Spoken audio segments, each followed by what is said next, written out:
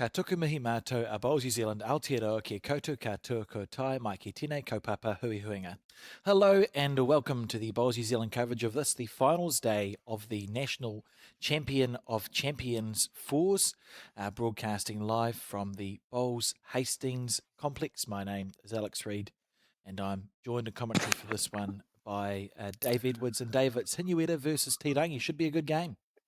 Should be a ripper, and good to be back on board and looking forward to another exciting afternoon of bowls. And yeah, look, this one should be a real ripper. We've got a sprinkling of named players in both teams, and some very, very competent front end players supporting those guys. So, I think it's going to be a very absorbing afternoon of bowls. That's for sure. We've got some real talent on display, Alex. Yeah, looking forward to it indeed. And the facility here at Bowls Hastings allows for good bowls, as we see that first shot from the Te Rangi lead. Already perfect line. It's nice when you're inside, isn't it? There's no wind. Yep, you can't blame anything. That's not so good.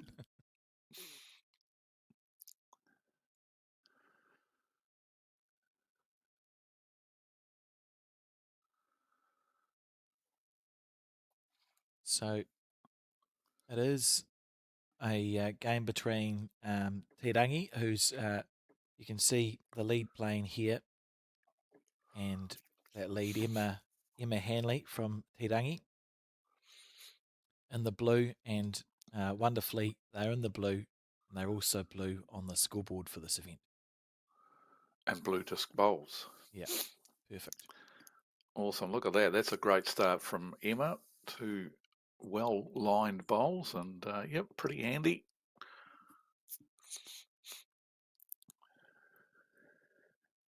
And the lead for Hinueta is Linda Jeffries.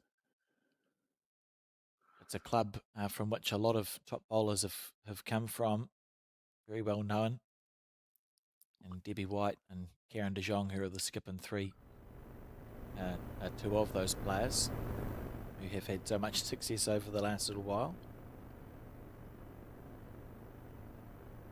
Yeah, Debbie in particular, Debbie White, probably more renowned for her results with singles, and won the New Zealand singles a couple of times, and yeah, very, very competent singles player. But she does transform that form into the fours and pairs and triples as well. So excellent record, Debbie White, definitely.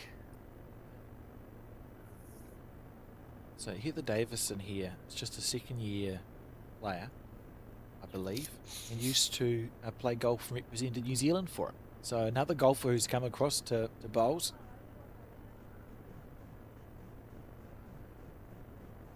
Normally, if you've been good at one sport and you come across to bowls, you pick it up pretty quickly, that's for sure. So that natural sporting ability definitely flows through into our sport.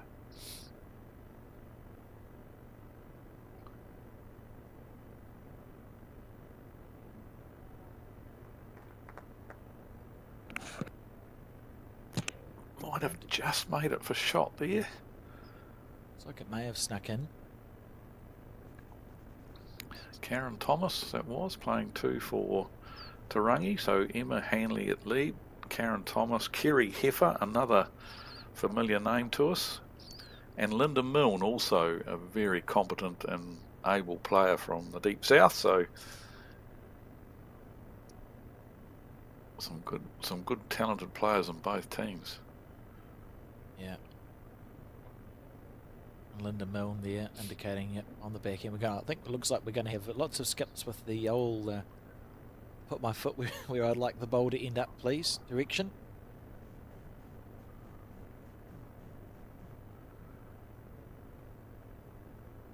This is Kerry Heffer. Just going to have to skirt round that red bowl, or she's a bit unlucky there. She beautiful speed, just needed to be another half a bowl higher to get round that bowl. Probably given the shot away now, just tapping that red disc bowl of Hinueta in. We're looking forward to watching Karen de Jong play, because she still plays with a set of ABT 2000s that I think her father, Joss de Jong, who was a great bowler, he used to one of many of the players who'd go across to Australia and play a bit of bowls. I think Joss bought a set of Henselite ABT 2000s back for Karen, and she's played with them for a number of years, and she can make them sing. So it'll take more green than what we're used to seeing in the modern game. It's going to be an interesting one to watch. They should be in a museum, Alex. No, they're being used on the green.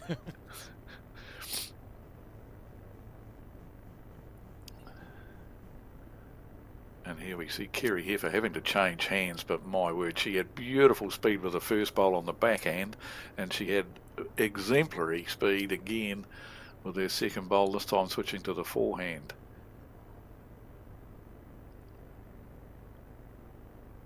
So Kerry Heffer was in some New Zealand underage squads way back in the day, so her talent was recognised back in quite some time ago now, but never quite cracking it into the big time, but she's always been there when the whips are cracking, and so very competent player, Kerry Heffer. Yeah, one of the top domestic bowlers, and featuring at the pointy end of the Southland events as we see Debbie asked to switch to the backhand. There's good opportunities here. Oh, what a lovely effort. That's a little bit unlucky there from Debbie White. It's connected pretty square with the short part of the head, but just sort of shore off and didn't change a lot. Good shot option. There was lots of things could happen in their favour down there on the back end, and yeah, as you've mentioned, just a little bit unlucky not to get the desired result.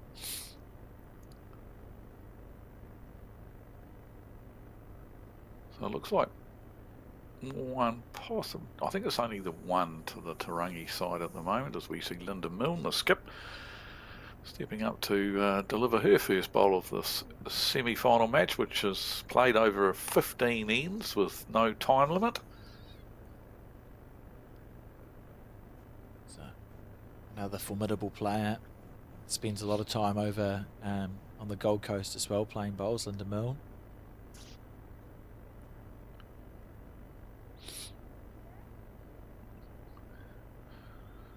As we see Karen de Jong. Is she going to play a similar shot? No. Deb's.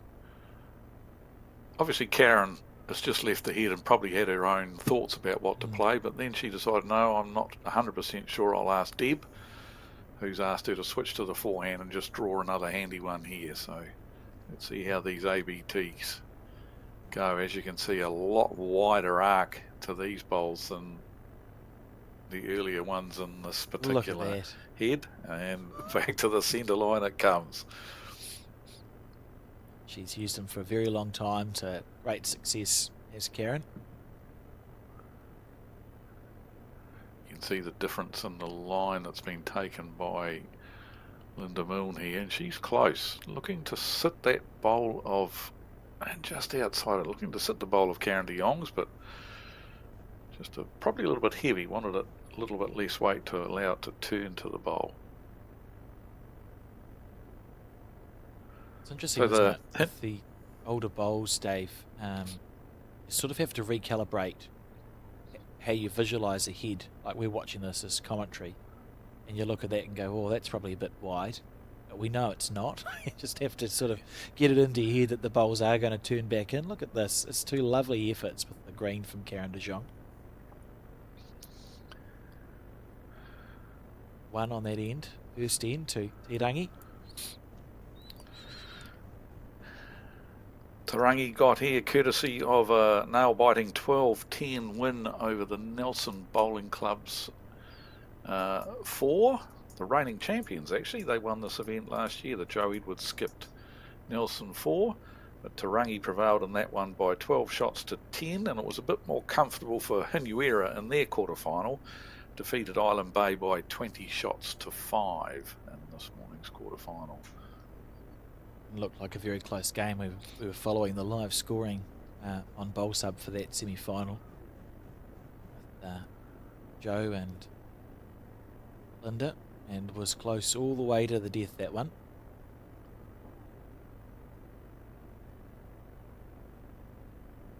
Hanley on her backhand.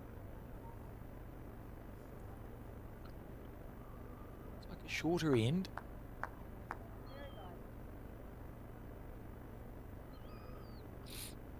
Good opening bowl. Her 3 bowls in the match so far have been pretty good, Emma. Continues like that, she'll be her skip will be pretty happy.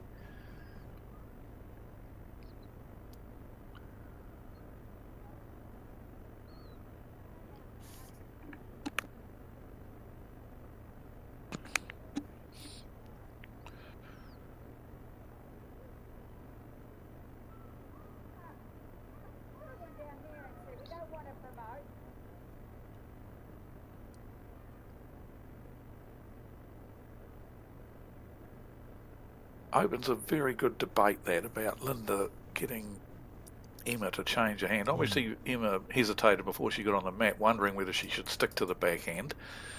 And quite often, it's not necessarily a bad thing to stay on the backhand. Even if you did happen to tap the opposition's bowl, you're going to still be finishing in a very, very handy position on the head. And so, and if a player has decided to play the backhand, then perhaps the option is to leave them there. However, it's only the second end of the game, so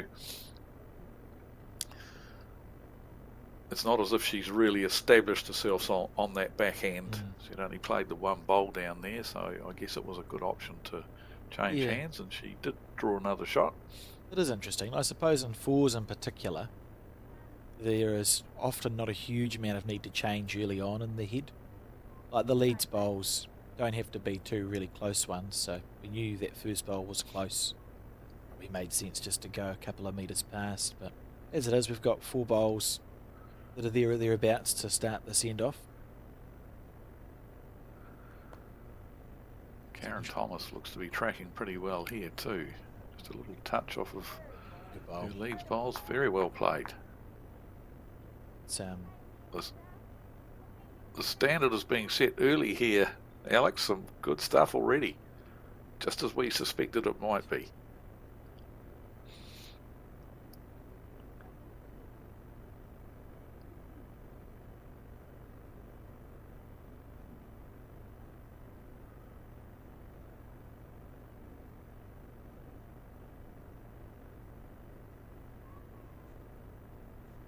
Close. Oh, that's a nice bowl. Unlucky that the blue bowls rolled with it so tight, but that's a lovely shot from Heather.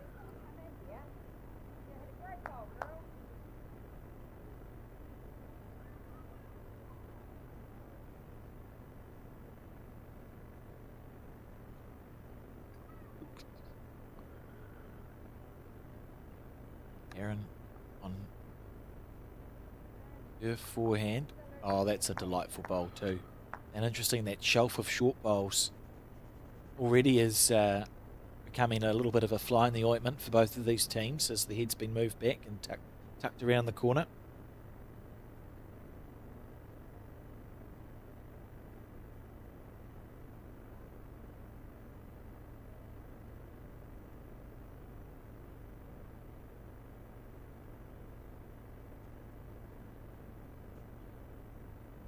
Red bowls to hit up. There's red bowls to hit up. Oh, she chose the wrong one. Of the 3 there, it's an unfortunate one to have bumped into.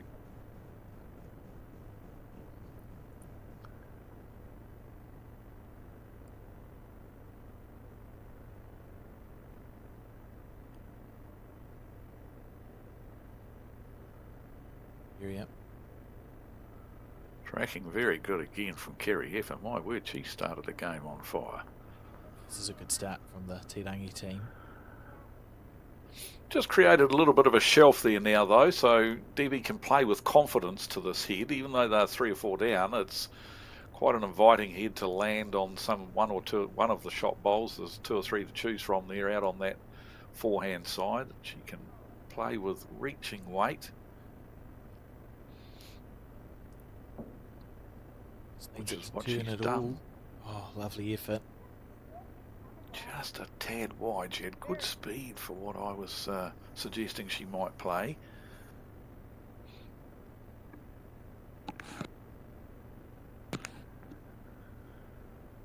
Kerry Just on her forehand again. Didn't look like she liked it when she let it go. And only half a bowl underneath, and she's tightened it up. Tightened it back up again for Deb. So this is a really hard head to get into for the Inueta team. Just a minor adjustment needed here from Debbie. Same speed, just half a bowl tighter, just not quite as wide with her line, and she should get the desired result. Tell you what, she's close. She's might not get the shot, but she's definitely going to cut it down. That's well played. Bowl. That's a classy bowl, and very interesting. She set up a little plant as well. So with Karen swinging bowls, she can play with more weight than you'd think and turn around the short stuff. Wouldn't be surprised to see Karen look to play on to Debbie's last bowl there. At the very least, you're going to cannon one of the blue bowls out. Debbie's one's going to stay in the head.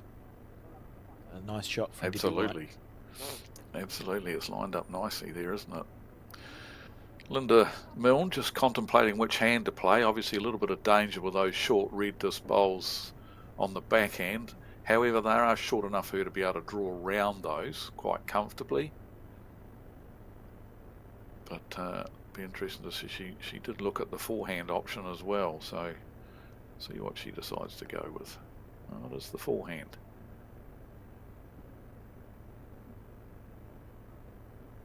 Interesting. It would be a great result if she could just muddy the waters a little bit here. To be on a tight line to me. She may be after Kerry Heffer's short bowl, but she hasn't got the legs to do anything with that. Yeah, it's a fair effort.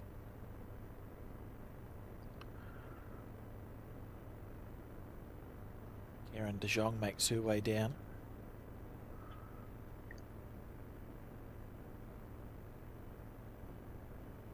I was fortunate enough, I've played with Karen once at a Takapuna event. She skipped me in a game of pairs. And she literally had a head. I took a photo of it. She drew 3 touches. Had 2 back touches and a front toucher. Okay. That's quite good bowls.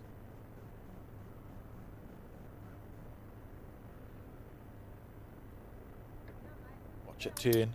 Watch it turn. Down it comes. Oh, that's such a good effort from Karen de Jong. That was a shot that you were talking about. She did attempt it. And wasn't far away.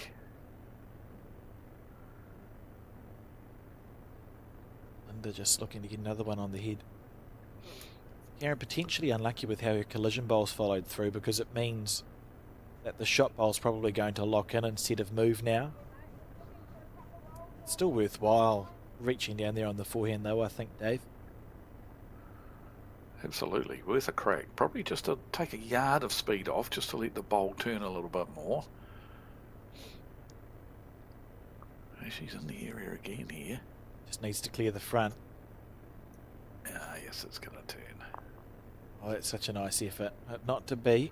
And Tidangi with the early initiative here. There's at least one shot conceded.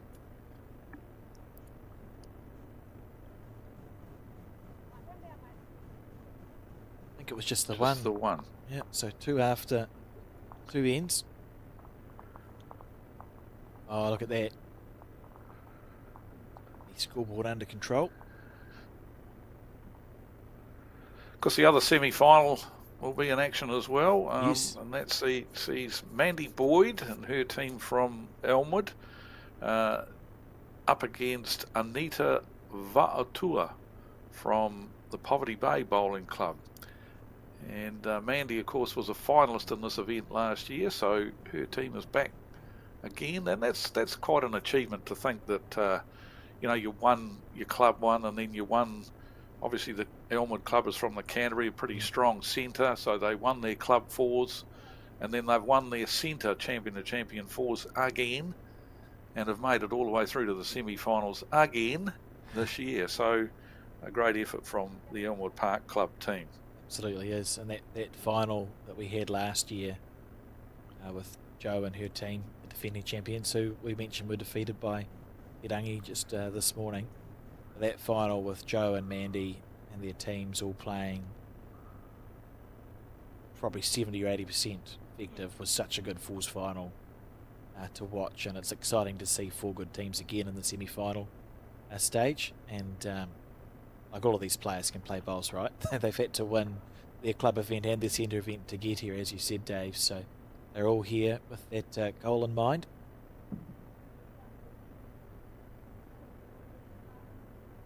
Another good start from Emma Hanley from the Te side, leading there. Just beautiful speed, just a tad wide, but you'd forgive her for that. That's a nice handy bowl, and she started very, very well in this final.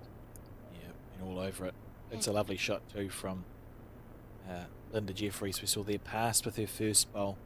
And you know, when your club, the team that Hinuera has with Karen and Deb at the back end of the team, are very capable shot players.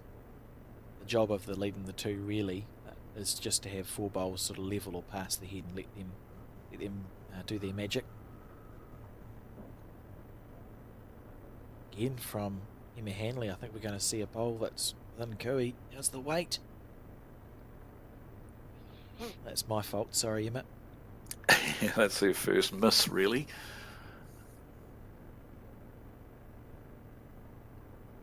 Yes, we talk about the roles of each player in the team, and definitely the leads. Look, the leads, their job is just to get as close to that jack as they possibly can.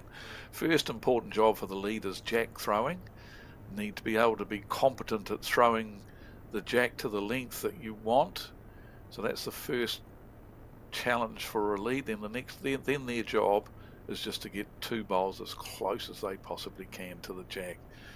And then the twos, well, their job, look, the twos, I think actually talking last week when we did the commentary on the men's, and it was John Macbeth that mentioned one of the key aspects for a 2, as we see an excellent second, 2 bowl or play from the bowl from the second player of the Tarangi team, is not to be short. Your 2 should never really be short. Look, occasionally you can allow the lead, the odd discrepancy in dropping short occasionally, because they are trying to just dead draw to the jack. So sure, every now and then there is going to be the odd one drop short, but for the 2s it's pretty important that you get your bowls up, definitely. Yeah, just reaching past, and then from there, when we talk about building ahead, it's literally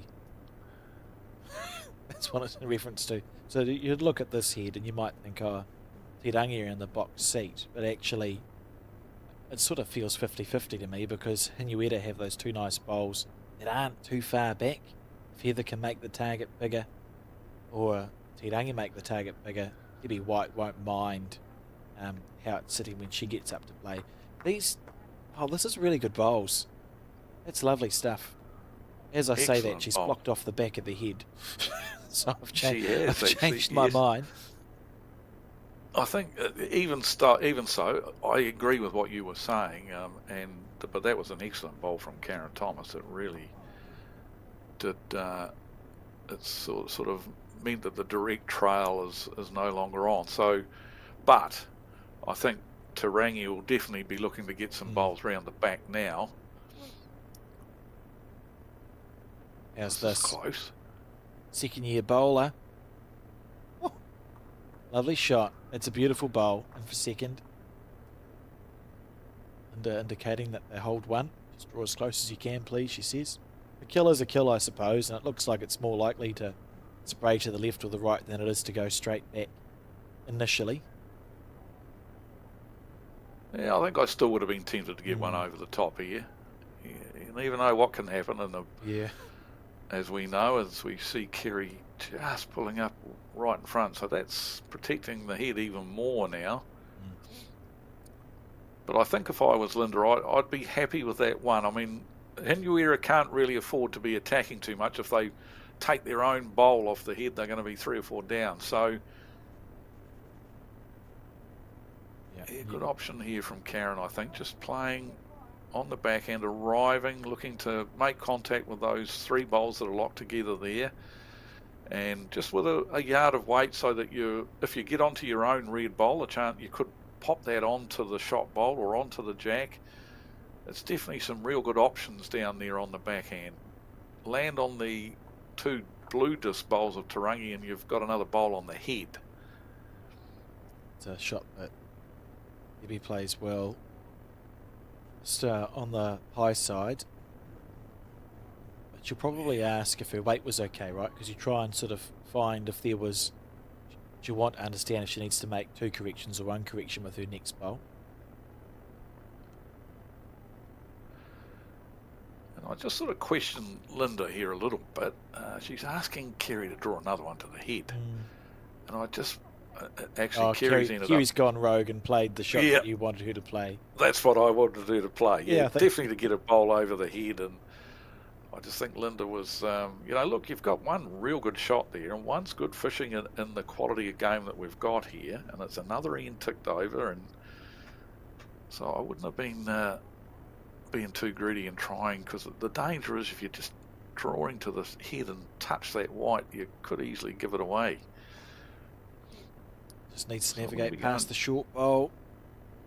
Oh, it's clicked into it. Change the angle, I suppose. And only one down on the head.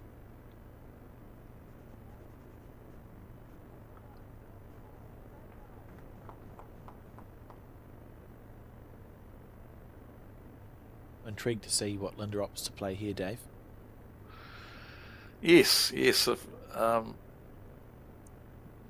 what she was calling Kerry to play is anything to go by, it looks like she's probably going to try and draw another shot. But as I said, I wouldn't be trying to get too close to this. Now, the danger is you give a wing for Karen and make her create an easier shot for her to play.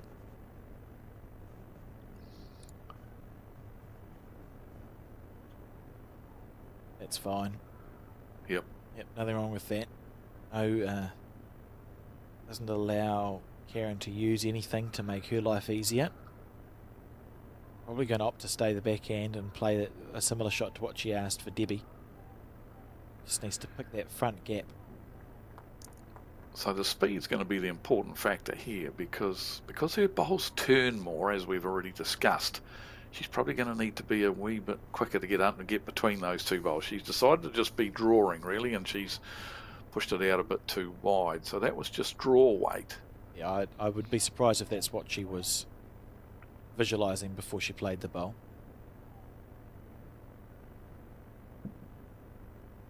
Excellent technique from Linda. Eyes zeroing in on her target and gets down and through the bowl nicely. Very good technique. And consequently delivers another handy bowl.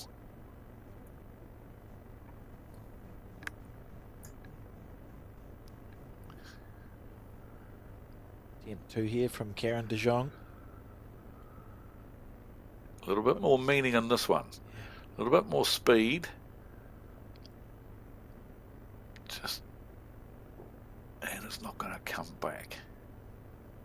That was lovely weight for what they were after. It was a lovely effort. And it's one more to Te Rangi, who are just eking ahead in the semi-final. They lead 3-0 now after 3 ends of the 15 that we will play here at Bowls Hastings. Relive some of the moments from that here. The Te Rangi team playing very well at the minute. They're leading 2, smothering the jack.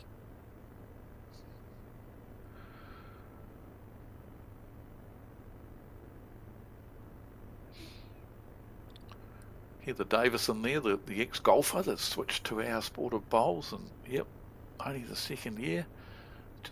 Just watching her technique, and we'll have a look at her when she delivers her 2 bowls on this end. Just one thing, if I was coaching her, she tends to drop her body weight down rather than down and forward at the same time. So only second year player, still probably getting some good coaching, no doubt, from somebody up in her area. But that's what I'd have her working on a little bit. You'll just watch her when she delivers her 2 bowls on this end.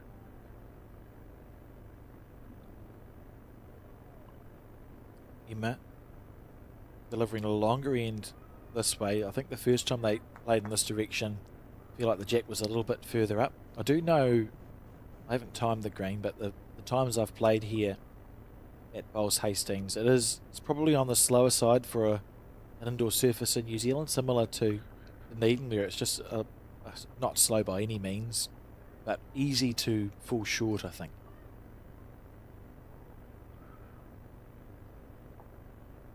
Yes, the longer ends caught both of the leads out here. It can be a very effective tactic when you are in these slower greens. If you're a team that is having a bit of trouble, is when you get the jack and you stretch it right out to the 2 metre to 2 metre. Often you find it does catch either one or both teams. It's not ideal when it catches your team out, but it can be a real challenging correction when you're on the slow greens, because it's an exponential amount more that you're having to push the bowl, so it can be an effective way to try and change the flow of a game. The other point I want to make here, I wonder whether she's thrown this jack where she intended, or whether it's actually gone too far. Because you made the good point that they were handling the shorter length ends very, very well. They were playing exceptionally well. So I just wonder, and this goes back to my age-old argument of jack throwing. I hope like I don't sound like I'm going on about it, but I probably am. I just think it's such a vital part of the game, and it disappoints me to see. We're all watching the Commonwealth Games eagerly at the moment, the great bowls coverage we've had from the Com Games, but no rolling of the jack. It's placed, and it really disappoints me, because it takes one of the real arts of the game out of the game. One of the skills of a lead is to throw the jack.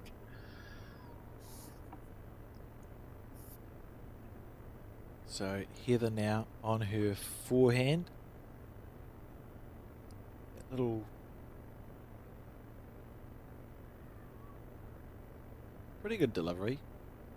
Yeah, it is. Just the body weight drops straight down onto the mat rather than down and out, so that you can get a little bit of body weight behind your delivery if you're stepping out as well as down.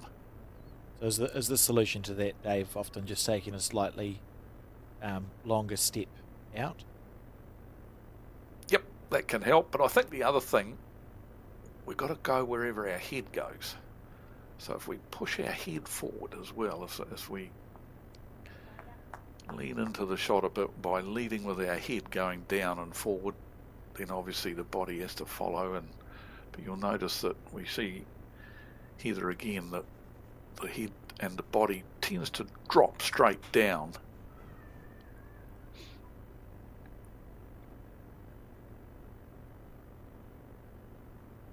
One of the cool things about this National Champion of Champions, because it feeds on from the club and the Centre Championship, is Heather looks for it inside out. She could get a wick.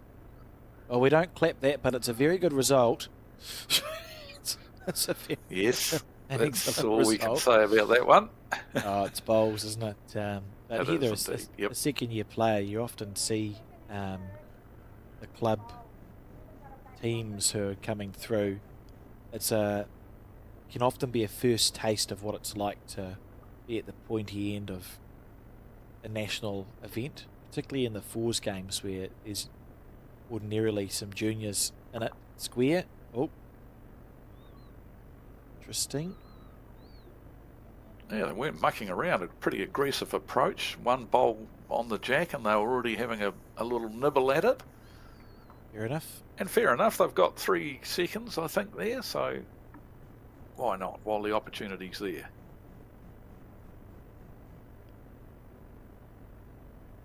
Maybe be very keen to add a second shot.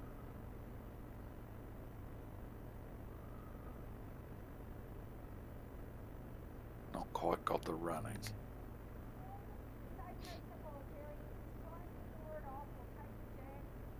Trying to draw it off or touch the jack with the instructions from Linda Milne.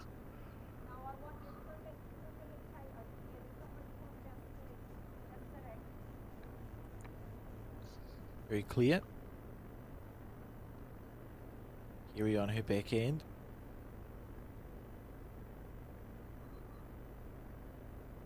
It's more weight than she was asked to play with, because she's going to lose the bowl off the rink,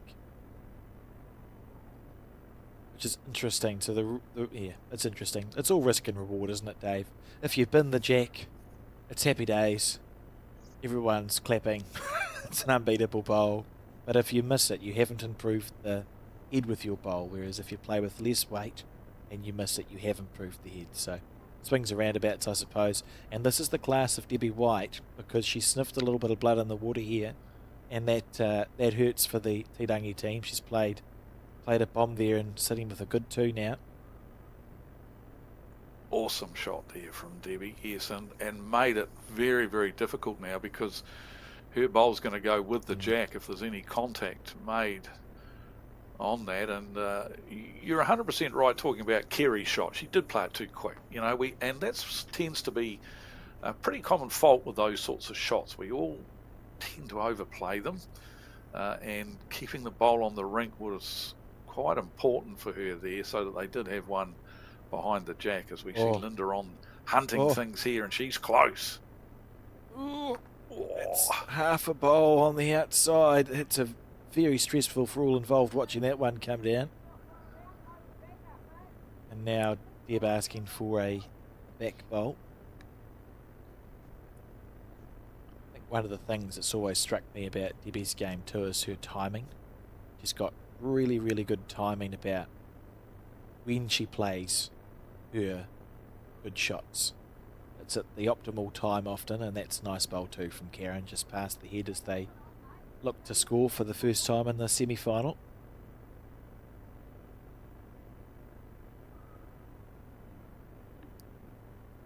Yeah, they quite often say that you're talking about timing, as we see Linda's in the area again here. Close. Watch the played with less weight. Allowed through the bowl to turn more and got second shot out of it. Good result.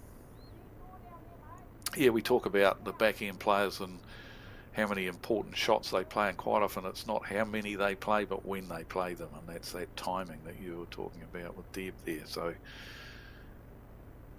don't ask them to play brilliant shots for us end after end after end, but it's when they play those big ones that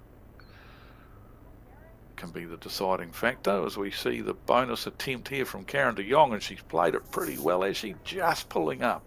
It's a remarkable effort. It's going to be 1 to Hinuera as they hop on the board for the first time in this semi-final. 1-3 after 4 ends.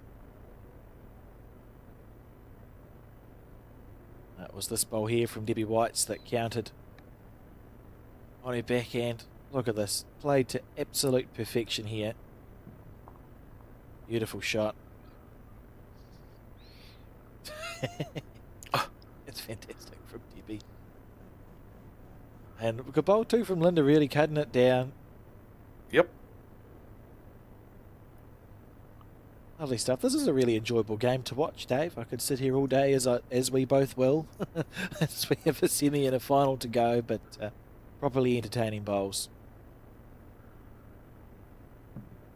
Beat some awesome heads already, you're right.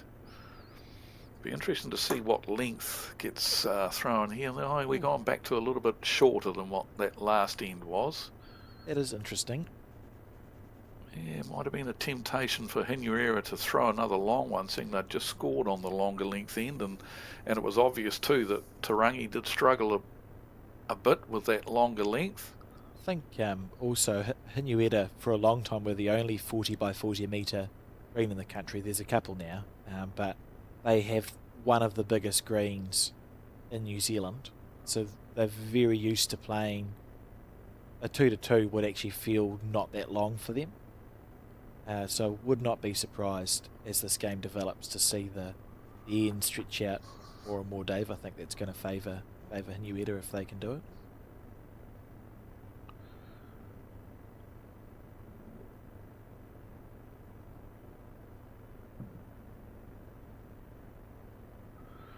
Interesting to note in the background there too, Debbie White just chatting away to Heather Davison there. Good to see Heather, no doubt, second year player. She'll be a bit nervous about being in the centre. That was a great bowl here from Linda Jeffries. Awesome shot. Yeah, she'll be a bit nervous about being semi-final and, probably on TV for the first time, and so good to see Deb just chatting away to her and making a couple of jokes, bit of a laugh, just to settle her down out there, showing a bit of experience and just trying to help Heather Davison to relax. That's clever from Deb. Nice weight. Heather switching to the forehand here. I recognise that. I think I recognise that brand of microfiber cloth, Dave. It's from Countdown. I use them. They're brilliant. You get a pack of 3 for $7. They'll clean your glasses, and also good for anything else.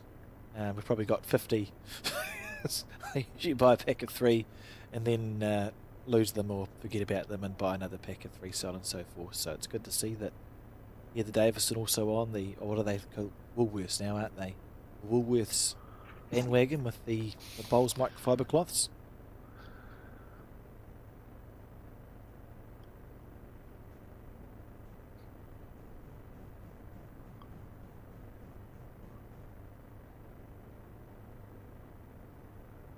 Aaron, this is a very fair effort here. Oh, she could pick the jack off clean. That's just outstanding bowling. Beautiful. Great bowl.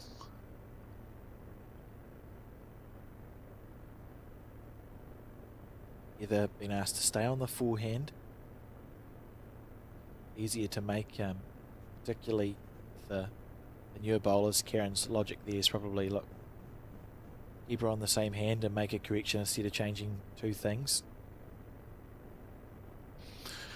We've talked about the bowls that Karen de Jong is using, and not really, haven't taken a great deal of notice of what the others are using. But one comment, apart from the make and model, that there is the option as well for players to choose between gripped bowls and non-gripped bowls, and that can be a big thing. Some people love the grips, they've got the little indentations in there that fingers can slot into. You can see there's grip bowls here from Karen Thomas, and people get used to the feel of those grips, whereas others hate that feeling and they just want this bowl completely smooth.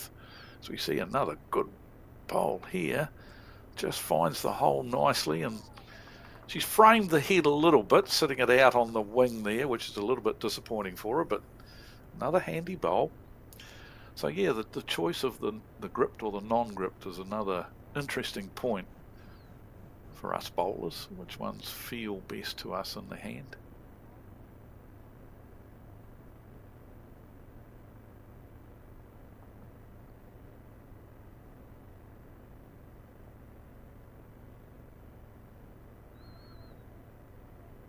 Debbie's in the area here. If she's got the running, has she got the running? She's close. Oh, that's a beautiful bowl.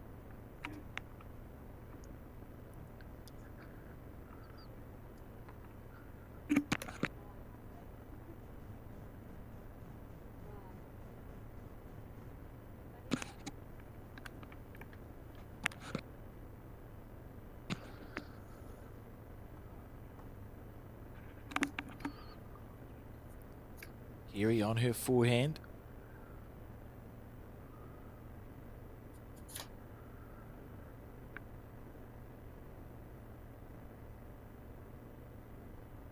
Oh, look at that. What a shot from Kiri Heffert. This is such a good game of bowls, and we're only on in 5. We're seeing some great bowls.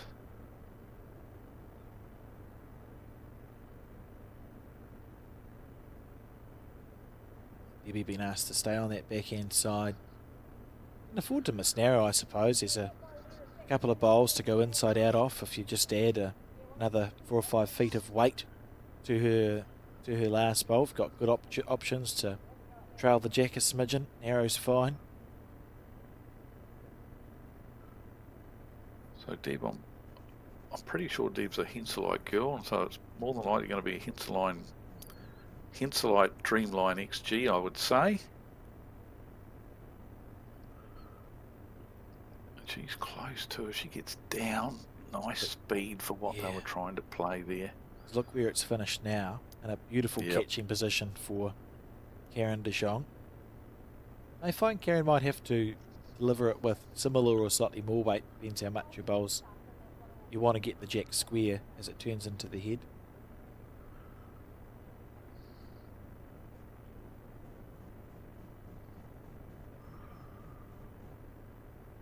Saw Kerry gesticulating, but I'm not sure where she's decided to place her bowl.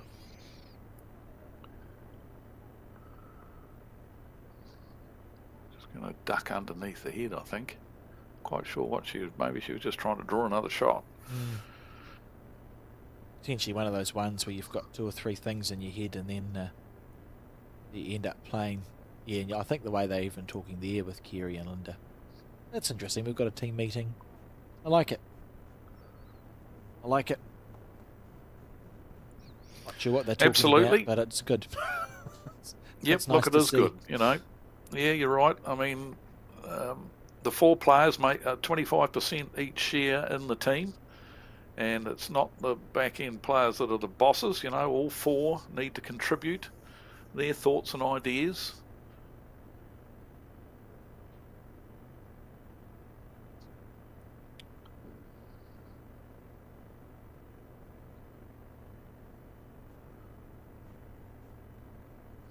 With a little bit of curry here, and she's close. She's close with her turning bowls. They'll come back from out there. Feather first. Sliced it. Nice bowl from Karen de Jong and level with the jack, so she'll be holding 1. 2 down, so good conversion. Plenty of room.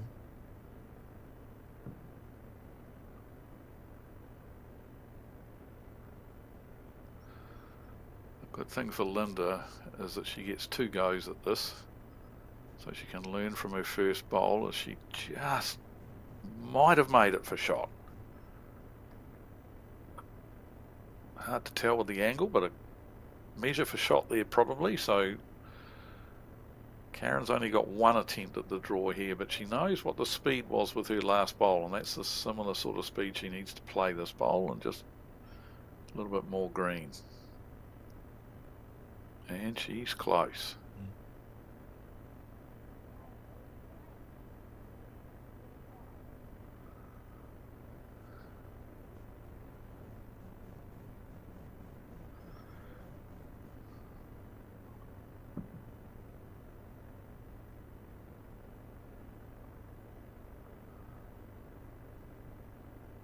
This might be a bit quick.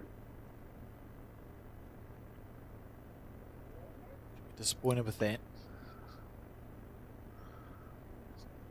Doesn't surprise me that the measure's coming out. Oh no. Deb White has conceded that Karen with her first, Linda with her first bowl did draw the shot. So it's 1 more to Tarangi. 4-1. 4-1 the score.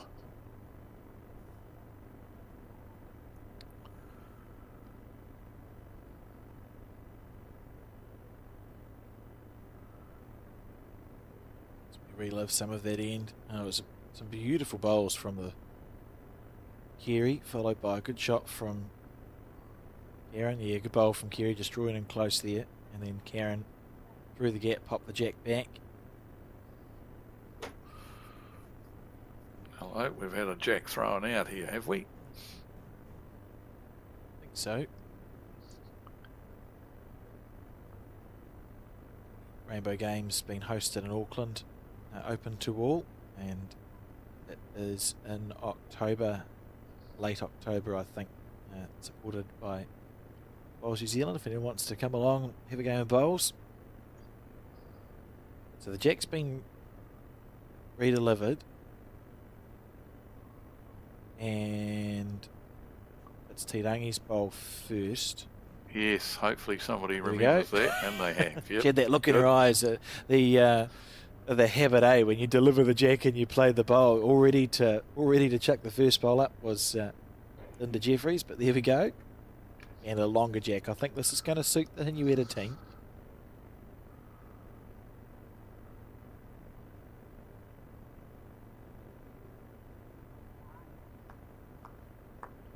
Oh.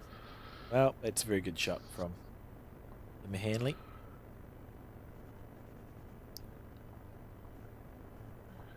Even though the jack is a bit further up the rink, I think they brought the mat up a few metres as well. So I think we'd probably start playing a similar length end, just on a different part of the rink. We brought the mat up. Sort of, yeah, slid. As we see Linda would wait.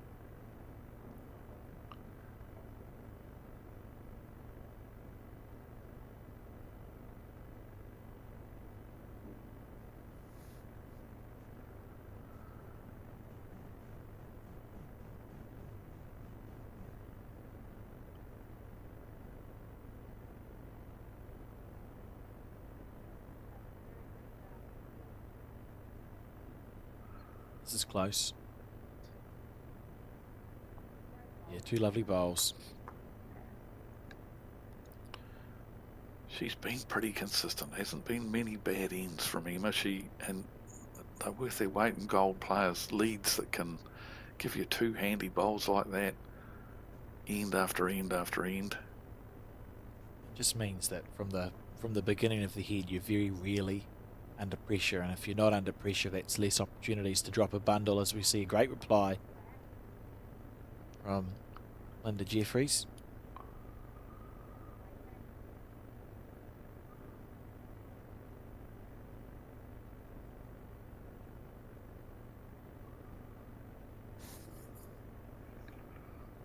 I can tell you that in the other game, just live scored on Bowls Up, the score's 3-0 after 3 ends. To Anita and her team from the Poverty Bay Bowling Club over Mandy Boyd, playing with Bev Morrell, Christine Buchanan and Tanya Woodham. 3-0 to Poverty Bay. Isn't Bev Morrell a remarkable player, Dave? Unbelievable. Sensational. Just never stops. Oh, you talk about longevity, eh? It's quite good. As we see, this ball here from Heather.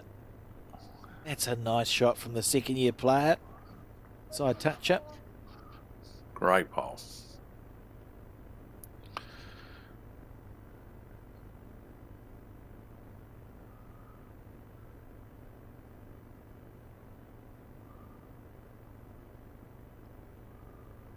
Interesting. Anything could happen here. That ball square into the head, but hasn't changed a lot.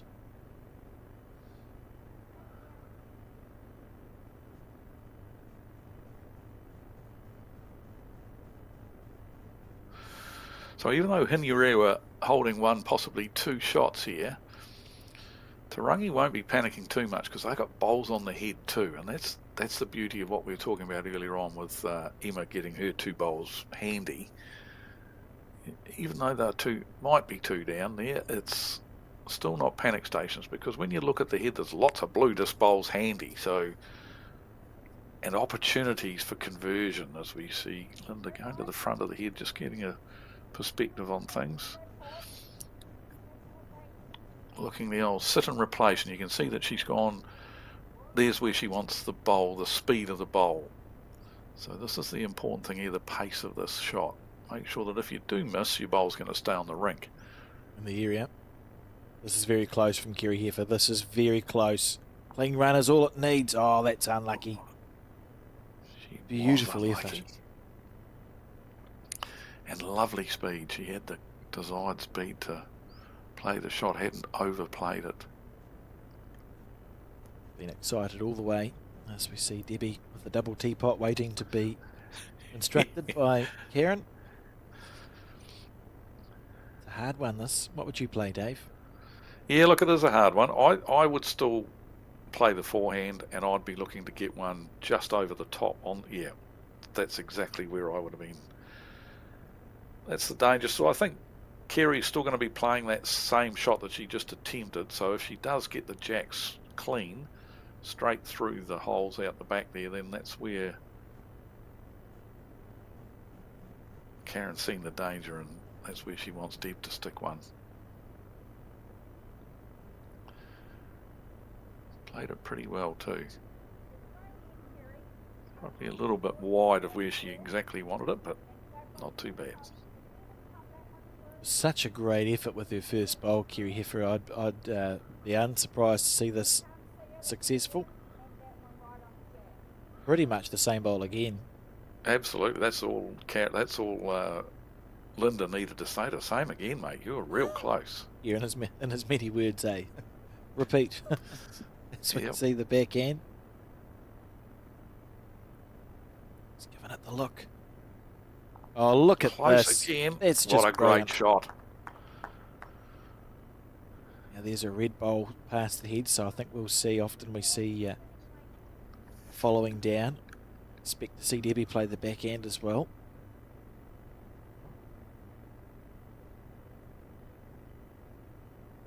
Great game of bowls unfolding here. There has been some top stuff. You're dead right. It's very good quality of bowls. Yeah. Some good options here for Deb too. If she can turn that bowl over, or she's probably just a little bit quick, but no major damage done. Still only the one down. A nice shot. But what an end of changing fortunes we've had here. It's been some great bowls. It's the last 5 ends. Our momentum tracker. You can see there is Te Rangi at the moment that obviously scoring more than Nuera. No multiples yet though from anyone.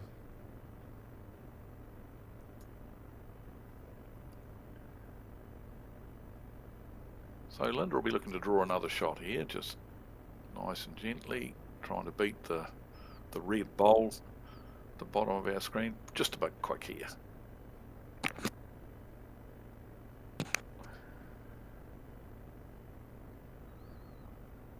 Karen de Jong on her backhand. She's just seen Kerry and Debbie, actually the last 3 bowls on the backhand side have been very good shots. See if she can make it 4 in a row. She's got the first bit right. Her line is very good. Close. She is in the area. This is close. Watch the jack. Oh, the collision bowl. Great shot from Karen de Jong. Another awesome bowl that's changed the position again. The turnover of who's got the shot again on this head. How many times have we seen that happen? So many effective bowls being played. I mean, it's unsurprising. We're at a semi-final stage, but it's just genuinely enjoyable to watch this. These players all playing really well. And that's Karen's bowl here. Good little shot here for Linda on the forehand, looking to just promote Kerry Heffer's bowl. She can roll that up and create some chaos for the opposition if she just turns Kerry's bowl over there. Yeah. Might be just a bit wide. I'm not sure it's going to come back from there. No, just and once again, probably just a little bit overplayed. It's interesting here. Quite that much speed for Debbie, because you got bowls. She's holding one. You got 2 bowls on the left that are sitting flat, so safe-ish to draw on the forehand. Or Debbie's bowl that she played is on the run. You could draw to the point of that. Or you could not play your bowl, which is also fair enough. take the one shot and be 2-4 down after 6 ends. That's fine. I can understand that call, and a great shot from Karen de Jong to secure that. Let's see where they throw the jack now.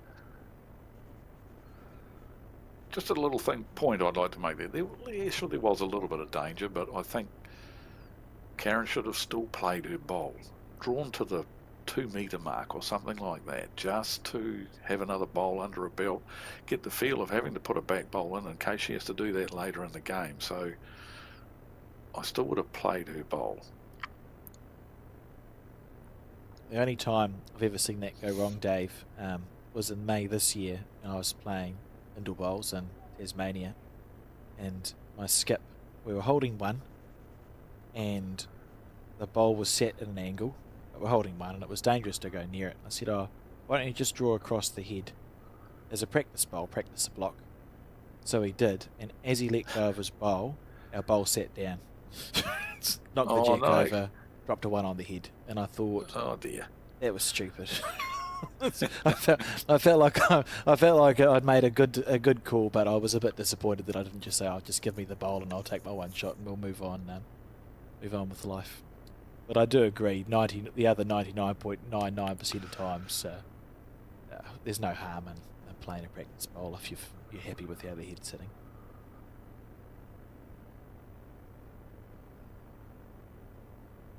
It's a very good first bowl. Compact delivery that Emma's got.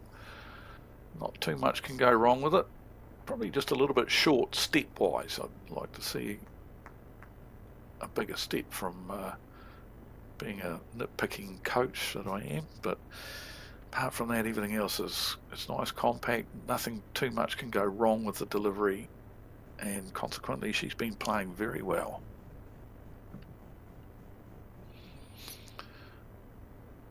One thing about the Hastings Stadium, it can let you know if you're dropping the bowl, Alex.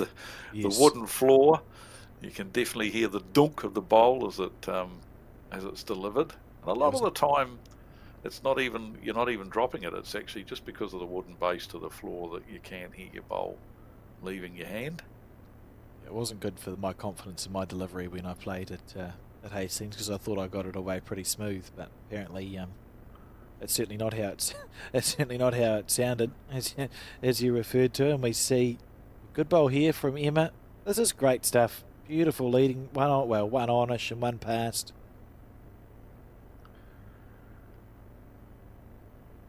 You're insane. Either hand. Oh, now she's decided the backhand's the way to go.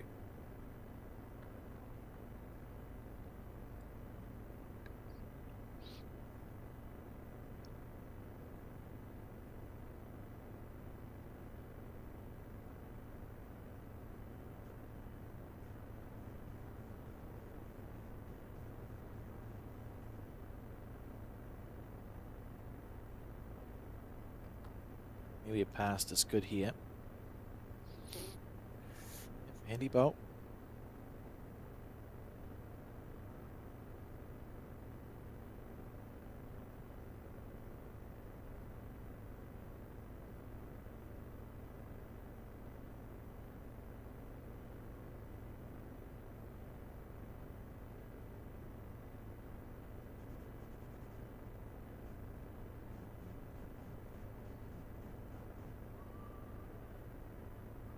Nothing wrong with that either. Another couple of handyish bowls behind the jack. That's the big thing that Linda Milne will be pretty happy about. Only one down.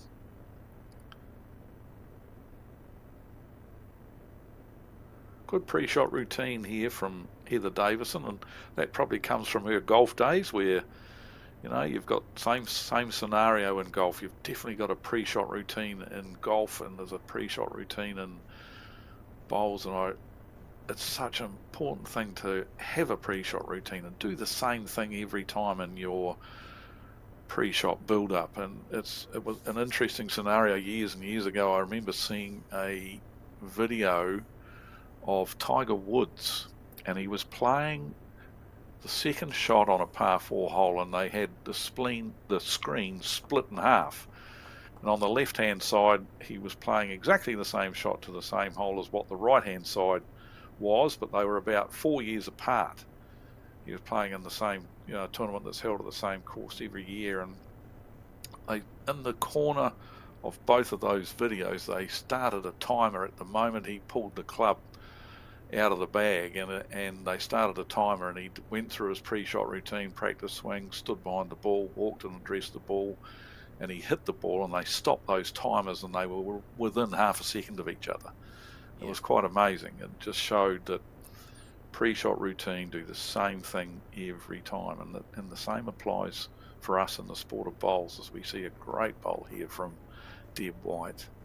It assists with playing bowls under pressure too, doesn't it, Dave? Because it is, you have that automatic process that you're going to go through, and if you have that ingrained, and when we talk about playing pressure bowls, it's just see bowl, play bowl.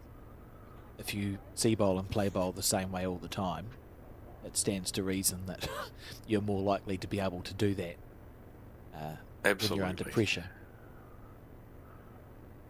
Absolutely. Process, my favourite word as a coach. Keary. Sticking to the same process time and time again.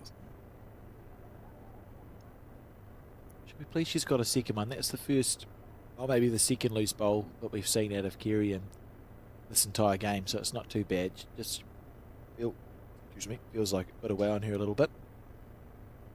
And Debbie switching to the forehand side.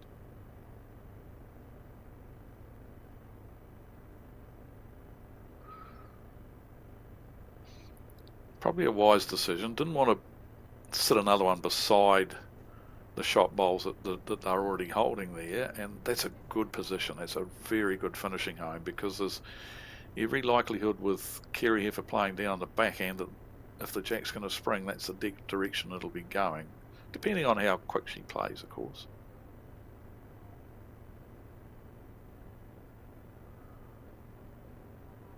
Oh, not sure whether she likes this one either. Poked it out a bit wide. It's going to get some sort of result though. She got rid of one of the shots.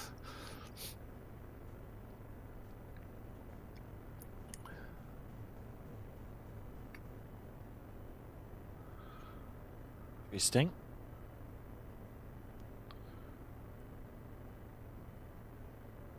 So just the one at the moment to Hanuera, and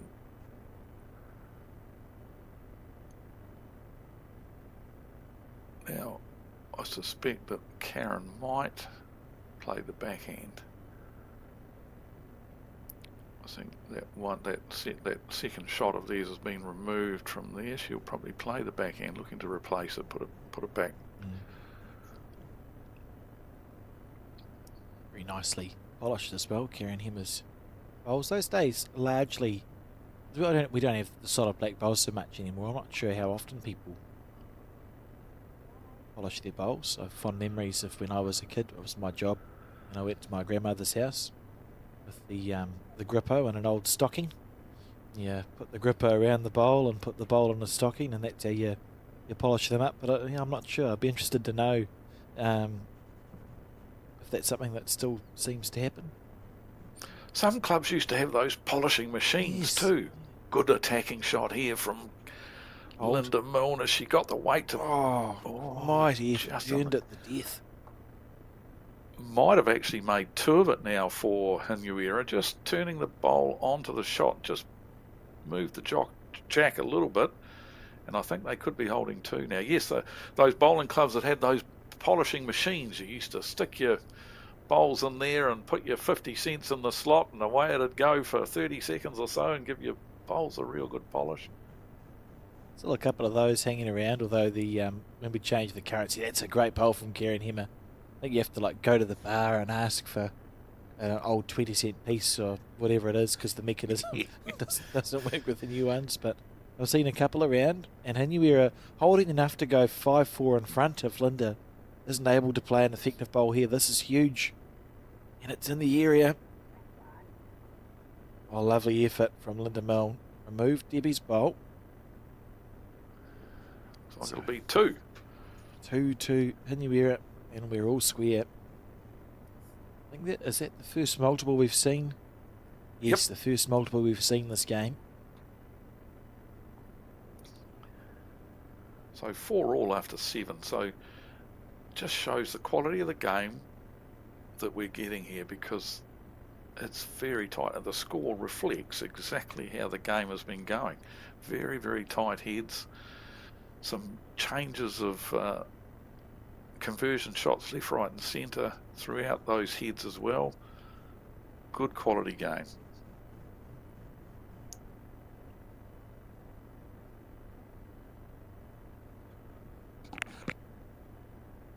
I can tell you the other semi-final, the score now 4-2 to Poverty Bay over Elmwood after 4 ends.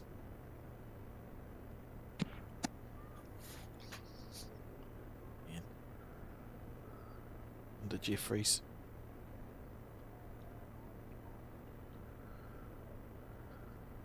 Steering it down.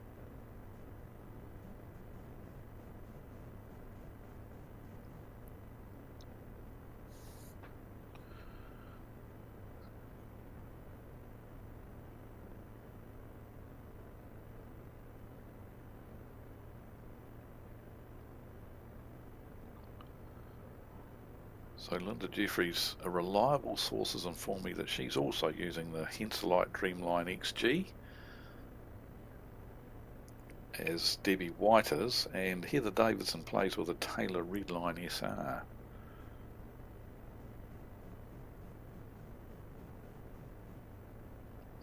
And Emma, she's also using the Henselite Dreamline. Karen Thomas, the Taylor Vector.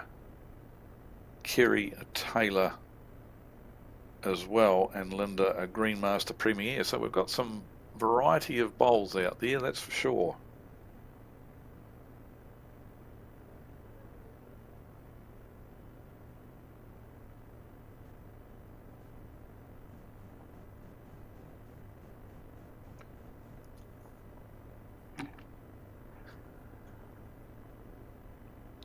Very good change of hand there from Emma, and drawn a nice handy shot.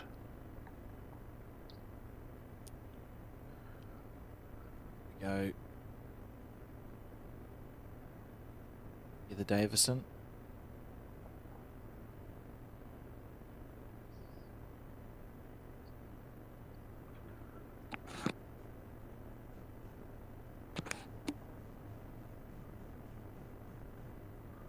Just losing your bowl out wide. Easy to do on these slightly slower greens as well.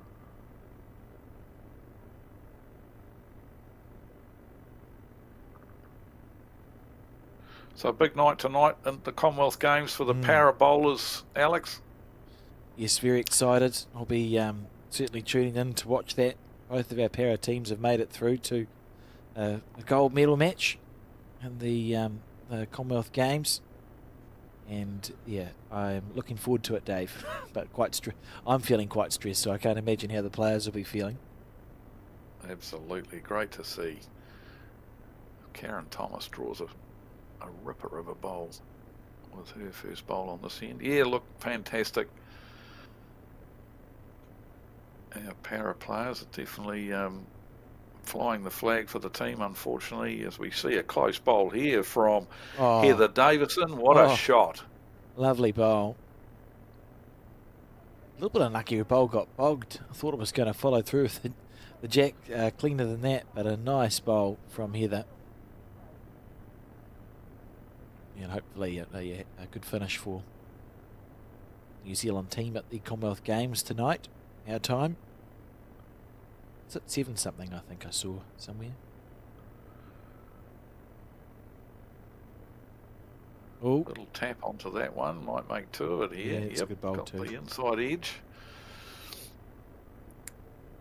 Yes, a fantastic result for our paras, and look, heartbreak for the able-bodied team.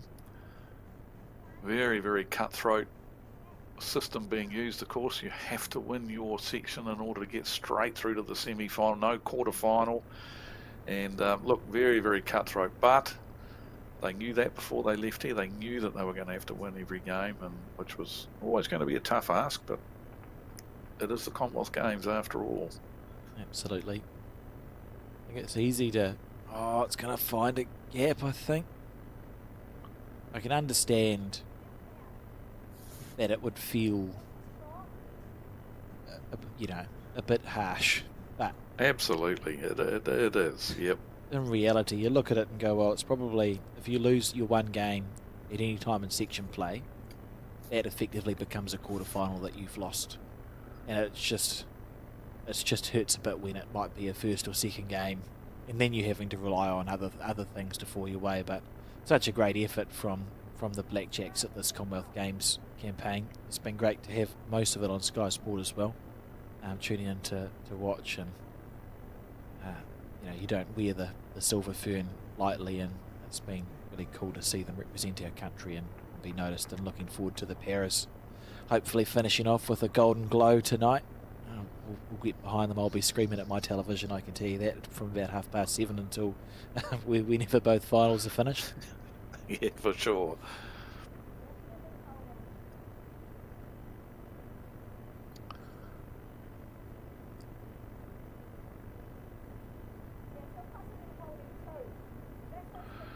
Okay, so Tarangi holding 2 shots, but there's plenty of room here. So I think it's important that they try and draw a third shot, but make it a goodie. Make it real handy, and that'll just put some real pressure on Karen de Jong as she gets to the mat.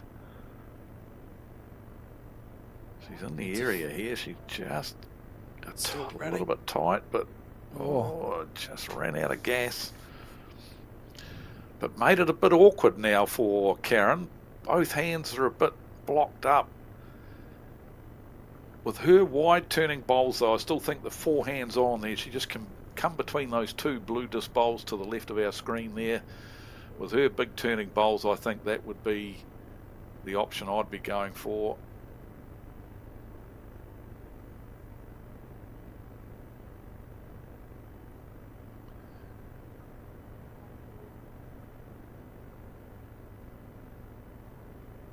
And she is playing the forehand. Just drawing to beat the wing bowl of Tarangi's out there, and if she does that, she'll get the shot.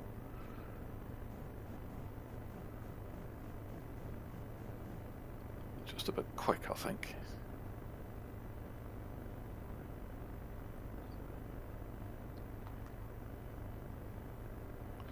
One to make a correction from.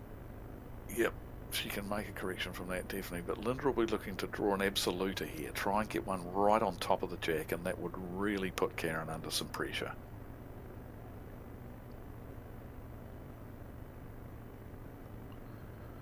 Formidable opponent. We must remember after this, Ian, Dave, too, to talk about the charity pairs that Southland have run successfully for nearly 50 years now. Oh, how's this? Linda on the way here. She's close. Just keep running a little bit more. Well, look, it's another counter. It's not an absoluta. It's not right on top of it, but it's another counter. Or is it? Deb just putting the fingers on things here to check.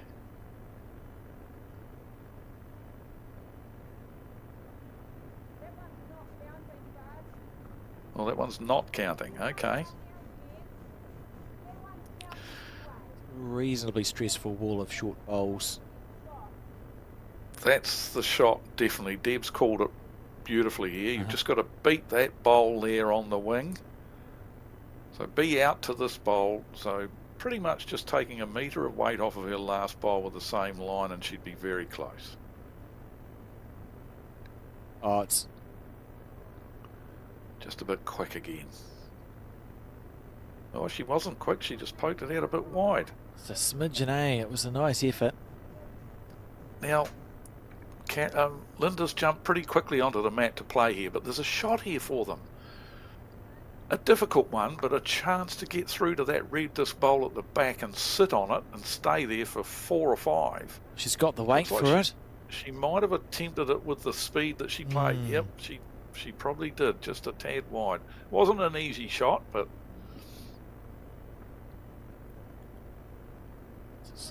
So, 2. 2 there, I think, to Tarangi.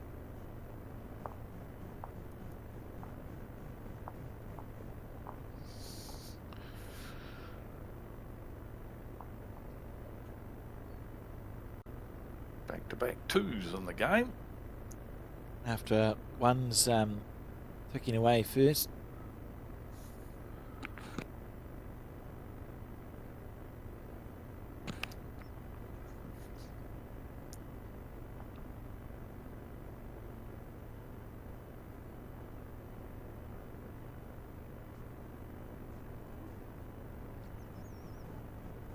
So we see this bowl here from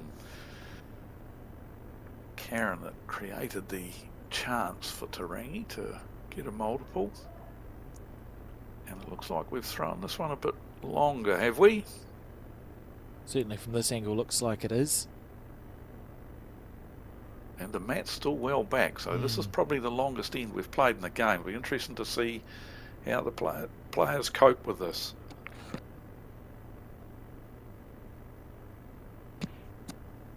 That's a very good first bowl. Absolutely, yep. When you've lengthened the end out, that is a good bowl, because it means you've recognised the fact I need to put a bit more into this, and got the bowl up there. Not wasted when they're behind the jack.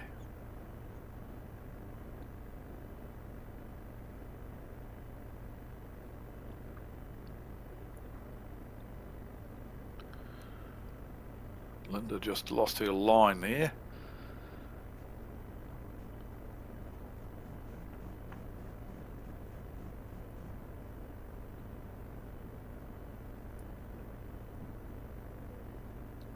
The score is 4-7, not the 6-4. At some point, someone scored more than one shot. Just did someone have a double check on the venue. Certainly didn't pick that up from watching and listening to the threes when they were communicating back to the skips, but 4-7 the score. Okay, we did miss one somewhere.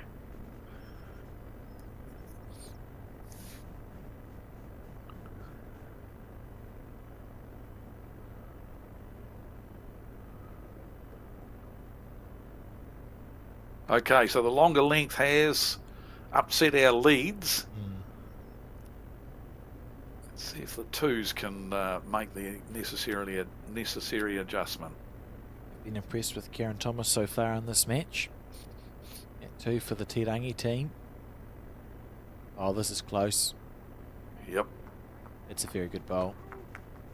Right on cue. After you just praised her, you didn't put the commentator's hex on her for a change, Alex. No, apparently not. It's nice for it is nice for a change.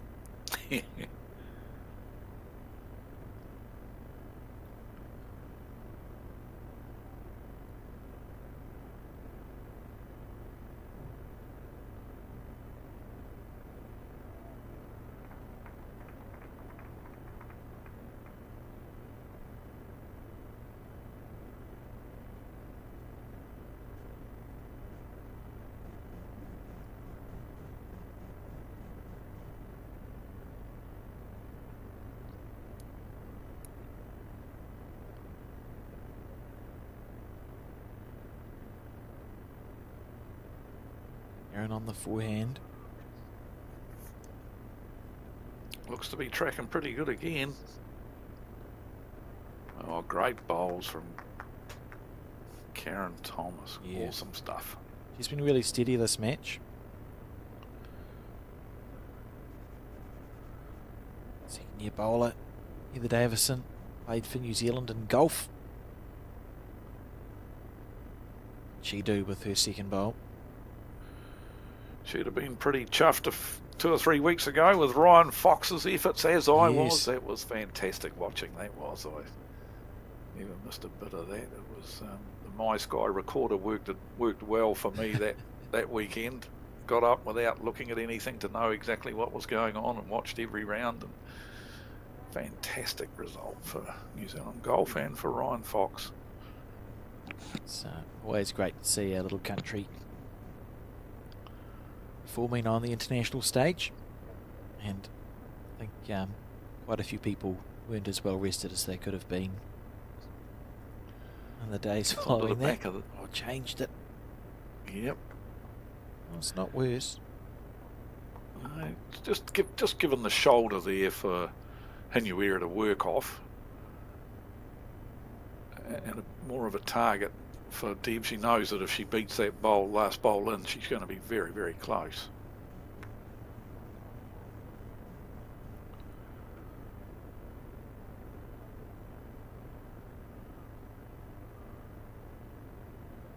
Hasn't sent it, I don't think. What's the weight? Oh, yeah, no, she hasn't sent it, as you said. Only good thing there is it's muddied up the forehand side a little bit. Easier to... harder to get clean through for Te Rangi, sorry. So that, and we've seen the result of that because Linda's asked Kerry to switch to the back end.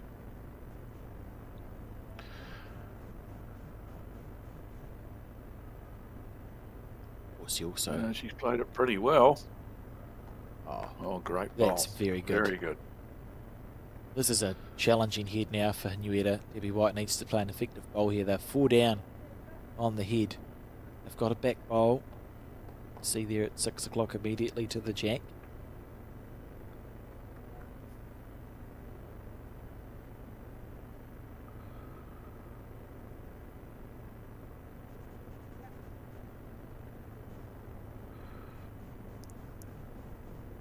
think that good solid meter on through her own bowl, looking to land one of the shot bowls. Definitely don't want to be dropping this one short. You want to make sure you're arriving, and she is by the looks of things. Chance to just skirt her own bowl, land this bowl here, and she'll be close to beautiful shot. Bowl. That's a beautiful bowl from Debbie White, under all sorts of pressure as well. Exactly what I was looking for, that meter on, arriving, landing on anything there, and she was always going to be either reducing or, as it happens, it's a measure for shot now. So great bowl, well executed, great result.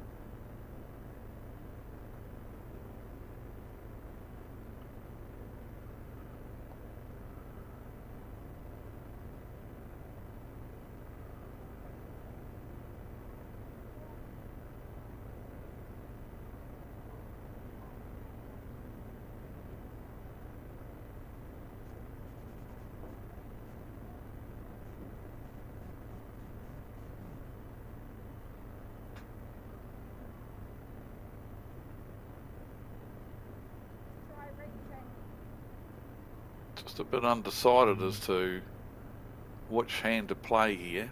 Probably should have sorted that out before she left the head, really.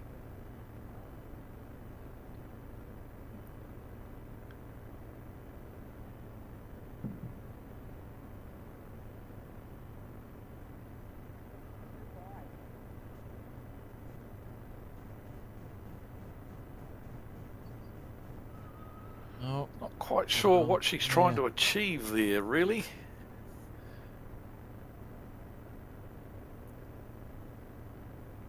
With that sort of speed. Yeah, I agree. We'll see.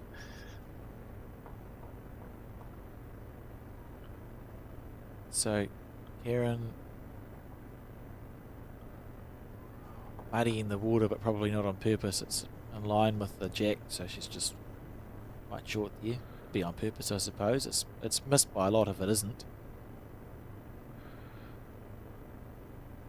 The only thing I can say, playing with the speed that Linda played with, she's not really going to get into too much trouble. I mean, she's got heaps of bowls on the head, and if she's in the area and makes contact on her own bowls, and is able to punch something through onto either the shot bowl or the jack, then there could be some positive result for her. So I guess it is an option down there on the backhand, playing with weight to her own bowls.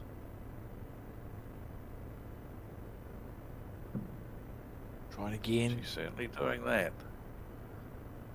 Needs it to turn. Be wide again. Yeah, in danger of missing the entire head, isn't it? Never really let it get back. Debbie White with the finger measures coming out. This could be another one where if she thinks they've got the shot, Karen could very well be sticking it in her pocket again, not playing it.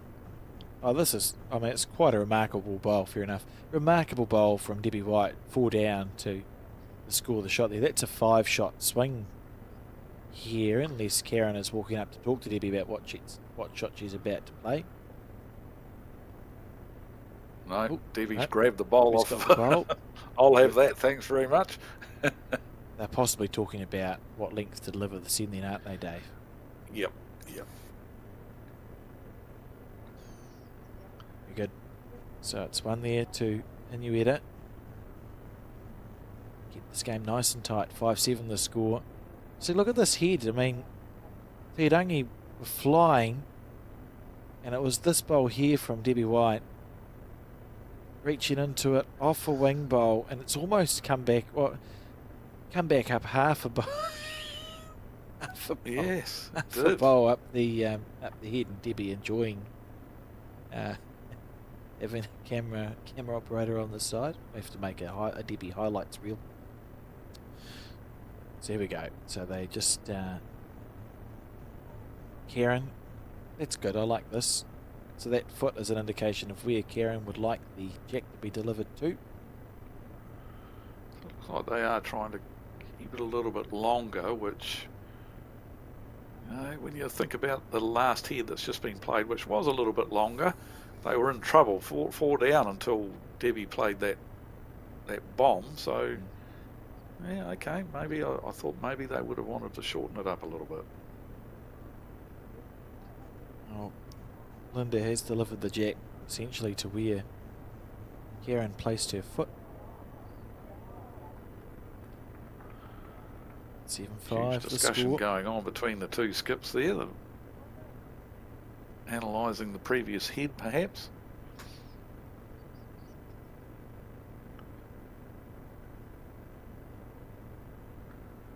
So still anybody's game here.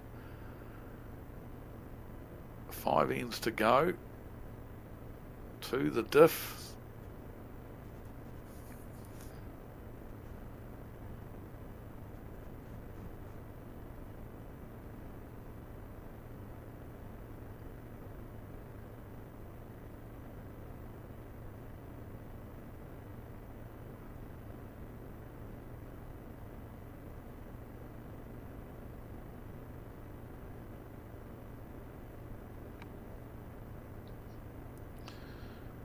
Both the leads have struggled with their first bowls, that longer length.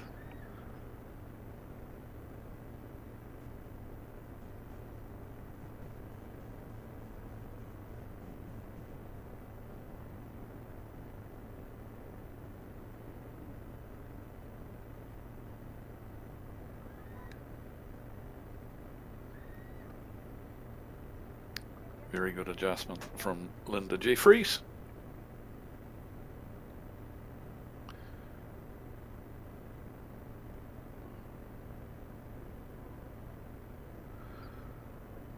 And just harking back to the Commonwealth Games, just an observation too about those that in the able-bodied part of the event, the singles and pairs, Northern Hemisphere have dominated a bit in those medal hunting, medal games up there, and I think maybe the artificial indoor green has possibly benefited the Northern Hemisphere. They play a lot more on indoor surfaces in the Northern Hemisphere than what we do down here in New Zealand, and I just think, maybe that's a factor in the fact that there are, like if you look at New Zealand, no medals, Australia, no medals in the singles and pairs for men and women.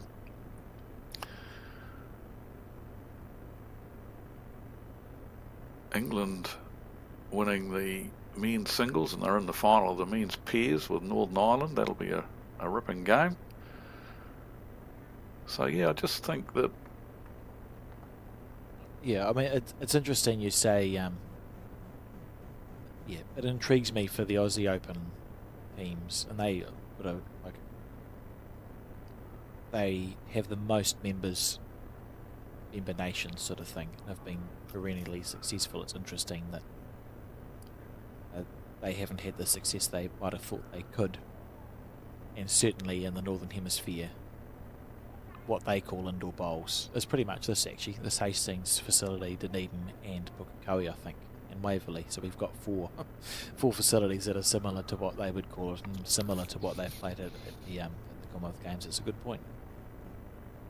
And interesting to note, there's very few in Australia as well. I think Tweed Heads I can think of, but have got an indoor surface, but very, very few fully indoor surfaces in Australia as well. They've got the same as what we've got in New Zealand, a lot with the covers on them, the lids, the open-sided. That still feels a little bit like playing an outdoor game, doesn't it? It does, yep, it does.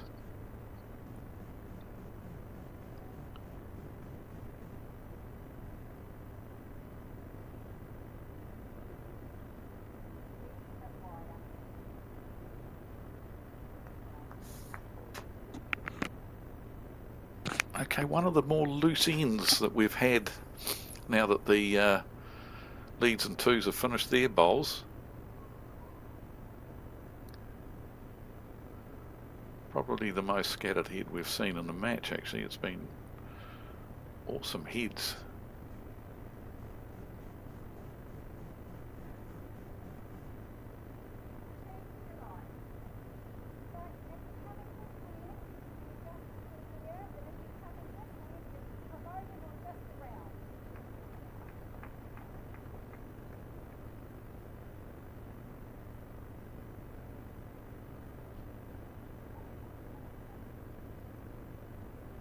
This looks Steering like it might be down. on a tight line. Yeah, it Yeah. is. Square onto that one. Oh dear, this is interesting head.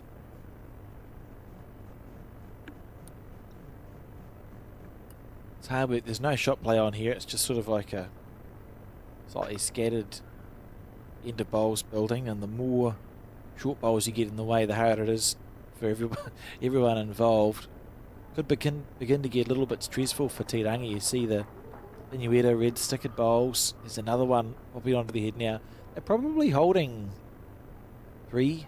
I was about to say 3.5, but it's just fallen a little bit short. Just hard to get into though when the heads are scattered like this, and you've got those bowls sort of up the front. Easy to hit that.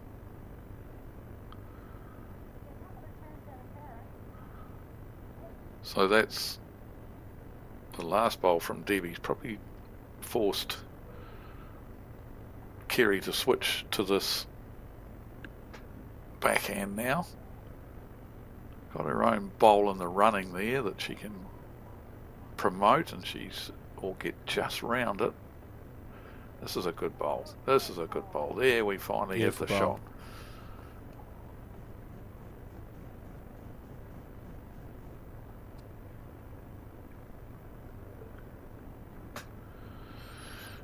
Yeah, they could very well have been 3 down before that bowl, so very good stuff from Kerry.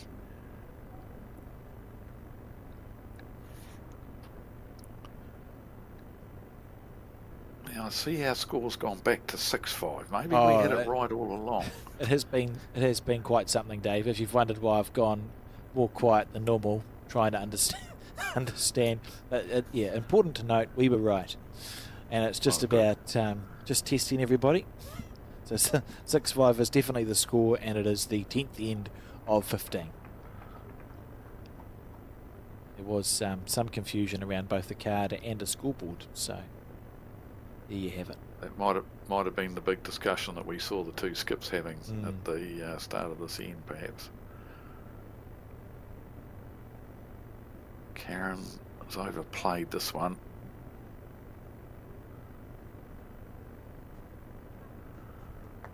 Such a bowl from Kerry.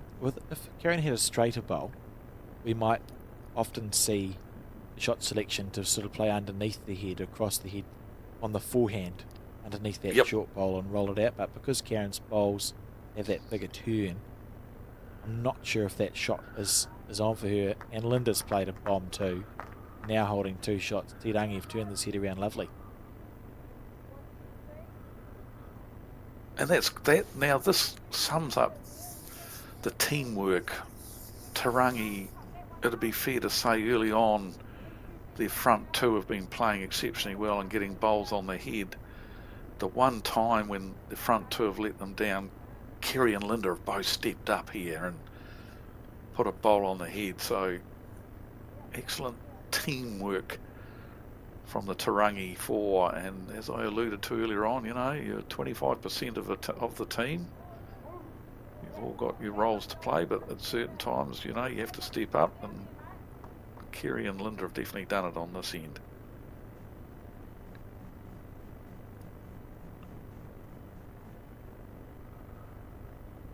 Bit of aggression here from Karen, but she's going to get peeled off,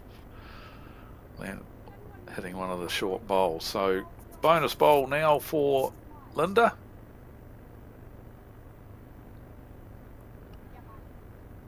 Chance to stretch the lead here for Te Rangi as we start getting close to the business end of this match. And they've done well. They have done well, because it looked, before Kerry's second bowl, it was building really nicely for Inueta, but Kerry and Linda 1 each into the head, and it's going to be 2 to Te Rangi, which means the score's definitely 8-5 after 10 ends. Yes, 8-5 after 10. So 5 ends to go. We're into the last third of this game. No time limit.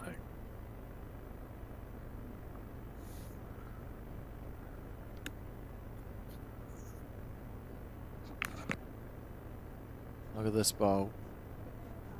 Beautiful bowl from Kerry Heffer. Just a nice clean draw to the jack. Linda Milne able to add one too. Be very pleased with that. Navigating her way beautifully through the short stuff. Yes, it was very precise, wasn't it? Lots of bowls to hit there, but she found her way through. Hello, and it looks like Emma has thrown the jack out again.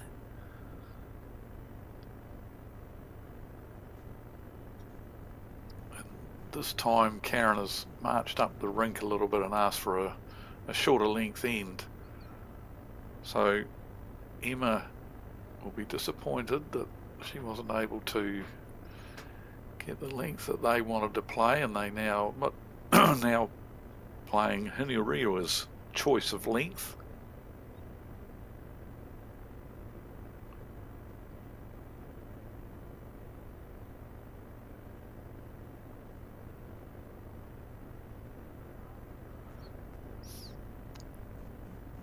Interesting. Obviously Tarangi from the Southland Centre, and sad news from the Southland region over the past few days, the passing of Shona Klemich, a well-renowned, well-respected, lovely lady from the deep south. Very, very competent bowler, and passed away recently. Condolences to family and friends down there. Sorry to hear that. Southland, Southland, very strong bowling centre, and they have a great community of country and city clubs in Southland. And as we said, Dave, and I meant to remember, and then we had the score challenge. They run a really special event in Southland called the Charity Pairs. It's been going since the 70s. They must be coming up 50 years, I think, where they invite. Is it half the field they invite? Actually, can you explain it, Dave? You've been to more of them than me. Yeah, look, it is a fantastic event. It really is, and full credit to the Southland community, the bowls community and wider community that get behind the event. Yep, they invite half the field and then pair the invited player up with a local. And so fortunately, a number of years ago when I was coaching the New Zealand team, we actually took the New Zealand team to the event as well. And that was during the build-up to the 2008 World Bowls Championships, and we took the whole New Zealand team down there and paired up with local players. But the beauty of the event is just how much money the event raises for the local community. The local community organisations apply to the Southland Bowls Charity Trust and for funding, and every year you go there, all of these community organisations rock up to receive their donations from the trust, and that's the money that was raised from the previous year's event. And it's just fantastic. It's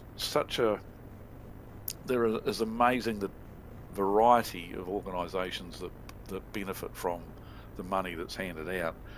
There's your St John ambulances and your fire brigades and your school committees and things like that, but then the odd one, I remember there was an organisation that knitted clothing for little babies, and they got a grant from the trust to buy wool.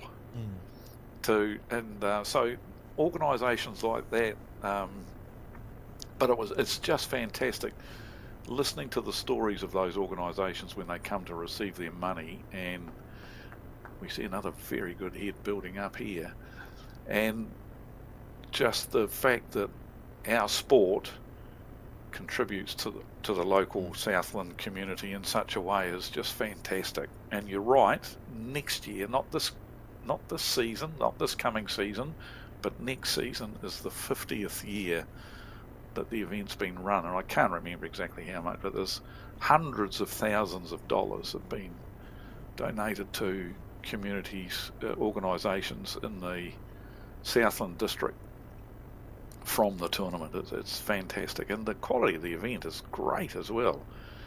Lots of very, very well established. Joe played in it for a number of years, and is hoping to get back next year for the 50th anniversary event. Yeah, no, it's great. truly special. Makes you proud to be a bowler when you see events like that being run.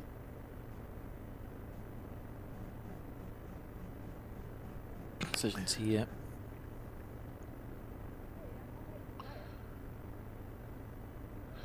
So the two red disc bowls just short of the jack only need a touch probably to make them shot, if they're not shot already, but another good looking head building up.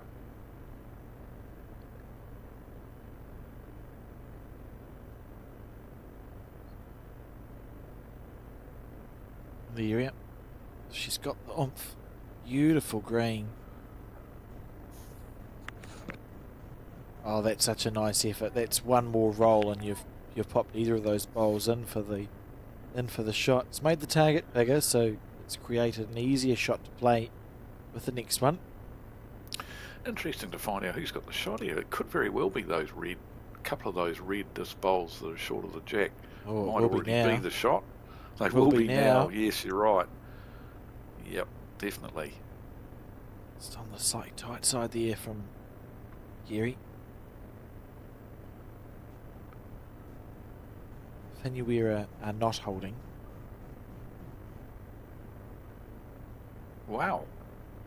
Interesting.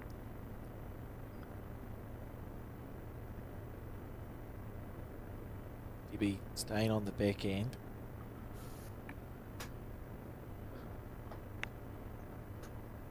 Looking for red stickered bowls. Clean run, or unlucky to get a wick. It's a handy bowl. Fascinated to know who's actually holding the shot there. You'd presume it would be the red stickered bowl that sits at 2 o'clock to the jack that got sort of shuffled up a little bit by Kerry. You would think so, surely. So there's a nice shot on here for Linda. In fact, she could play it either hand, but the backhand to land on Kerry's bowl, playing with just a couple of feet of weight to Kerry's bowl, is going to get a very good result for you. Yeah, it looks like it nicely set in to go through that split as well. So Linda's, she's on her forehand. So she can play it on this hand as well and get to their own bowl as well. Oh, look at this. Look at the collision bowl. That's a beautiful bowl from Linda Milne. Holy moly, that's a very good shot. Very, very well played. Yeah, as I said, there was two options there. I probably would have played the other one, to be fair, but look, there was that option and she's played it to perfection. Collision bowl doing the work on that occasion, whereas the other option was punting Kerry's bowl through the head, and now it's Karen De Jong that has to rescue this situation. 3 down on the 11th end, 4 to go after this. Still anyone's game. Te Rangi slightly in the driver's seat, you would think. And if her weight's right, it's not quite going to have the running. Little shake of the head. Probably a good decision from Linda here to come up and just have a look at things too now. I don't think there's any real danger anywhere. So she can probably just look to draw another shot. She doesn't want to, as always, when you're holding, you don't want to be crossing the centre line. And that's why they're looking at the backhand. She's almost like not trusting herself on the forehand. She doesn't want to touch the jack and give it away. So it looks like, and perhaps they've spotted a bit of danger out there if the jack did get spat out to the right hand side, although they have got one bowl out there.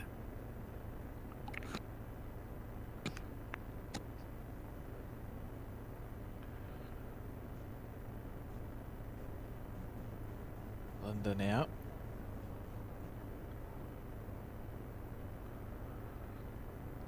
So looks like they're happy with the one shot they've got, and she's just going to play a covering bowl out here on the backhand because there's not really any chance of getting another shot on the backhand side.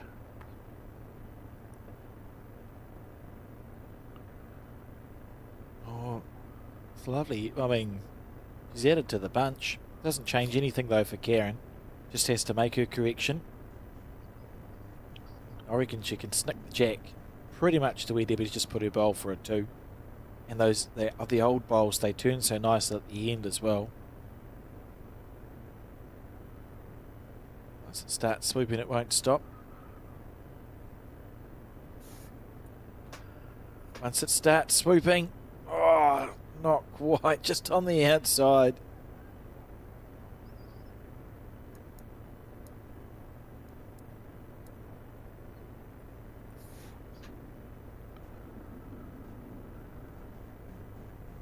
Measuring for second.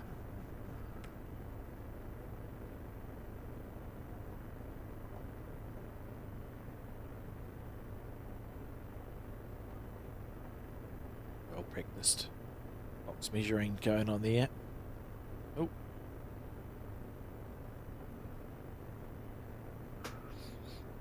Not sure how many it was. I can't have just heard 3 come through the ambient mic, surely. So I don't think it was 3 there. So we'll just wait for an update. Look at this beautiful bowl from Linda Milne. It's a very classic sort of split and follow through, isn't it? That was a superb shot, yep. Karen de Jong with perfect weight. She's maybe 6 to 8 inches on the high side, a little bit narrower than that, and it would have been perfect. Or as they would say in Tirangi, perfect. And we've stretched it out again lengthwise.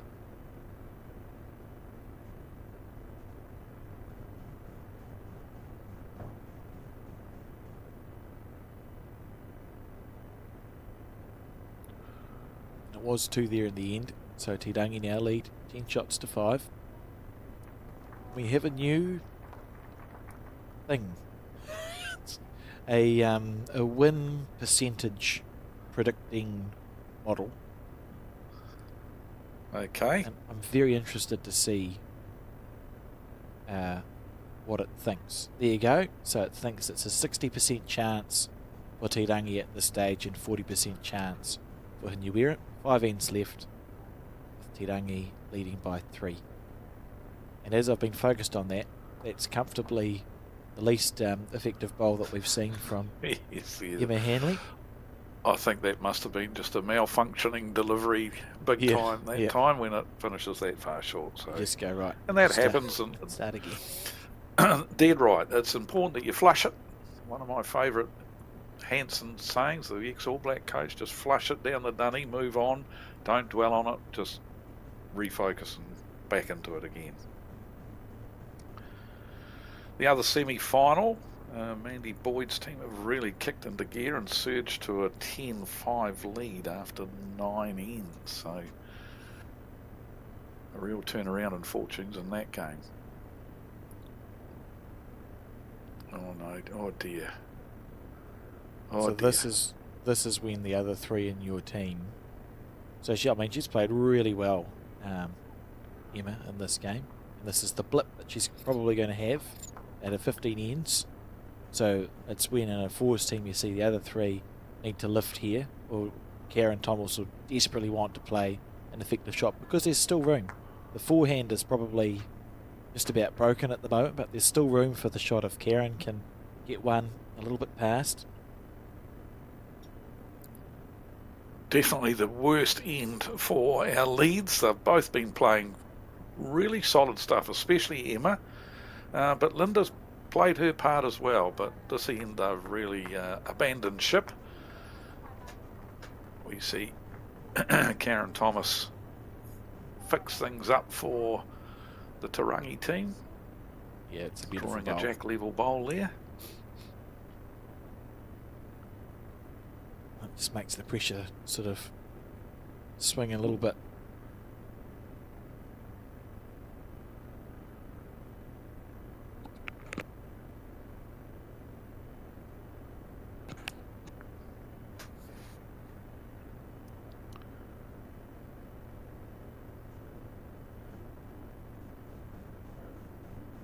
long as it stays on the paddock, it's good from Heather Davison.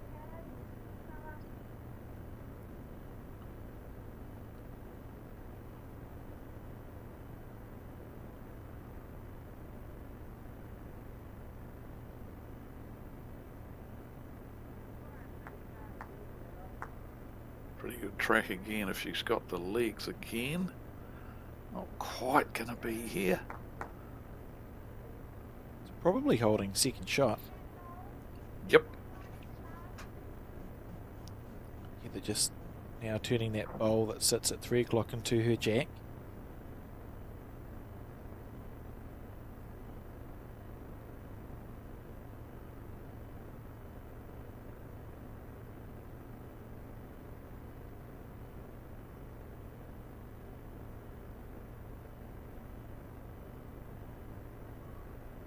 She gets a clear run. She's close here, but I think she's been unlucky. It's a very well played bowl that's gone poorly.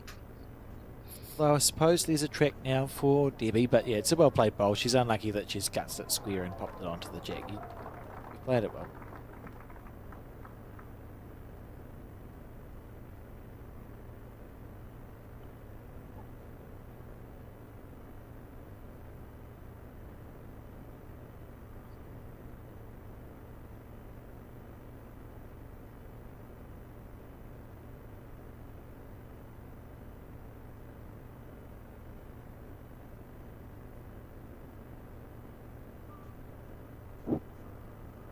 Kerry's now got to negotiate this red disc bowl, and she has, with a little bit of help from it, but the forehand is wide open. I mean, those really, really short bowls are definitely not in anyone's way.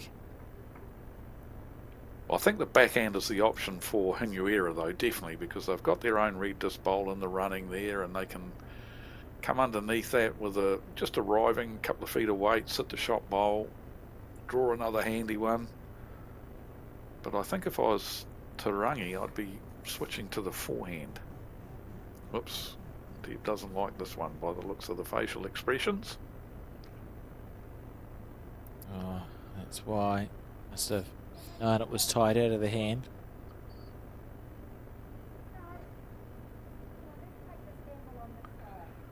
Yes, good call, Linda. Switch to the forehand. We don't want to get hooked up on that. Tarangi doesn't want to get hooked up on that Hinuera short wing bowl, and there's plenty of room on the forehand, so.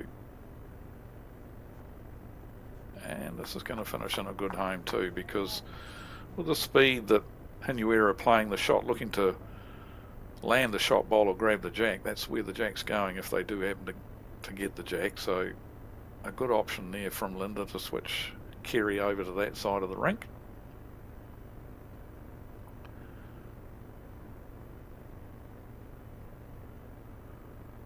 In the area here. Little feather off that one. Oh, that was a well played bowl, right in the target zone. Absolutely. Still 2 and a look to Tarangi. So now Linda's got the option of either hand. That short red disc bowl that we were talking about earlier is now not there anymore. So she can play the backhand if she wanted, but I still favour the forehand, just beating the wing bowl of Hinuera's on the draw.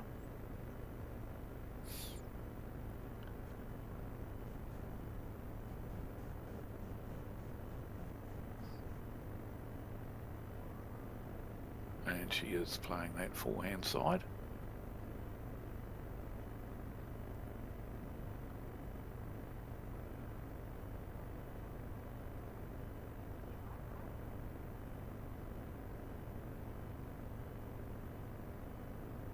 Just reluctant to turn.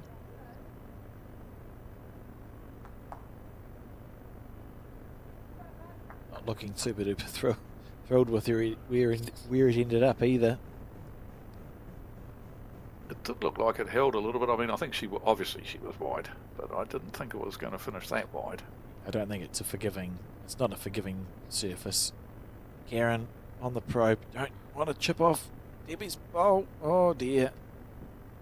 It's not ideal. And you'd look at that head and think it feels safe because it's unlikely that it's a hard thing to do, you would have thought, to chip off that bowl of Hinuera, but Karen just on that tight side and had enough weight that it held up underneath the bowls, didn't wick off anything before it got to it, and this is huge for Te Rangi if they can hold on to this end.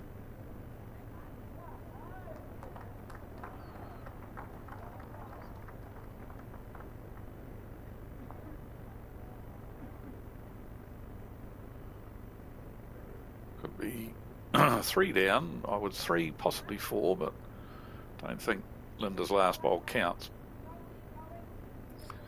Too many holes here to be playing with weight now, I feel. You've got to try and draw the shot, but second shot's a good result as well here. There's not a lot of bowls that she can be playing into with the speed that she played her first bowl, so she don't want to. Looks like she is playing with similar speed though. She's got the shot bowl. Oh, that's a mighty effort.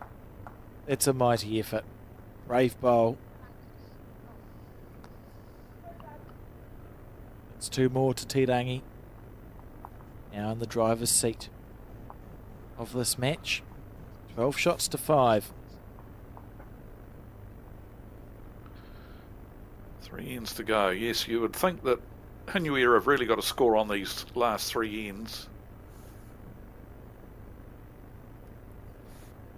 Collect points from all 3 of these ends in order to be a chance.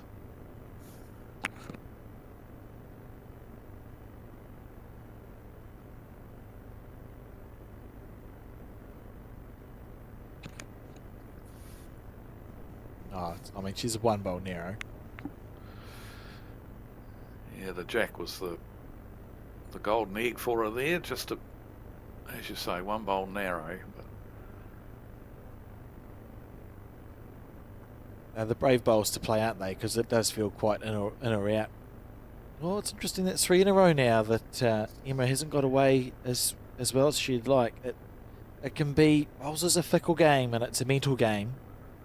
Don't want to make a habit of not getting away as good as you can, because it can become a little bit of a spiral sometimes. It can be hard to get yourself out of.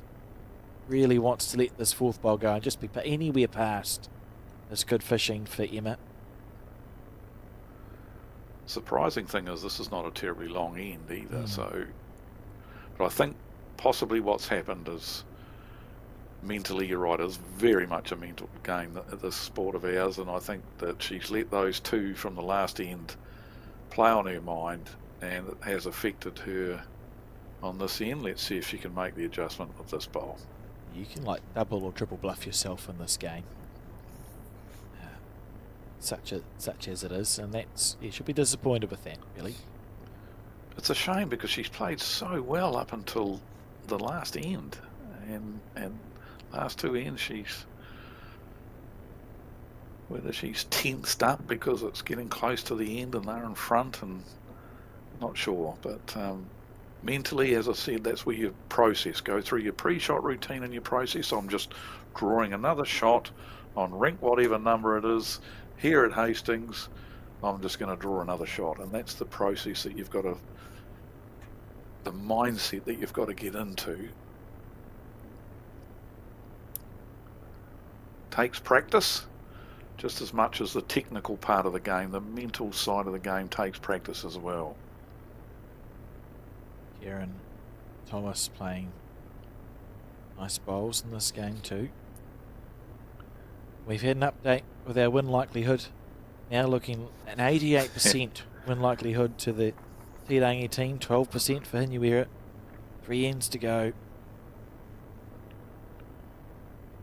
And it feels, oh, bowls is a funny game. It feels about right. Hinuera need to win every end from now through to the end of it, and that may end up going to 4 ends, because they'd be happy if you say you're 12-5 down on the 13th end, would you take a draw at an extra end? The answer is probably yep. Yes, I would do that. So absolutely, you just go all the way home to Hinuera.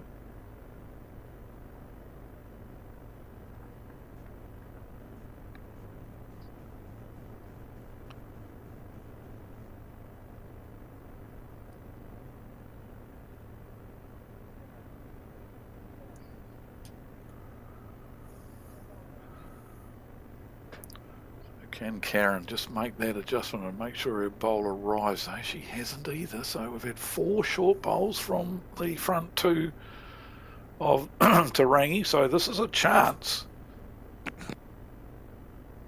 Certainly is.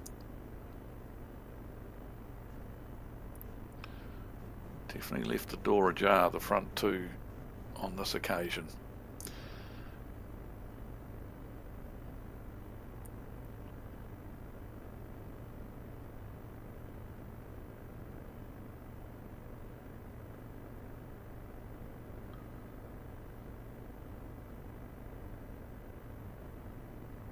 Good weight. It's perfect weight. Look at that level with the jack.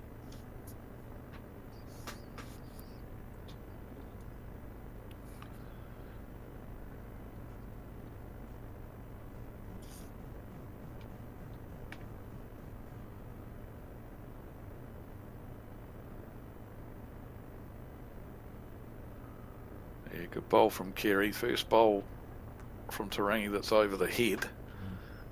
Just the one down, and that's the lucky thing for them, the fact that they are only one down. Henuira side weren't able to capitalise on the rough bowls from the Tarangi front 2.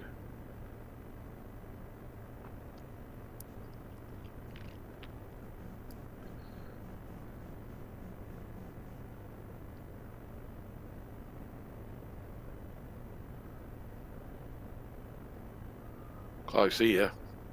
Close here. Very good bowl from Debbie White. That's what they need to be doing. Trailing by 7, 2 to go after this. So if they pick up, if Henueta could pick up a 3 here,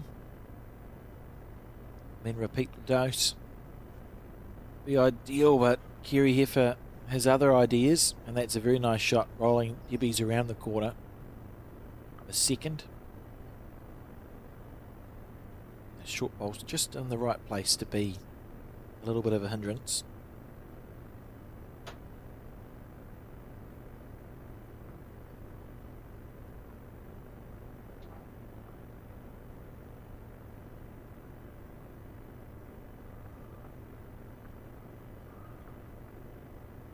Close again.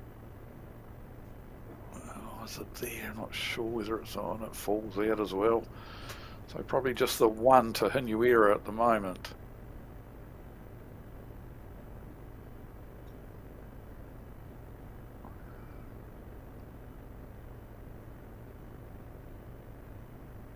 The good thing here for Karen is that with those nice swinging bowls is actually a good bonus bowl or a good second shot on either hand. Because those short bowls that look like they're in the line and are easy to hit up, with her bowls she can actually go around them, so she won't be too worried. One of the positives about the heavier biased bowl.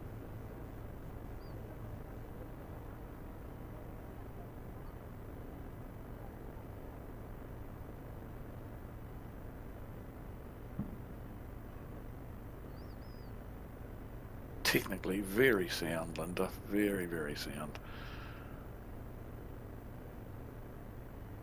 Just going to not quite drop underneath. They needed to drop underneath that bowl.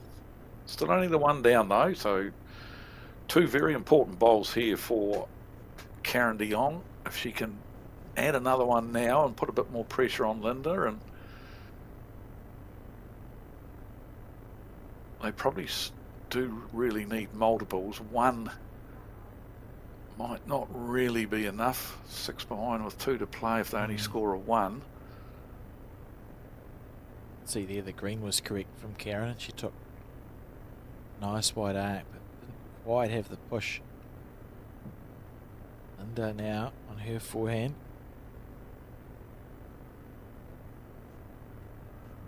She's going to run into Karen's bowl. No, she's just skirted onto it, that got one. onto her own. Rolled it in for the shot. Wow. Fair enough. Yeah, You'd well be played. saying, what can you find? Is there something you can see to hit? One's no good.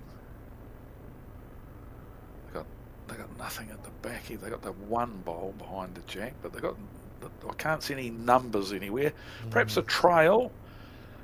in the direction of where the two players are standing there. If on the forehand, if she can trail the jack a good metre, then they might make 2 or 3 of it. I think they've got bowls out that side of the head, but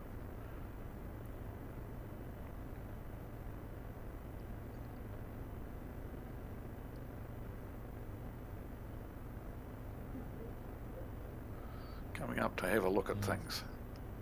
Fair enough. I mean, it's at a point in the game where if you don't score here, your percentage chance of winning for Hinuera drops pretty low. They need to score. And one probably isn't even... you almost need to score more than one, so it's worth having a look. And it's just the challenge when you've got those bowls sort of in the front. Hard to find a clean way through to the jack.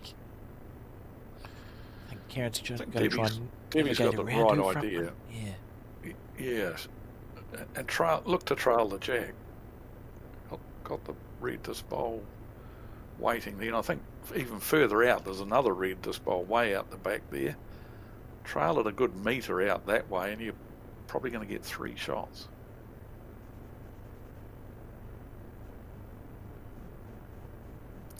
Very hard ask, but the scoreboard demands that you give it a go.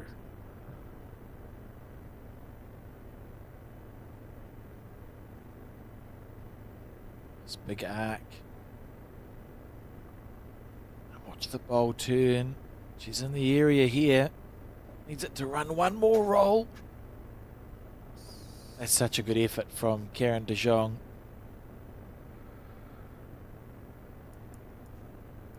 And I think we're going to see one more on the scoreboard to Te Rangi. 13 shots to 5 with 2 ends to go. Now it's in the very, very difficult, hard to ask basket for Hinuera. This was the bowl. Yep. Navigating the front one and diving square onto that to roll it in. Very well weighted from Linda Milne.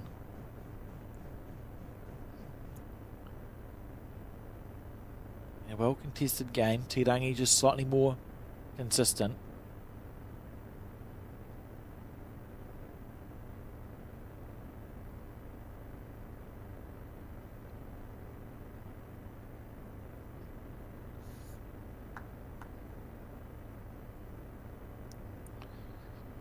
Quick update from the other semi. 11-5 after 10 from Mandy Boyd.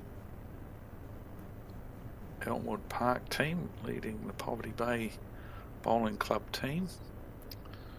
So Poverty Bay will be looking to score on the next couple of ends to get themselves back into that one.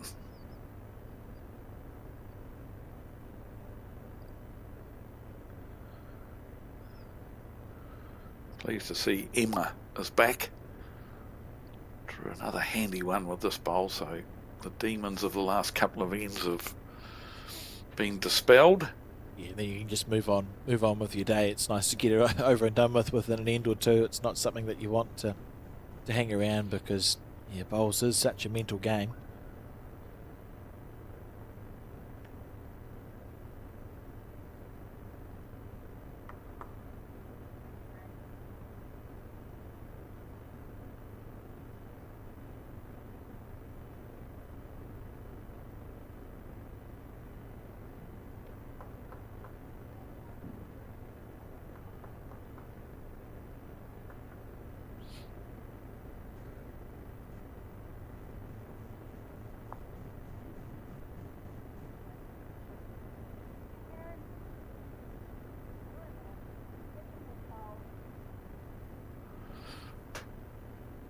It's been nice to match that one.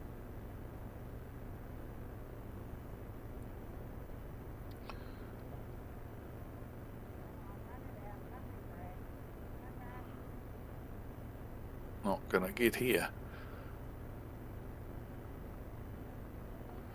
So it's vitally important now that Heather Davison gets her bowls up. If not count, if not beside the jack, then behind it, to give themselves a chance to get a number. One on the head, one that's just past the head that could have its uses later on, but it's very important that Heather gets her bowls up here, and she definitely got this one up.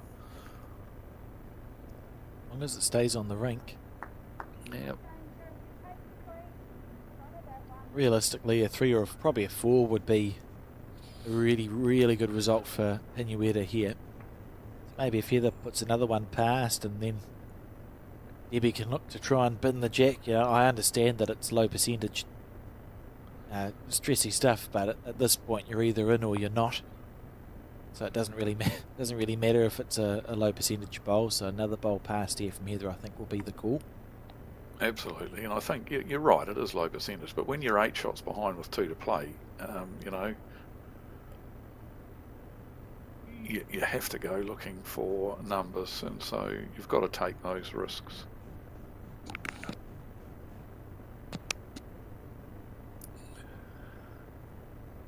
Not to be with that shot. So 2 red stickered bowls to the bottom right of the screen as we see it.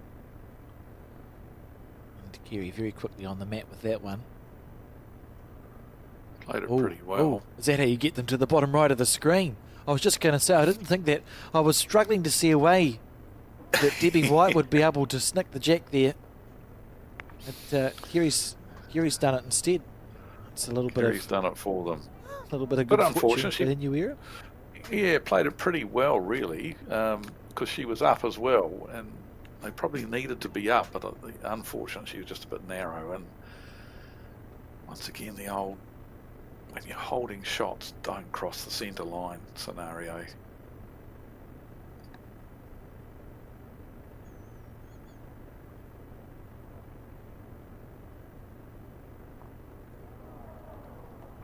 Let's wait for Debbie's bowl.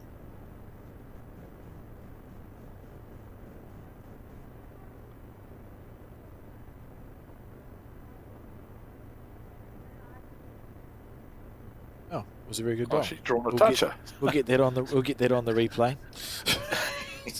Lovely shot. Beautiful ball. We spoke about Debbie's timing very early on,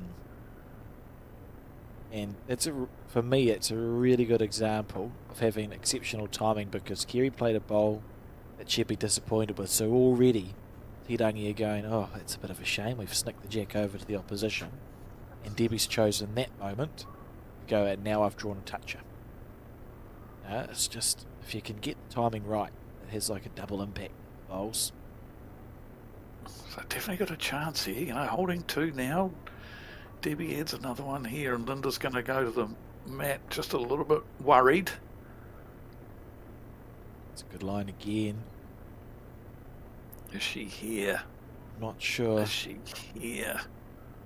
No, she's not. Oh, that'd be disappointing.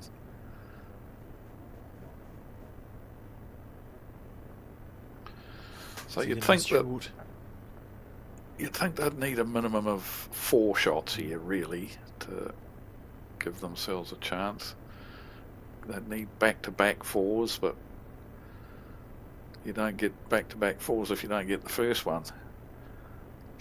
So, wise words. Crucial bowls here from Karen, but also Linda. The first time she's been under a little bit of pressure for a few ends, so can she respond?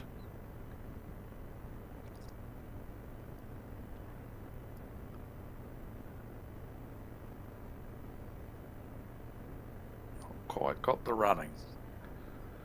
Okay, so Karen desperately needs to add another one now.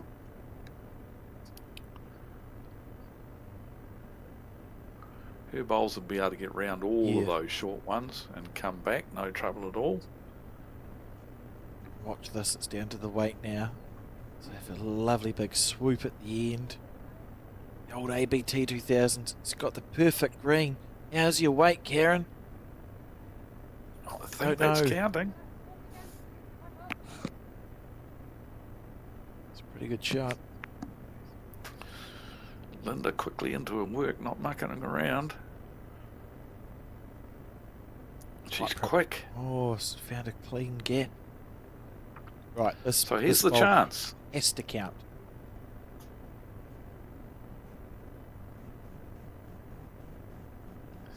Is there a lonely blue-stickered bowl anywhere? That's what Debbie's looking at. It's the only other question. I think you've snuck in, so holding 3, so draw another one. Well, here we go. This is fascinating. A little twist in the tail right at the end of this semi-final matchup. Has to make this one count for a bonus. Karen De Jong on the backhand. She's got the right green. Stop any time, says Debbie. Oh, she didn't want to miss it short. Beautiful line, but it's going to be free, we think. There's one conceded.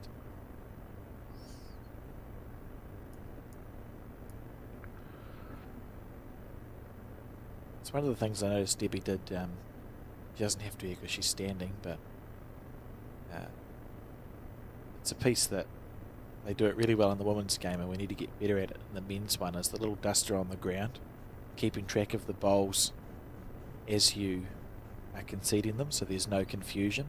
Because when you're measuring for third or fourth shot, sometimes you forget how many you have or have not taken out. And I noticed it earlier. Debbie put threw the duster on the ground, and as the shots are conceded, the bowls go on the duster. And it's just a clever habit to get into, I think, and make sure there's no confusion. You're right, actually, because I have seen one shot taken out and counted again a bit later on. So they just shifted it. It was in a game being played next to us, and they shifted it sideways. See there, well, that's counting. And then they decided they needed to get the tape out and measure, so they went to the opposition's closest bowl and started going round again, and they counted the one that they'd already shifted. And it was a dilemma for me. I didn't know whether to say anything, or it was up to in the end I didn't say anything. I left it up to them. It was their rink and their head, and they counted one shot twice.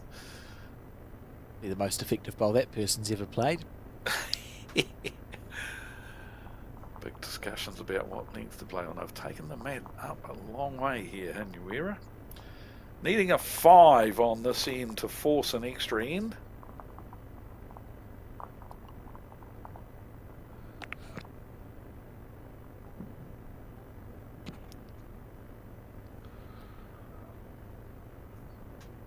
Anything's possible. We will, when it's updated itself, see if we can just have a look at the win probability index. We need to think of a good name for it. And it does have some process to it. It's not just our guess at what percentage chance. We outlined a list of pieces of data that help you understand what the chances are of winning a game, and it's indicating that it will be 95% chance that Tirangi win this, and that'll be due to the fact they've got last bowl and the number of ends they've scored and the momentum that they've had, etc, etc. But 5% chance is still the 5% chance, Dave, and where there's life there's hope for Hanuera. Absolutely. Now we've called the umpire to check the length of this jack throw, I think.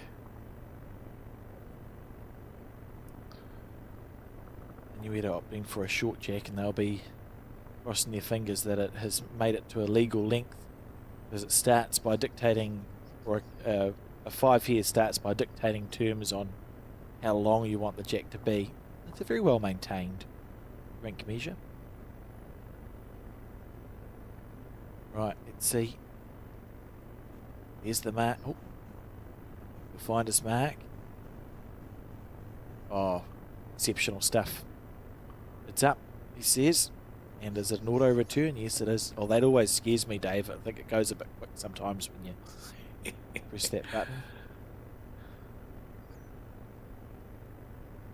There we go. See, that's the bit that stresses me out when it flips around like a around. He's done it before. So the jack is up, and it's 5 required for an extra end from the Hanuera team.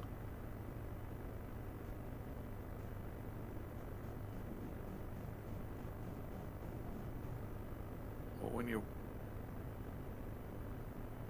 wanting 5 shots, dropping 1 short's not a great start.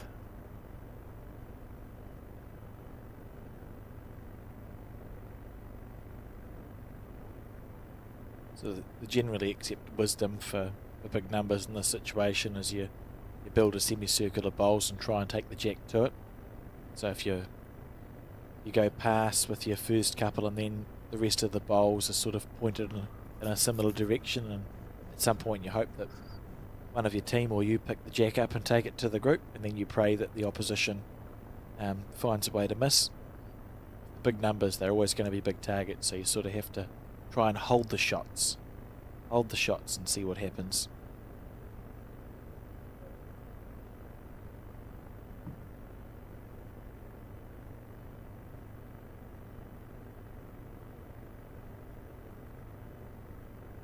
This is better.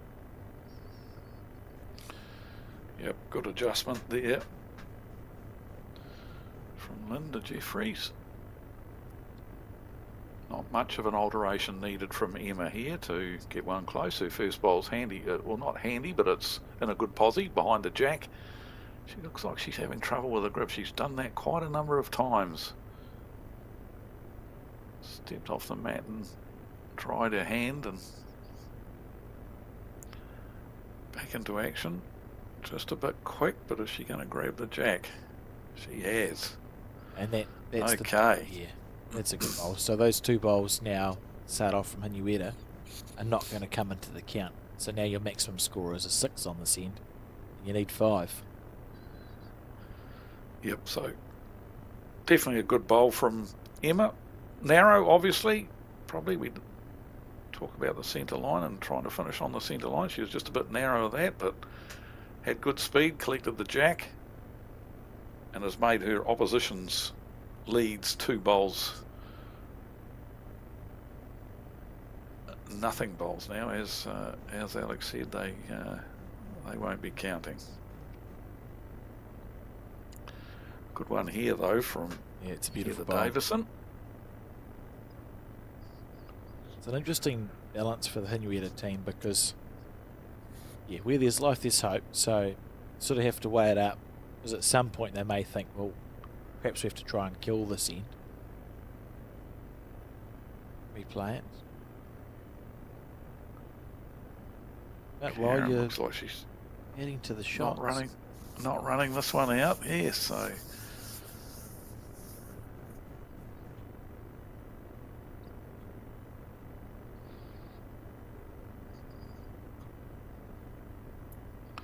same again from Heather.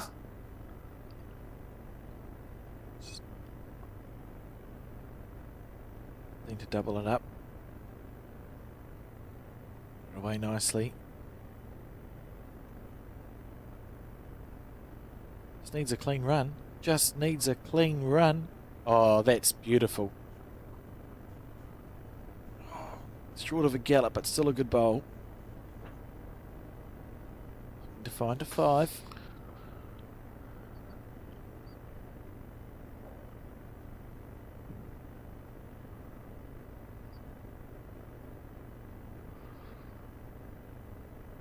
Given a big overcorrection here.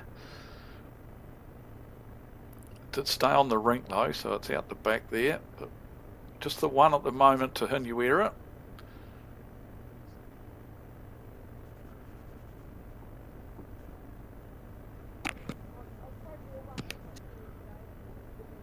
That bowl of the short bowl that belongs to Tarangi will definitely be in the eye of the Hinuera players when they get on the mat to play on the forehand. It'll be in their eye.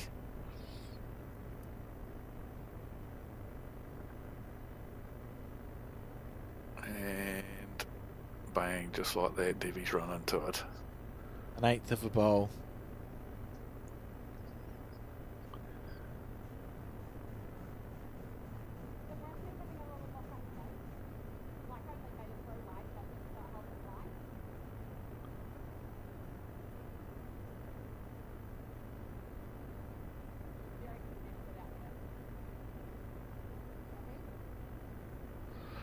Yeah, I don't mind this option. I mean, look, there is a red disc opponent's bowl in the running here, but I think it's a lot less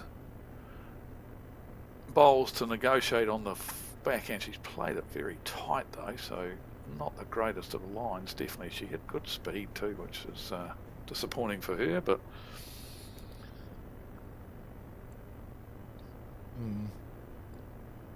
it's a pretty rough head actually. It's one of the worst heads we've had in the game, and funnily enough, that's normally when numbers do happen. It's not very often you see someone get a 5 when the bowls are all within a foot of the jack. It's normally when the heads are widespread like this that big numbers do get dropped. Karen and Debbie just having a look.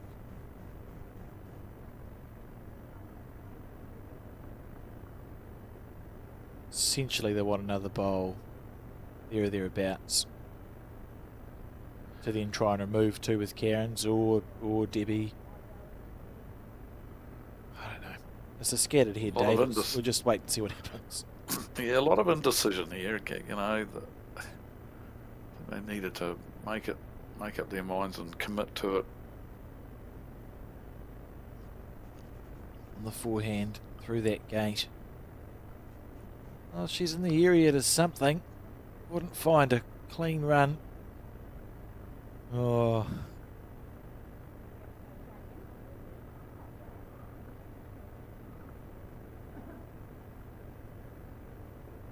Stayed up on the paddock. That's a scattered hit. I mean, it looks like you could probably find a new area could probably find a 3 here. 5 seems like a big ask. Another bowl in the way. Is that a red one she's pushed up? It's an ugly head to play to now. It really is. I mean, Tarangi got 3 seconds, so I don't really see where the 5's coming from at the moment. I would be hunting the jack now if I was Karen de Jong. I can't see any 5's there. No, you'd probably need 3 bowls to make it, and she's only got 2. Sort of, it's just looking a little bit challenging. What she definitely has to do, regardless, is something. The head needs to change with this bowl, and be that an attempt at a kill or moving some bowls out of the way. See if you can create anything at all. Just seems like hard work. She's really struggling to make a decision as to what to do.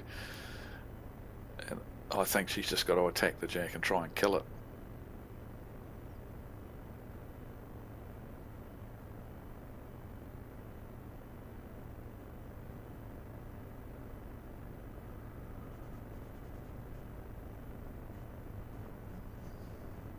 She still hasn't made up her mind. She's really, really struggling here to know what to do.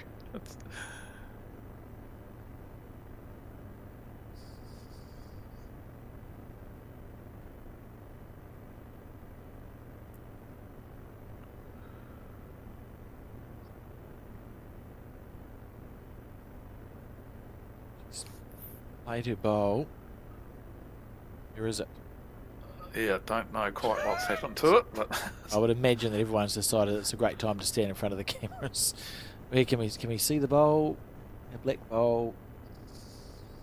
Well, I can't see as a 5 under any circumstances, so I think it's just a fly at the head with this last one of Karen's and see if you can have another go.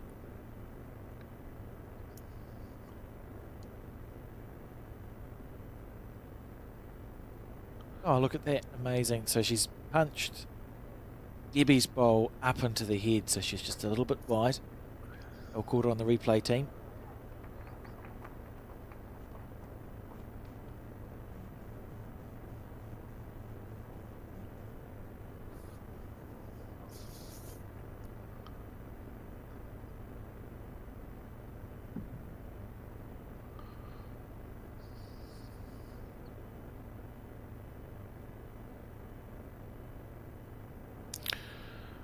Great bowl here. Great shot.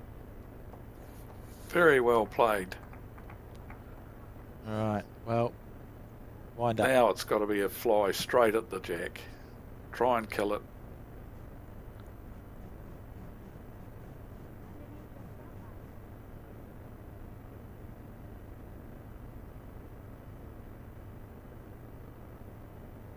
Ooh.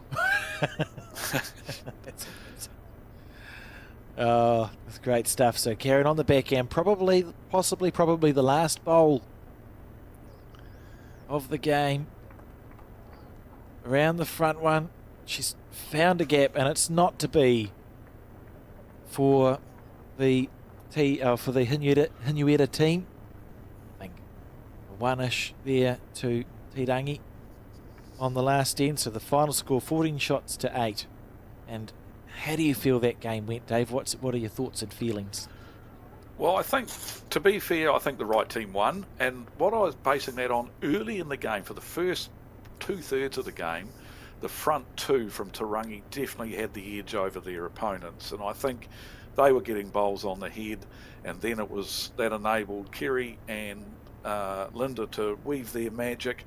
The odd occasion where those players had to play a shot of some sort, they could play it with confidence because their front two had got the bowls on the head. So I think that the right team won, and we had the perfect scenario of where we talk about not how many the backhand players play the shots, but when they play them. And I think that was another big tick in the box for Tarangi. The backhand players played bowls that were needed when they were needed, and I think the right team won.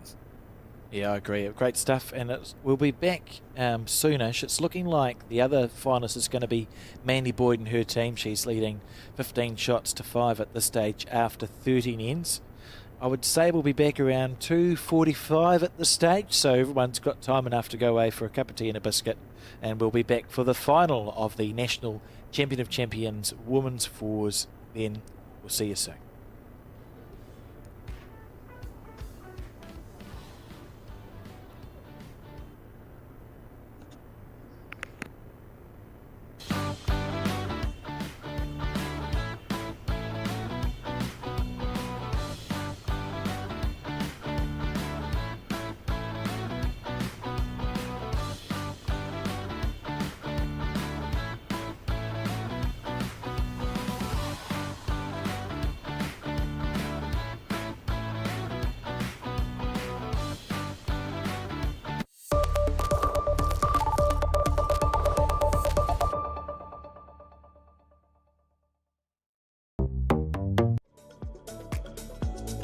At Skin Institute, we've been caring for your skin for more than 30 years. And that's why we're proud to introduce Skin Tracker, our two-step system for detecting microchanges in your skin. We utilise our advanced AI imaging technology alongside a skin assessment with one of our expert clinicians. At Skin Institute, we remain dedicated to the early detection, diagnosis and treatment of every form of skin cancer.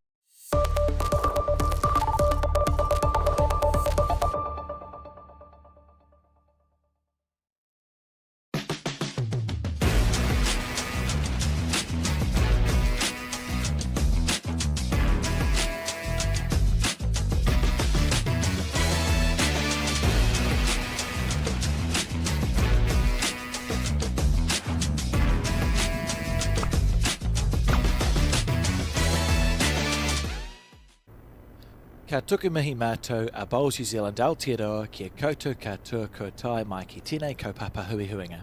Hello and welcome back to the Bowls New Zealand coverage of this finals day and the final of the Women's Champion of Champion National Fours broadcasting live from Bowls Hastings, and it's a match between Mandy Boyd's losing finalists team last year of Elmwood Park, where she's joined by Bev Morrell, Christine Buchanan and Tanya Woodham, taking on the team we saw win that semi-final from Te Rangi, Linda Milne, Kiwi Heifer, Karen Thomas and Emma Hanley. My name is Alex Reid. I'm joined in commentary for this final by Dave Edwards. And Dave, what sort of final do you expect we're going to see today? Well, let's hope we have a crack. I mean, look, the semi-final that we saw just prior to this was an excellent game of bowls, especially the first two thirds of it got a bit loose towards the end, which was strange. But the quality of bowls that we saw from the Te Rangi team, and knowing the talent that we've got on display in the Elmwood team, I think we're in for a real good game of bowls. And it was last year around this time that we did see Mandy Boyd contest the final against Joe Edwards in Dunedin. I'll be pleased to have made it through to this stage in Hastings and looking to go that one step further.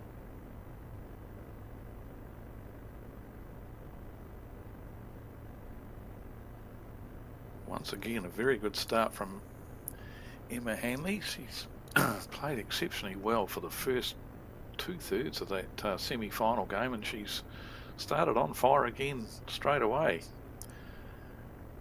They'll have a good battle up front though. Tanya Woodham, she's no mug, played a lot of bowls for Canterbury and a very competent player herself. She had very good speed with her first two bowls, just a little bit tight.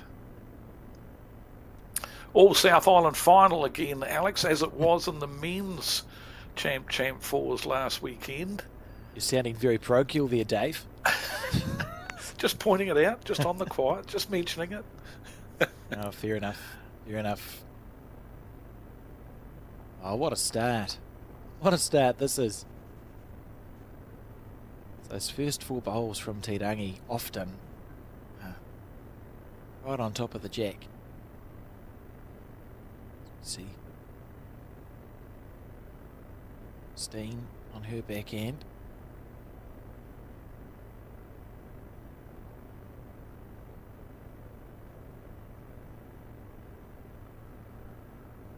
So Mandy Boyd and her team started their campaign with an 18-4 shot win against Diane Strawbridge's team on Friday, and they followed it up with a 17-10 win over Sharon Williams and her team, and then a very close match against the team from Omakau, Nikki Milne, Angela Wilson, Raywyn McCloy and Debbie Jackson, 14 shots to 13 win to qualify for post-section.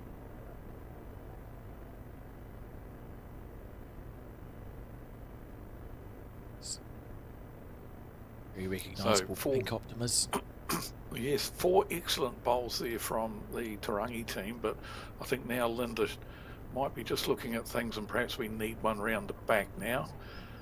For Jack levelish bowls they've got already. She's still just looking to draw another shot. I think I'd be getting position bowl in early here, because knowing the way Mandy Boyd plays the game, you know, we've recognised Mandy as being an aggressive player with a fantastic run, shot, drive, and so I'd be looking to get a bowl round the back early on in every end when you're playing against Mandy Boyd.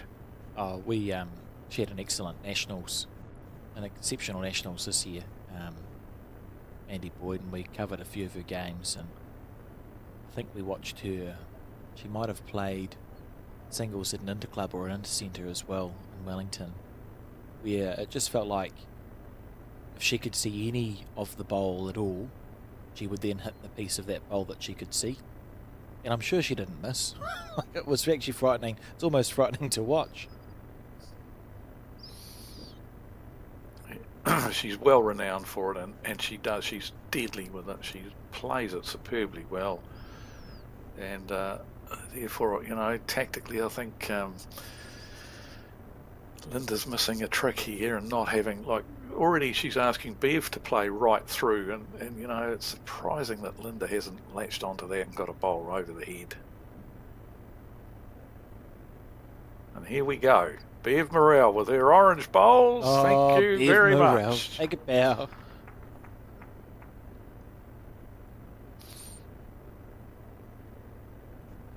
I find her so impressive, Dave. Like, that's it has to be inspirational to anyone playing our game, how fit she keeps herself and how well she has played for years and years and years and years. Bev, still doing it.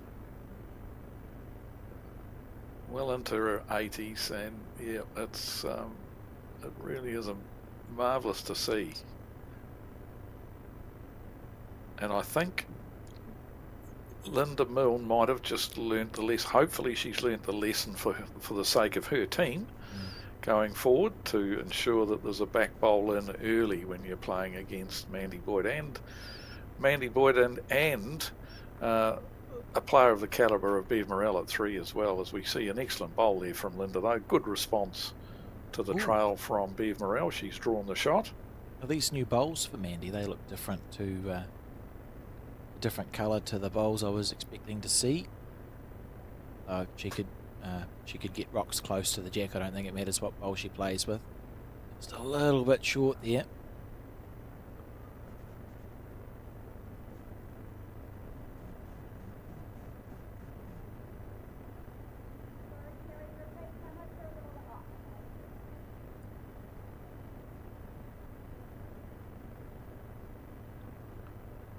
So same bowl.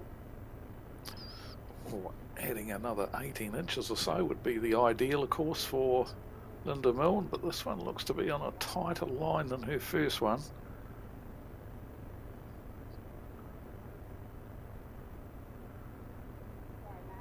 Well, the line wasn't too bad, just short of a gallop.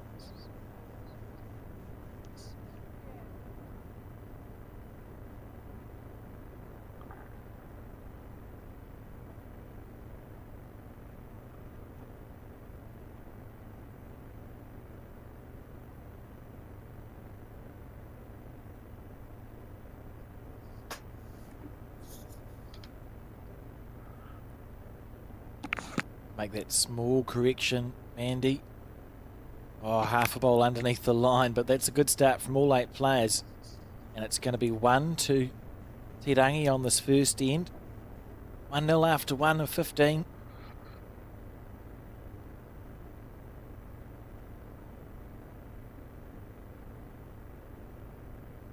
For a good game of bowls.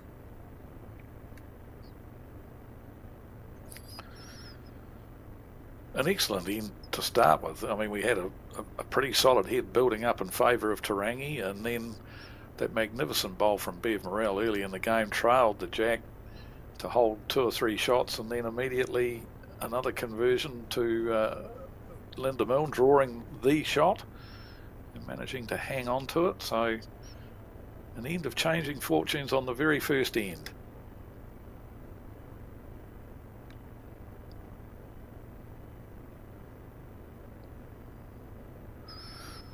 People are often really keen to know the bowls that the players are using out there, so we can rattle through those for you. First of all, Emma Hanley, she's using the Henselite Dreamline XG.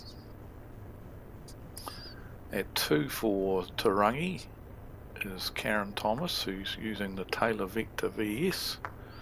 Kerry Heffer, the Taylor GTR. Linda Milne, the Greenmaster Premier. And for Elmwood, Tanya Woodham is using the Henselite Dreamline XG. Christine Buchanan has got the Aero Optima. Bev Morrell, the Greenmaster Premier, and Mandy Boyd, the Taylor GTR. A nice mix Once of again, bowls. a variety of bowls in use. There's quite a few of those that you'd call just about, they're quite good for a carpet, aren't they? Like your GTRs and your Optimas and your Vector VSs are all known to sort of turn more rather than less, and we often see those played with on a carpet.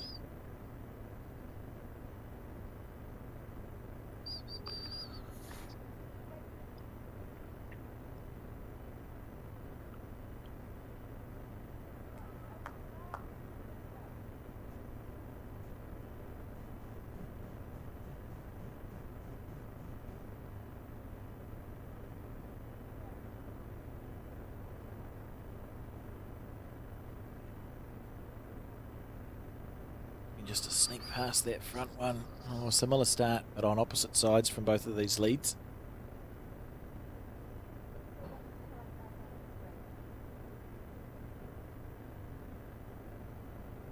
So obviously we've had a change of rink from the semi-final, which had to happen, of course, otherwise it would have been too much of an advantage to the Tarangi side, having played on that rink. So an adjustment being made here. And it's a nice facility, this one at Bowls Hastings. As we said in the first game, slightly on the slow side, or slower than what we might be used to around the place, but the green's nice and true, so you don't get a lot of unusual sort of snaking bowls or anything. It's nice and consistent, and therefore we are rewarded with good bowls. Karen Thomas here, her Victor VS's.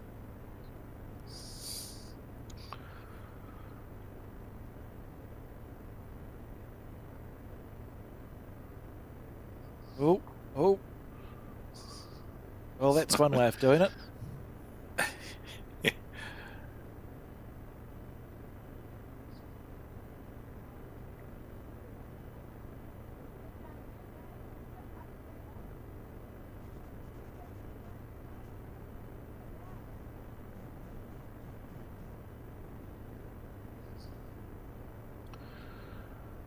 Christine Buchanan, formerly the Central Otago area, Queenstown area, now moved to Christchurch with husband Neil.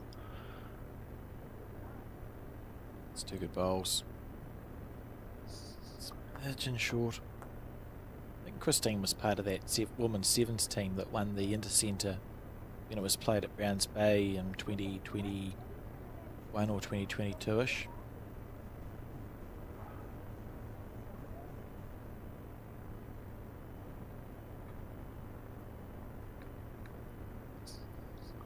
He played some nutty bowls in the semi-final. Needs a clean run either side of this short bowl. Yep, she's held up just long enough. That's pretty good. That's pretty good there from Kerry Heffer.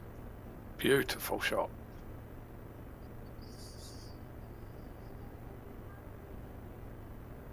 It's a good call here from Mandy Boyd, just saying give yourself a chance through the area. If you plunk into something, at least it's moving it out of the way or up through.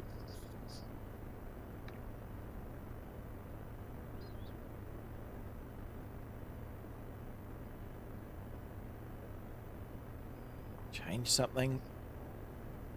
Well, if it sits down, yeah, that's not the end of the world.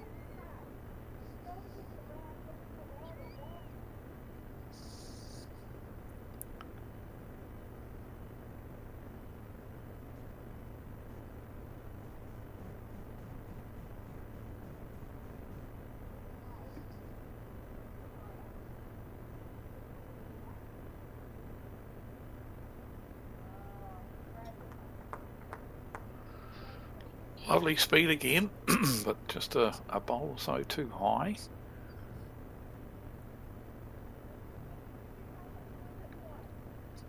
Expecting to see Bev arrive through. She's got that split to play. At the very least, she'll be happy if she's able to clear the bowls out of Mandy's way, but she's drawing it, so I'm wrong. Maybe she's just wide. I think she was just wide. I think she was trying to promote the Christine Buchanan bowl in front of the jack, or I think that was the target to onto Christine's bowl, looking to either punch that onto the jack or at least clear it out of the way so Mandy could then get at the shot bowl. Have a clear run. The good thing is that Christine Buchanan bowl that sits at 3 o'clock to the jack and is either second or third shot is largely protected. There's still a couple of ways that you could hit it when the dust settles, it's gone, but it's looking reasonably safe there. As Linda makes her way down to the mat.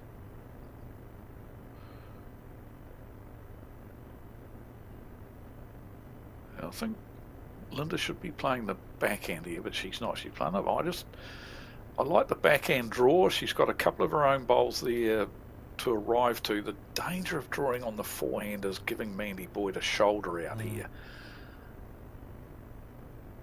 You want this to keep running.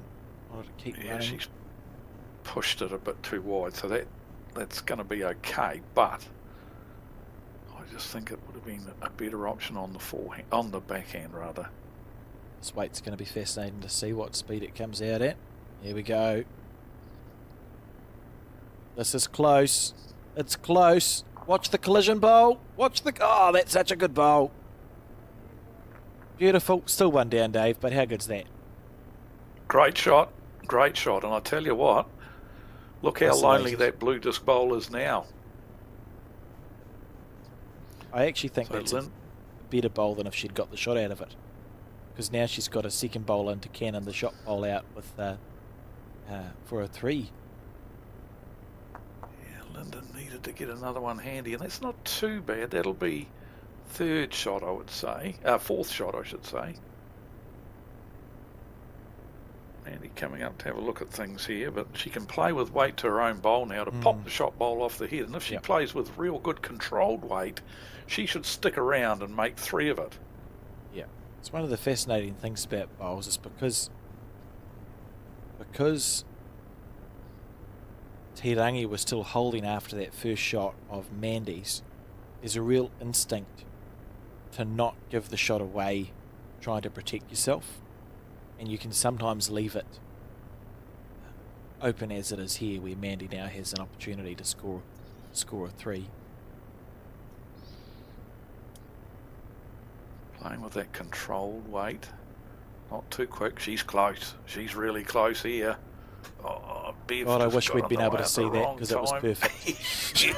She played it perfectly, yes. Should be a 3. That's 2 absolute bombs.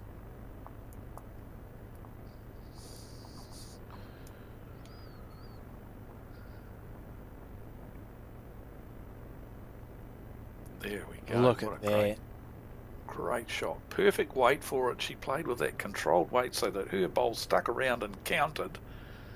And it gives her team an early 3-1 lead.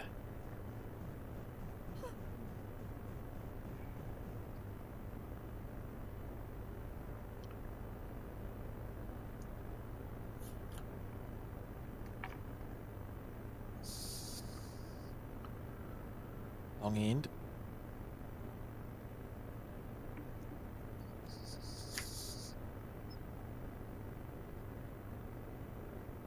Oh, that's a good start from Tanya Woodham.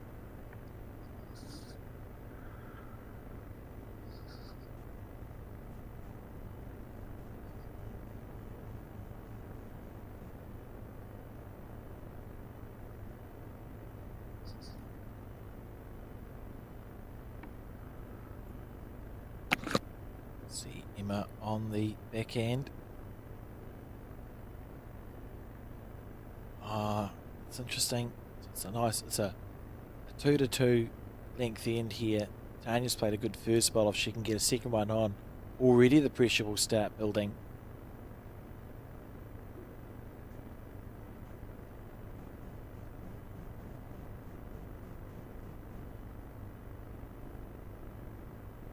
As long as it pulls up, it's good. Happy enough with that, so it's stayed up on the paddock here. That's 2 really good bowls off the front for the Elmwood team, and Emma just looking to make her correction now.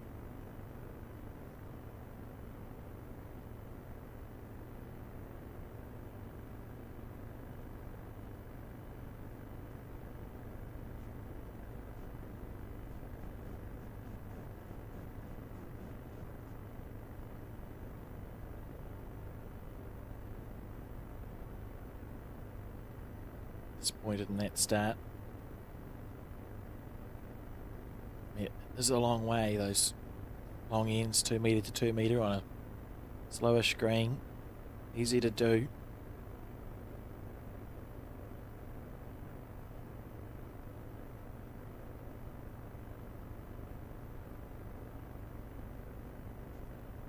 Christine's found herself falling short as well. To Karen now.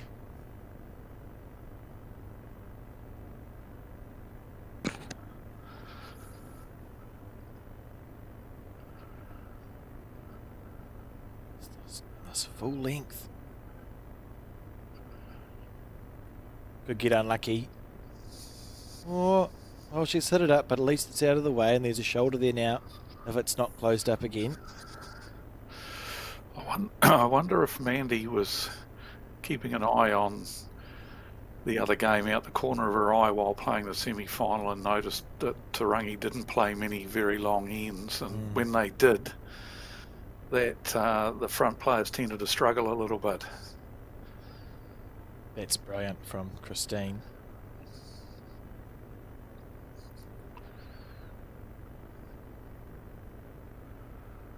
Especially Emma, it really threw her off her game when the long ends came into play. She did struggle, and it put her off her game for quite a number, or just a few ends until she got back on track. But see a good reply here from Karen Thomas, though. Oh, what a bowl! It's delightful.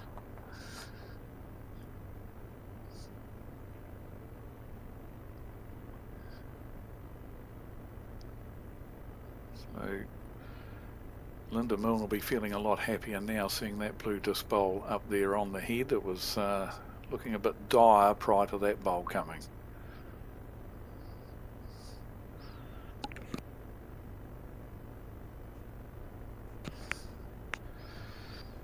You can see Mandy now. Obviously, you know, we've talked about the game of fours as a game of chess, and she can see that Linda may very well be looking to play with a little bit of speed, not too much, but sort of arriving weight to the blue bowl and punching it up into the head more. And if she does and gets the jack, then the jack's going to spit out to where Mandy was wanting Bev Morrell to get a bowl. So got to be reading the head is such an important part of playing fours and being aware of those sorts of situations. Kerry's played this very, very well. She's been playing lovely bowls today. Just a wee bit unlucky there that she's now made the trail a no-go zone, but possibly only one down. The bowl fell over and moved the jack forward a little bit, so Karen Thomas's short bowl could very well be second shot now.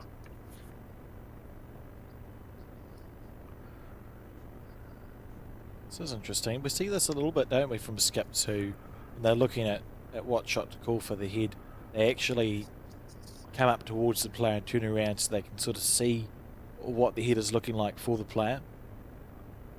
Yep.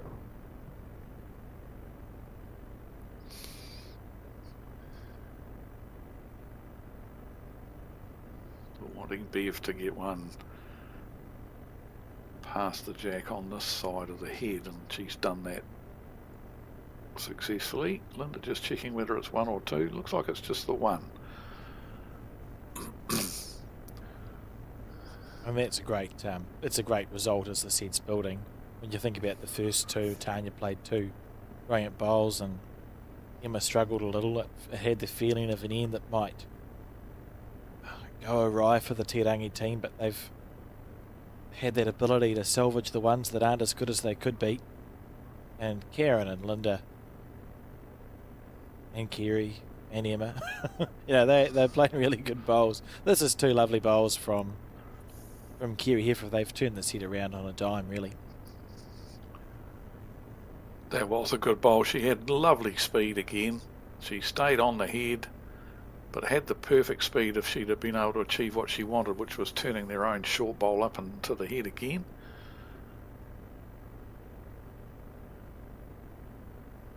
Hard for Mandy to, apart from dead drawing it, to score more on this particular head now.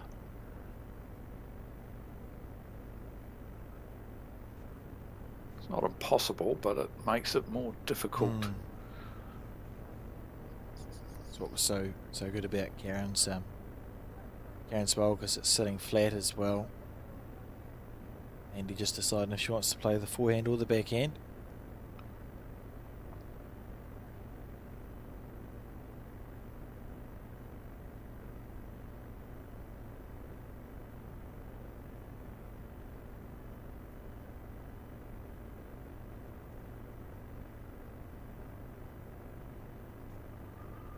forehand.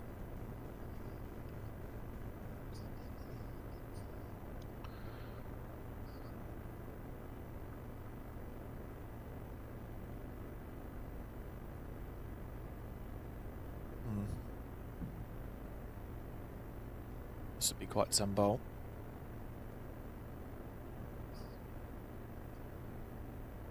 Wing bowl to use. Not to hit in. Oh, she's got it square instead.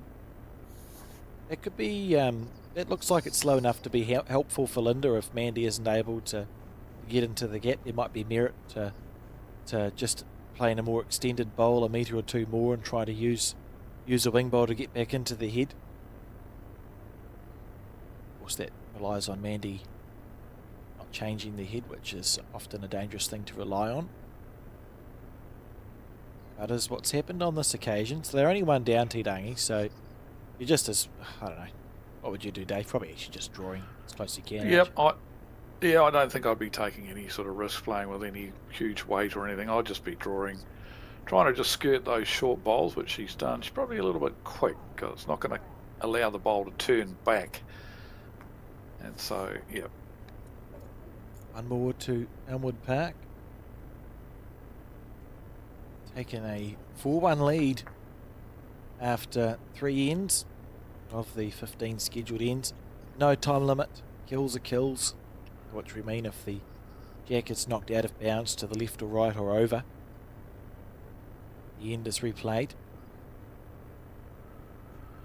So Mandy Boyd, as we were talking about earlier on, renowned as an attacking player and got a fantastic drive and run shot, and with the Commonwealth Games on at the moment, one of the most memorable Commonwealth Games shots came at the 2014 Commonwealth Games, once again in Glasgow on the outdoor greens, when in the bronze medal match for the women's fours, Mandy hit the target beautifully, a magnificent shot, spat the jack back into the ditch, and I think it ended up getting New Zealand about 4 or 5 shots on the last end of that match to win the bronze medal. A real memorable drive from Mandy, so she definitely knows what she's doing when it comes to those drives and weighted shots.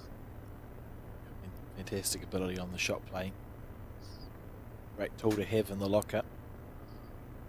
Tanya again nice and level. Emma on her forehand.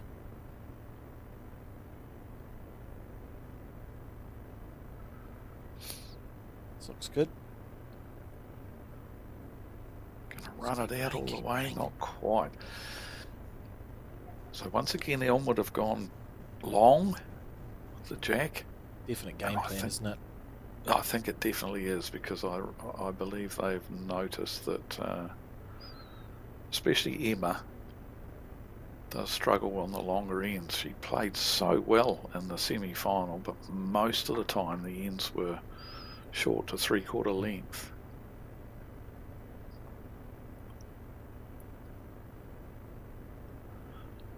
Interesting to see.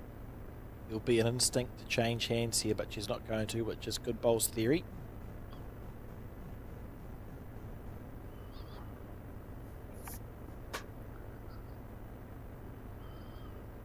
It's in the area too.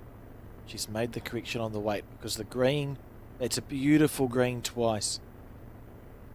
What are some ways, Dave, if you're having this challenge off the front? We've all been there. Sort of just consistently short. What are some ways to try and get yourself out of that?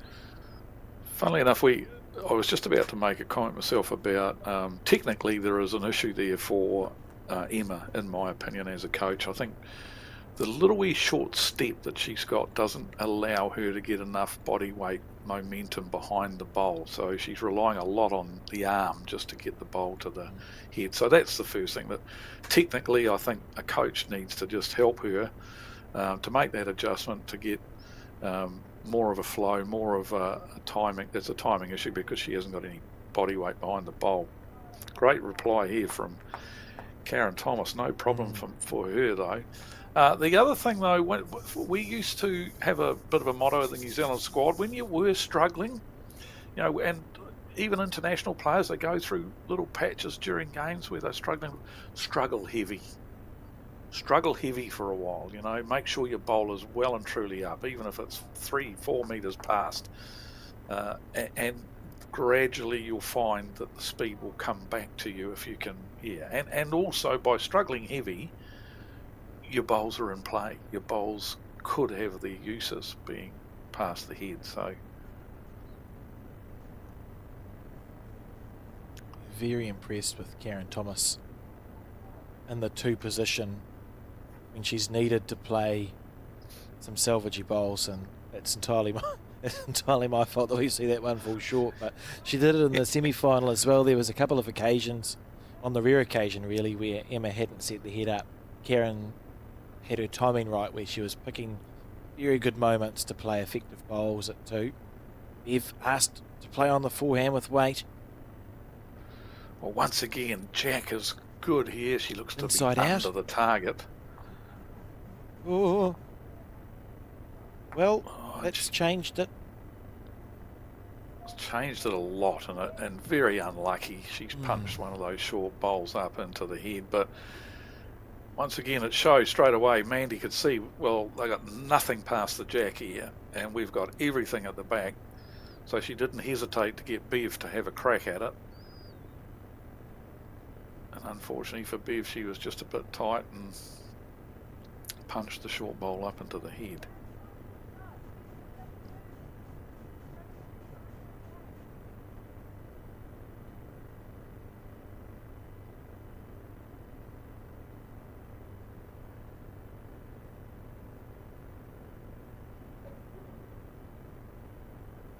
Oh, it's on the tight side too. Another inside out. Surely not another dear. blue into the head. Goodness. Would have been a stressful moment.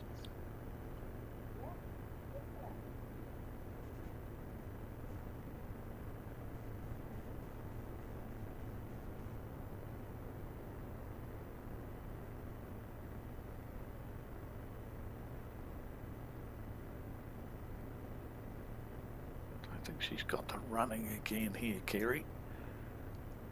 No.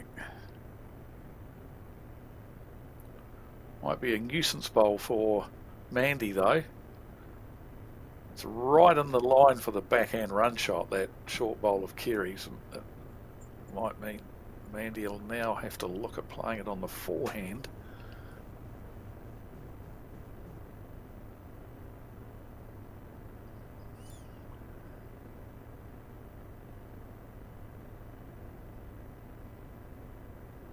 Back almost in sync.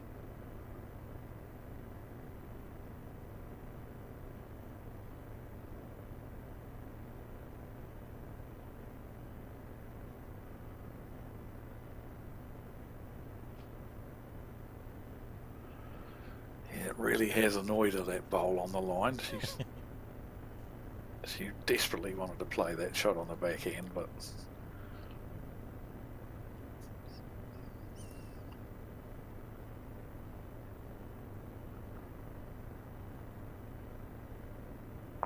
going to get rid of it though. Oh yeah, at least it's out of the way.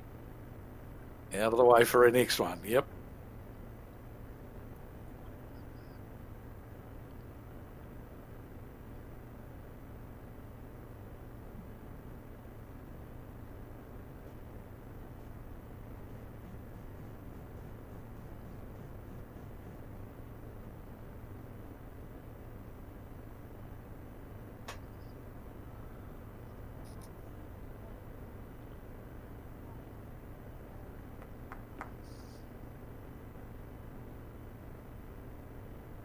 Right, here we go.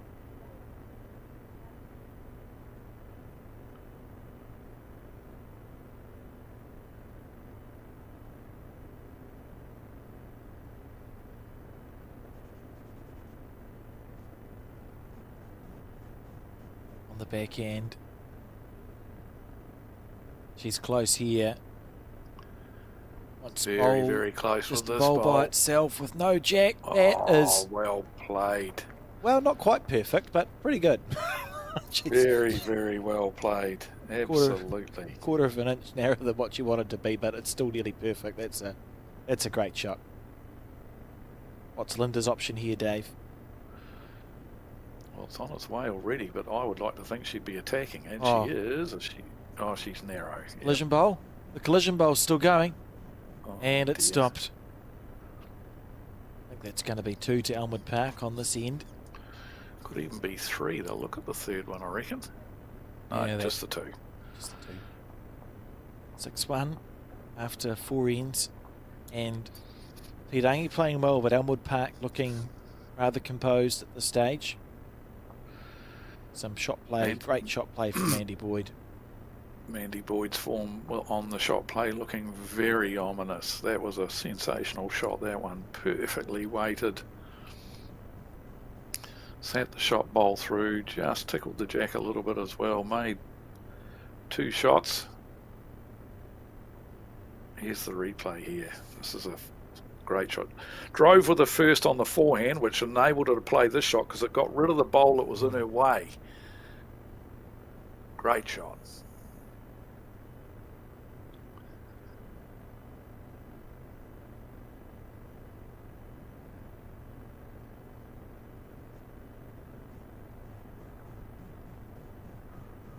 Tanya.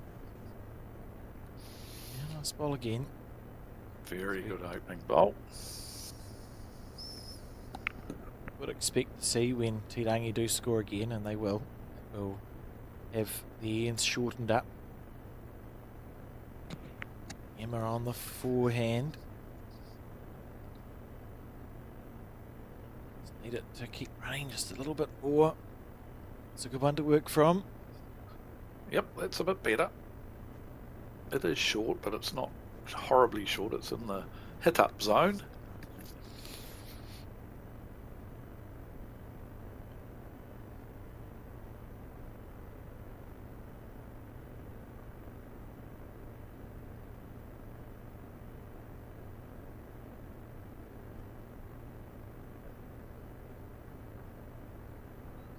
Two very good bowls from Tanya Woodham. Yeah, she's been solid so far. As we start the 5th end of this final.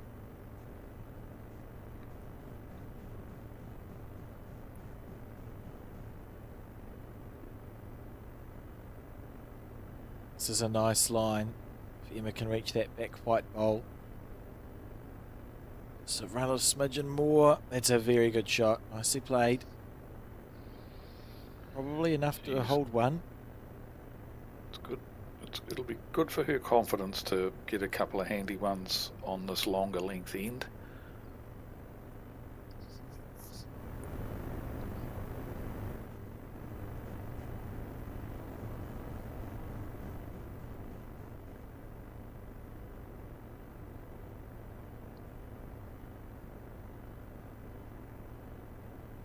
And sitting it down and behind the corner, so definitely one to Te Rangi now.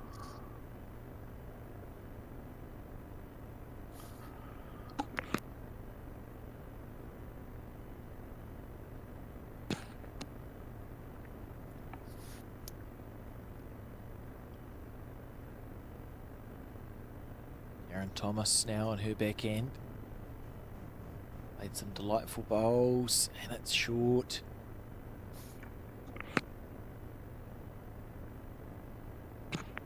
So for Mandy, it's just changing the head a little bit, see if you can get the Te Rangi bowl out in the open, make it easier to remove later on. And based on Christine's reaction to that, I don't think it's going to go where she aimed. It's probably just the weight in the green with that one.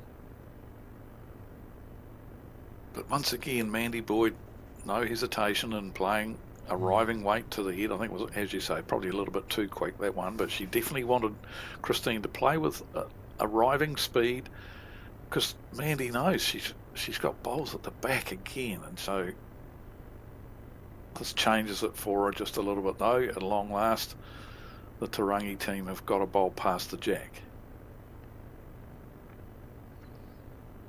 So similar, or just an arriving shot called for Bev.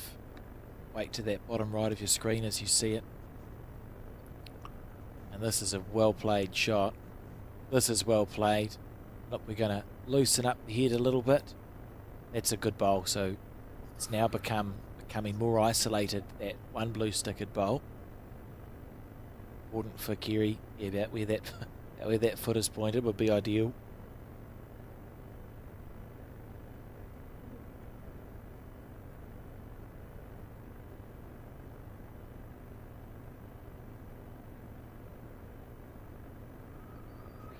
Accidental block. Okay.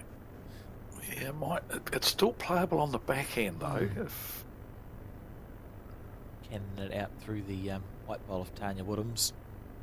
Yes. Use that as the target bowl, the white one, turning that up onto the shot bowl and popping it off the head.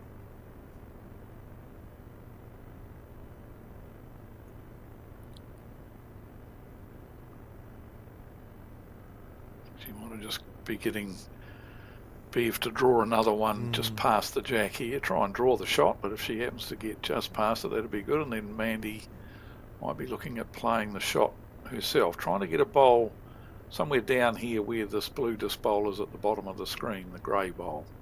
That's two good bowls. Just 2 or 3 more rolls. Rolls, yeah. Lovely line. It's just pulled up. Tidangi's still holding one. They've got the bowl that's furthest back. You can see that blue-stickered red bowl. It's just right on the bottom right of your screen. They've got the shot. It would still feel more comfortable if Tidangi could just get a second or third shot in around the head. Gets around that, she's going to be close. Oh, she didn't want that feather.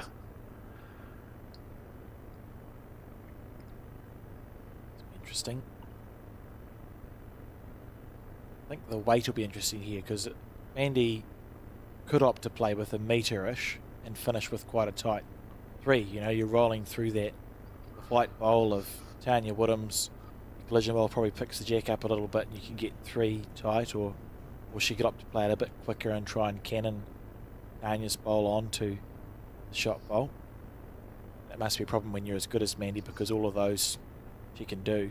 I don't know how I'd make my shot selections, Dave. I work backwards from what I can't do. It's easy. She's definitely playing with weight on the big weight on the back end. Looking for Tanya Woodham's white bowl. She's a bit wide. Could still get a goodness. result. Is that a red stickered bowl at the back? It is. Well, Mandy will be going that again. Yep, she's still got enough bowls around it. Only the one down. Still got two seconds, minimum of 2 seconds. Might even be more than that. And she's now got the back bowl. So, yeah, she got 3 seconds, 4 seconds there probably. You actually need to move the jack around the corner, don't you, if you're Linda? And if you give it away to the bottom left, so be it. I'd be very surprised if the head's going to stay the same.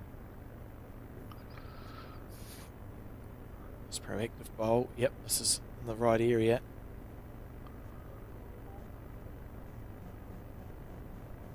Oh, she's going through to the back as well. That could be the shot if it stays up. Yeah, well, that's interesting.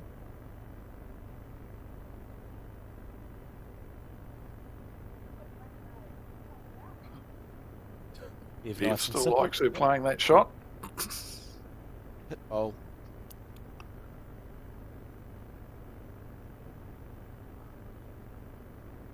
In on the backhand, Mandy Boyd. If she clears the front, she's close. It's turning. Oh, goodness.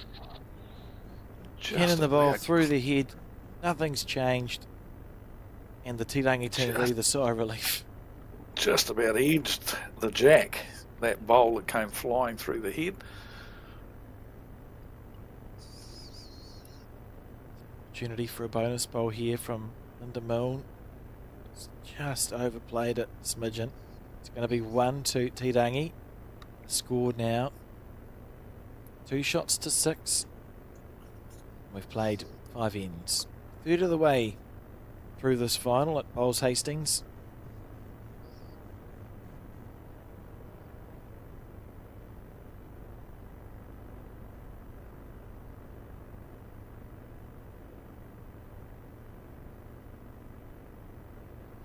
Have they shortened the length now? Let's see if Emma's control of the jack is good enough to be able to shorten the length, as we see a replay from a couple of the bowls on the last end. Here's the big drive from Mandy. That was her first one that she just snuck through that hole between jack and shot bowl as well.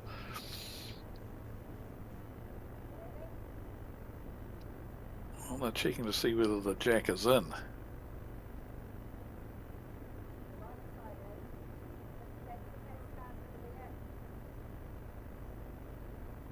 Really, really want it to be in if you're Tidangi. Mind you, that they're throwing a long end. Yes, I've just noticed that. That's interesting. Yes, very interesting. It's actually hard to throw it that far too. Yeah, okay.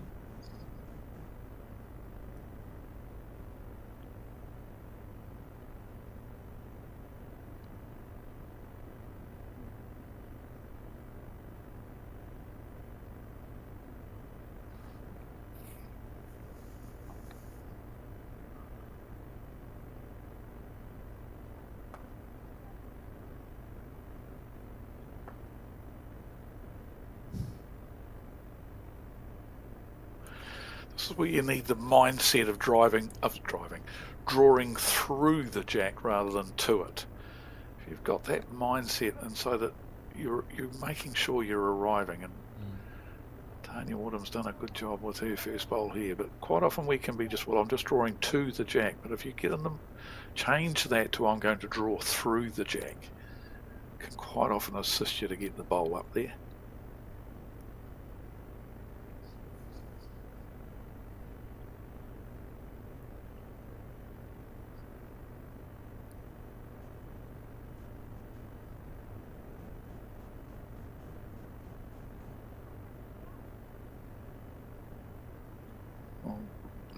Emma, the last end she went okay. I thought maybe she's back. She's got these longer ends under control at long last, but doesn't look like it yet.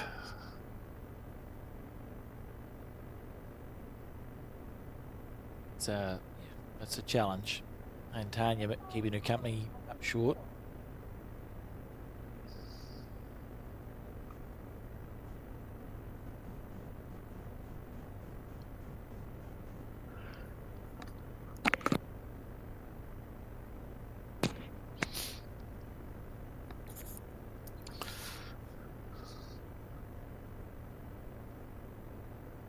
Got to stay on now.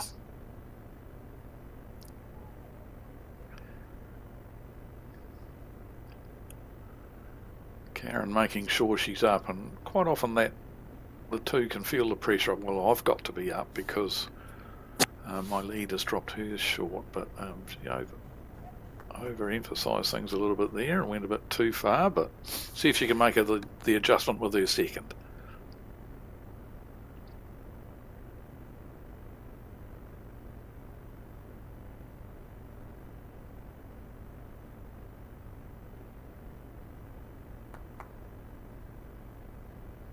Here we go. It's on the right area.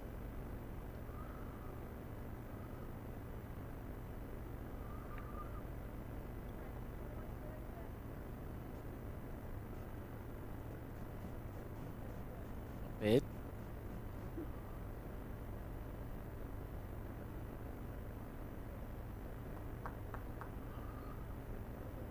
Better bowl here from Christine Buchanan. That'll be the shot.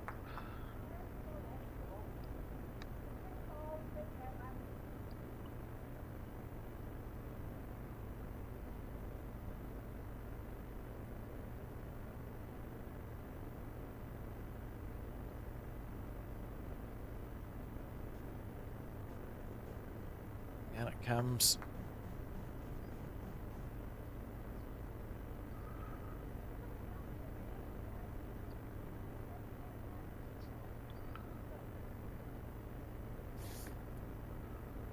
The beauty for Tarangi is that they're not in trouble behind the jack now.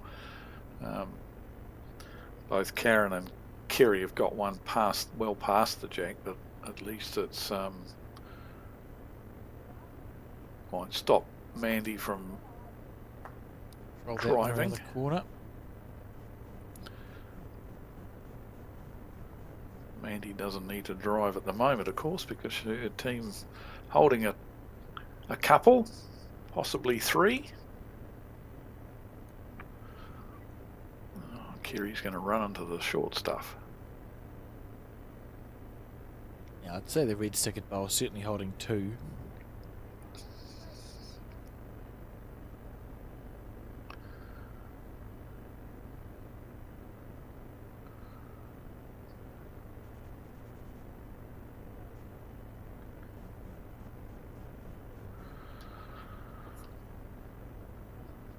Linda's going to have to Um, do the try. job for her team here, because I think that'll be another counter.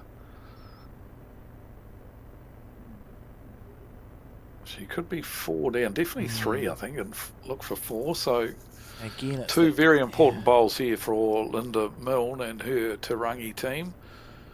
So I want to be dropping a number here. Still a long way to go, but dropping a number here and the confidence of the opposition grows. With that scattering of bowls up front too, it's actually quite challenging even to draw a second shot.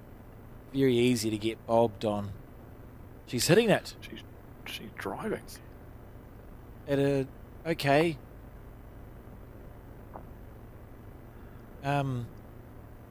Okay, yep, fair enough.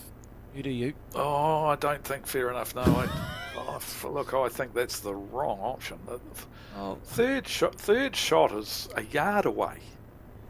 You know, so I mean, even second shot's almost a yard away. So I don't quite know what she was driving at there. I mean, the jack's only a little wee thing. must have been going just for the jack clean. I think I saw Yes. in oh. Well, this is interesting because if you're going to make the decision to be aggressive, you almost have to do it twice, don't you? You almost have to go, Yeah. well, I'm going to drive once, I'll drive twice. Yep, she's going again. Like the courage of the convictions. Gets could rid of get a her good own bowl result. here. One. Oh, chipped one out. And that's the other thing about it. They only had one bowl on the head. That was really poor shot option. Just really struggling to understand that one.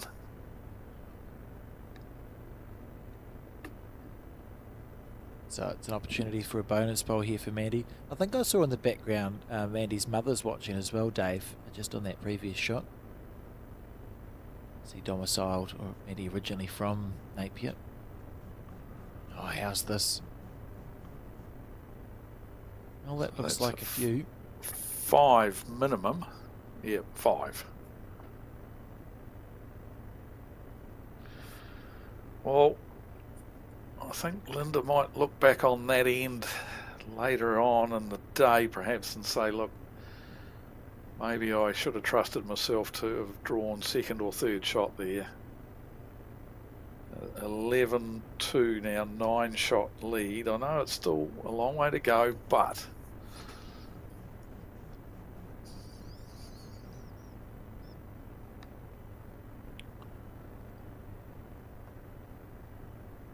This is how the head developed. And then was an attack just looking for a bear jack, chipped a blue bowl out of the head, dropped to 5, and it's looking good at the moment for the Elmwood Park team.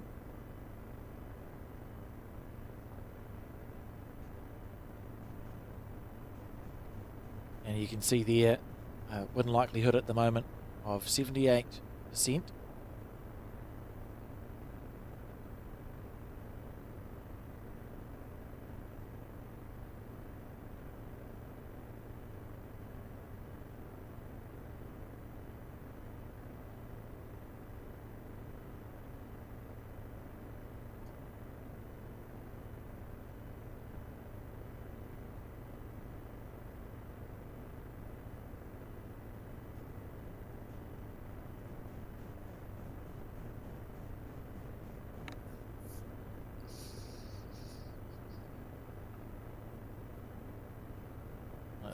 I mean, Tanya's been pretty good, right? Like, that's nice, solid leading. yep. She has been, and interesting. I think Linda just really emphasising the fact to Emma there by taking those 2 giant steps, just showing her how far short she actually is. It's going to get up here this time, so that's okay. It's behind the jack. That's okay.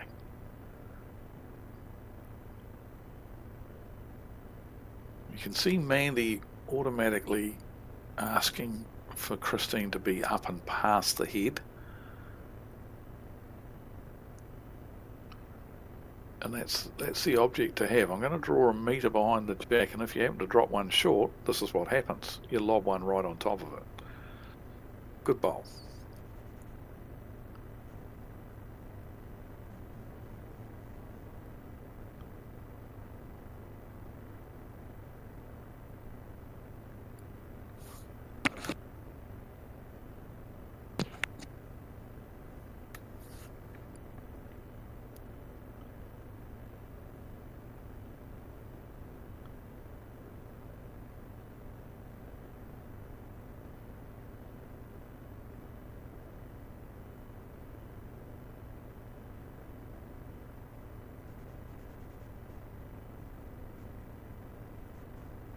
Christine Buchanan with her pink Optimus.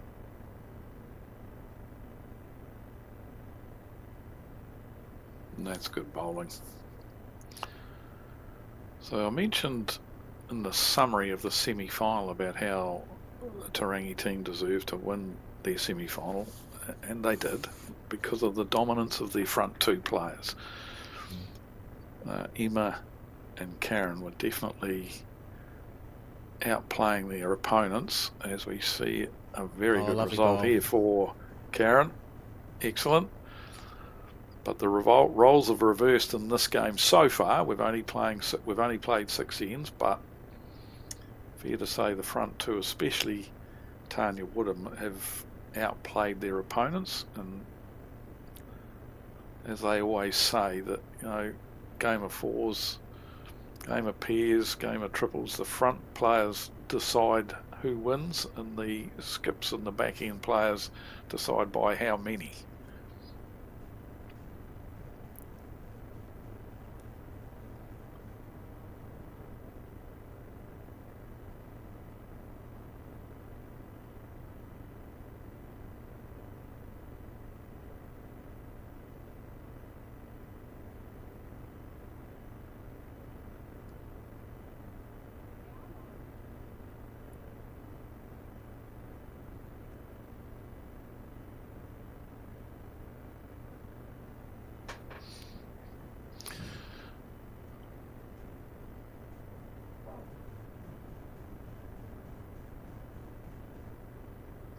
So interesting, the communication between players when they're playing in 4s, and it's such an important aspect of the game, and it's something that you need to be aware of. You know, sometimes, like we've seen skips putting their foot out, showing players where to draw, or the 3 has been sitting the foot out for the skip to show them where jack level is. As we see another very good bowl from Bev, not getting the result she wanted, but good bowl. And you know, sometimes I've heard players say, "Oh, I hate it when she does that, sticks a foot. I don't like it." Well, tell her you don't like it. Discuss those sorts of things before the game. And do you like the foot there? No, I don't really like it. And how much information do you want me to give you about, you know, the shot that I'm asking you to play? Because some people draw here to beat that. Others like, well, that bowl's a yard short, this one here is level, if you come round that one. Some people like a picture painted, others just like the short, sharp facts. Right, so I think... Sorry, Dave, to interrupt you. Here's some of the family, one of the family, sister on the left, and then the guy on the right, the far right's called Mike Leggett, and he played a lot of bowls with the Boyd's father, whose name was Doug. So there's people watching, obviously coming down to support the family. I'm sure the mum Linda was there as well. I saw her before, but she must have disappeared because she heard we were going to go and find her. As we see Mandy looking to chip that. Oh, out, she's found the gap, clean as a whistle. It's the obvious shot to play. One opposition bowl on the head. Again, so Tarangi are leaving themselves exposed like this on far too many occasions. It's just someone watching on. Good to have a crowd. It would be there's actually a great facility here at Clubs Hastings because there's the bowling club, but adjacent to this, to the left, is the wider club too. So the bowls will be on the TVs, and there's food and drinks and other activities. As we see Linda, as you say, desperately needs to get another shot on the head. This is a well played bowl. Well done. Very good. Very good. And it's half protected that shot bowl too. It's possible to be chipped off instead of going square through. So it's a good shot from Linda.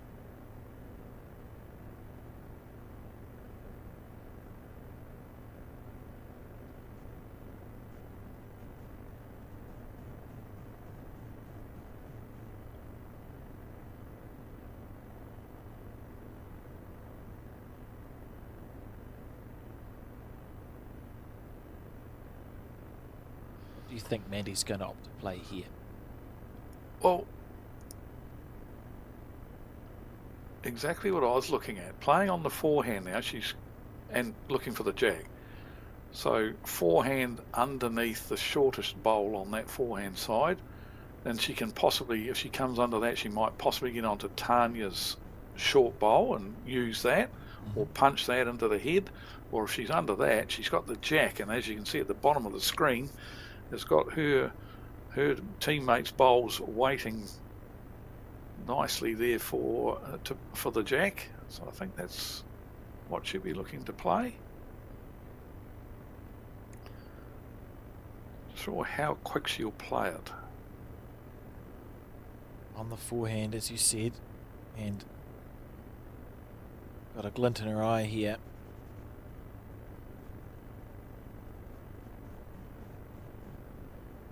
Controlled weight. Controlled. Or she might have pulled this a bit. Yeah, that's going to sail across. That weight was so that her jack, that gave the collision bowl all the chances of the world of following it through square instead of shearing off. And Tirangi here, this is a golden opportunity for them to find their way. You know, it's not even halfway through the game yet. There is ways back in to it. But you have to start somewhere, and by scoring a 3 would be a good place.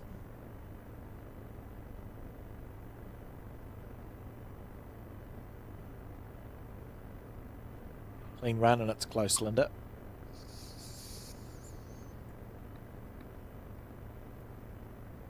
So now we will see whether the jack is delivered short or long.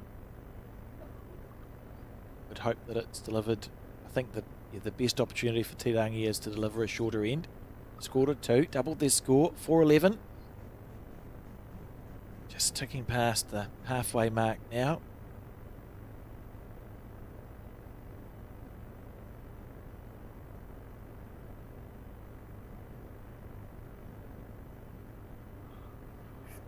As we relive this very good bowl from Linda. That salvaged the end, really. It changed Mandy's shot. She was sort of narrow all the way. The moment she let it go, she would have known that was underneath the line.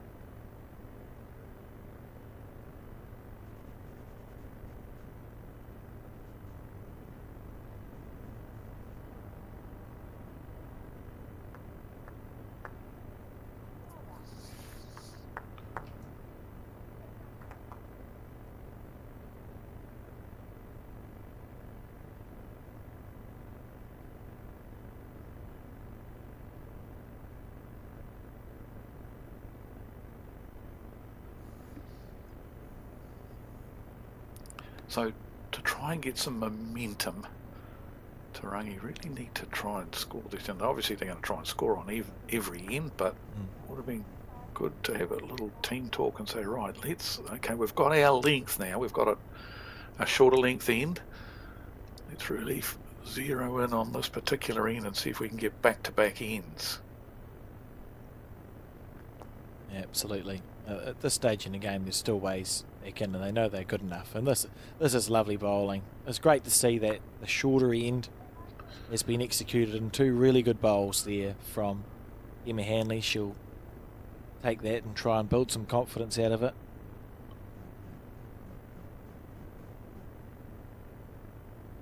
Stuff.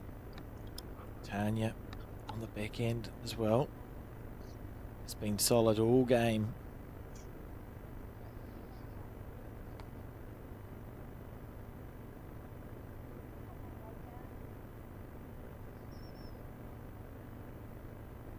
Now it's Karen on her forehand.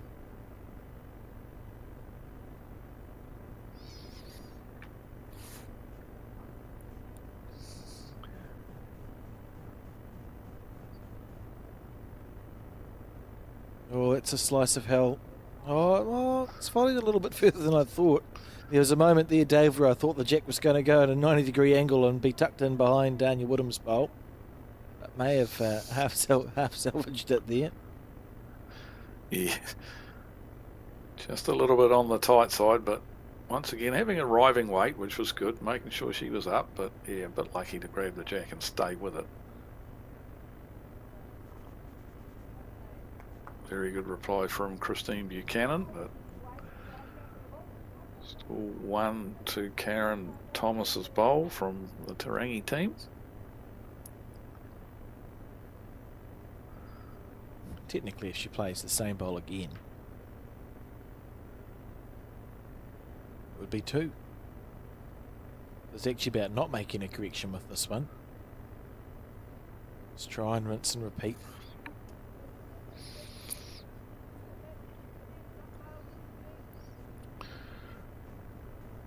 Comes back directly behind Andy in that last shot we just saw. Imagine that she would have seen or watched quite a lot of bowls, both Mandy and Angela, over the years. Oh, just sneaking past. Linda essentially saying, you pick your hand and just please draw a second shot.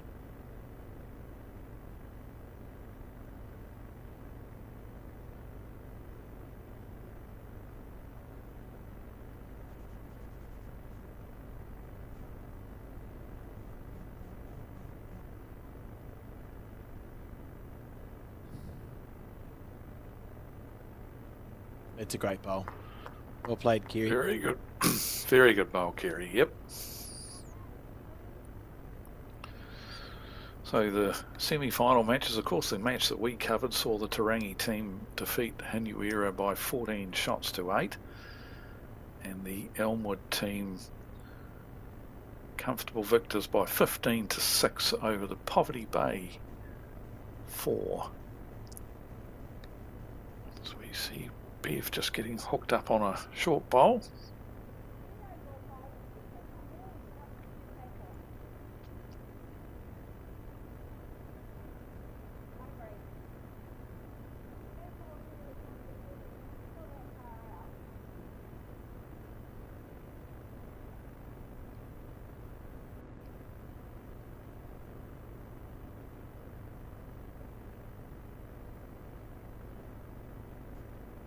The back end. How's your weight, Kerry? Oh, that's 2 absolute. That's really good. 2 brilliant bowls. Awesome stuff. One on each hand too. That's great. You know, if you're going to make your way back into a game, trailing 11-4 after 7, that's a pretty good start to it. If they can hold on here, Kerry Heffer is absolutely up for it.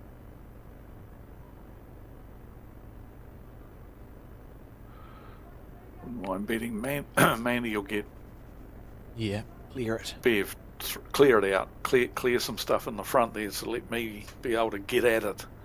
So looking to play right through this. Clear it out. If you get something square, happy days. He's done that twice on the forehand. Oh, 3 wicks. 1, 2, oh, just about went around a semicircle and back up the head there, Ev Morrell, but hasn't changed the head. So Te Rangi crossing over, holding a 3. And in the process of finding themselves right back in this game. It's a brilliant head for the Te Rangi team because of those 3 short bowls. And they'll be further back than they look as well with the cameras. They'll be quite spaced back. That's a great angle there. You can see just how far short they are of the head. Chances of getting one of those square and disturbing the head is low. But you'd probably still play it, but it's looking good for Te Rangi at the moment. Dave, what would you play if you were Linda here? What's the best shot? Well, I'd draw another shot. I'd try and be past it so that we're not giving any more bowls there for Mandy to perhaps use, but I'd definitely I'd just be drawing. I mean, at the back, they're pretty well covered. They've got things matched up out the back. So I'd be drawing another shot. Yep, try and add a little bit of pressure. It's not going to make the head worse. That is what Linda's opted to play here, and this is a good bowl. This is a good bowl. Yep, nice shot. Yeah, that is good. I mean, just a shame that it got locked on. If it had just snuck past the bowl that it rocked on, it would have been even better. But still, Mandy's, she can see now. Well, what would be interesting to know is if Mandy played the split between Linda's bowl and Harry's bowl, how far up the green is the jack going? Now to the right as we see it. It looks like it's going towards Bev Morell's bowls to me. And if she's narrower, the jack then comes back in that 6 o'clock direction. So maybe very tempted to play the backhand here. I think she is. I think she's looking to play controlled weight. She indicated she was going to look at trying to get round the widest of the short bowls. And if she's tight, she'll get rid of it and be able to have access with her second bowl. But oh no, she's going a lot quicker than I thought.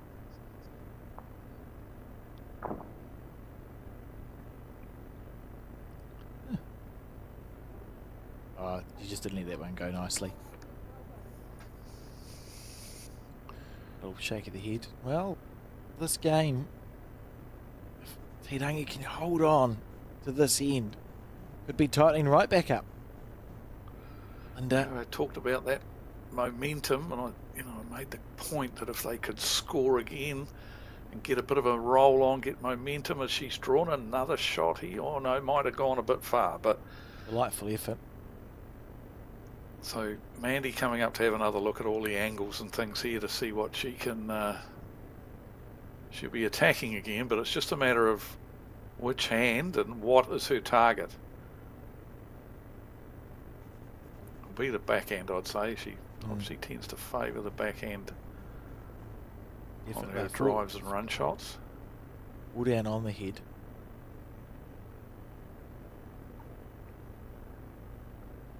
Just asking on the peripheries. So just checking that 5th shot, I think. That last bowl of Linda's, I think they were just checking to see whether that's in the count as well. I think it looked to me like it ran too far, but so this is a huge bowl in the context of this game. We're either going to have a 3-point game, 11-8, or if Mandy can kill it or get rid of some of the shots, something. So this is a very important bowl in the context of this game. She's really confused as to what shot to play, and that's never a good thing. What she will make sure... contemplating. Yeah. She'll make sure she's got one shot in mind when she goes back down to the head, but it is... Yeah, that's the important thing. You make your mind up, but then once you've chosen the shot, you've really got to commit to it. Quite often when you're spending this much time mulling it over, it takes a bit of training and expertise to ensure that you do lock in the shot that you've decided to play and stick with it and execute it. Quite often there's still mixed messages running around in your head. So she's doing the right thing, taking her time off the mat, getting her thoughts sorted as to exactly what she's going to play. Right, I know what I'm playing, now I'm committed to it. Here we go. Forehand shot. Massive moment.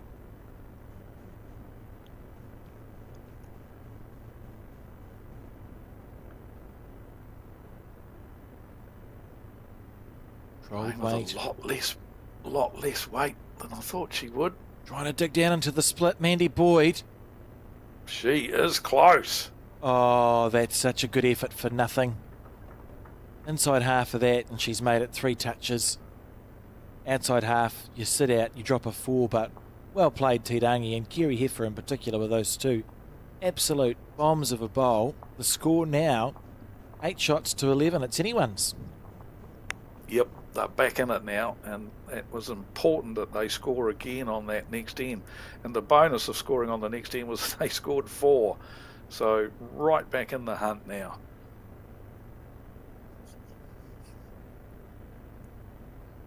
Look at this from Kerry.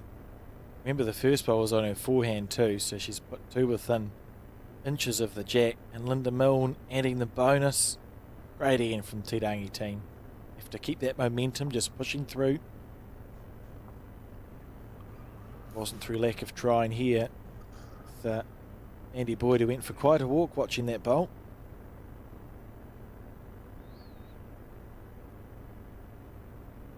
Emma has been warming to her task with these slightly shorter ends. And again, the bowl's on a very good line. This is good stuff. Oh, it's got a feel to it this game now. That's better from Emma, definitely.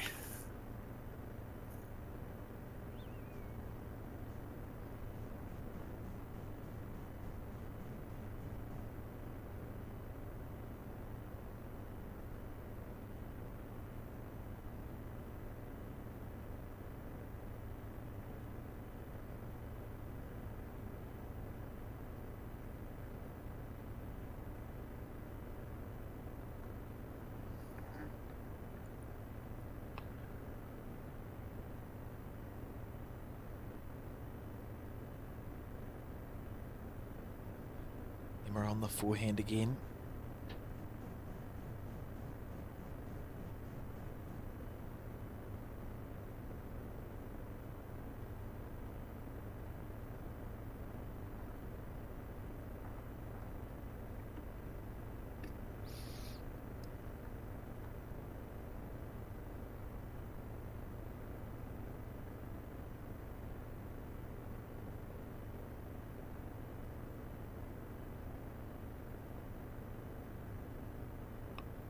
Tanya, the backhand again. That's 2 brilliant bowls from Emma Hanley. It's sort of back to what she was that first 2/3 of the semi-final, and from those lead bowls, everything else sort of starts to flow in a fours game. It's great news for the Tirangi team.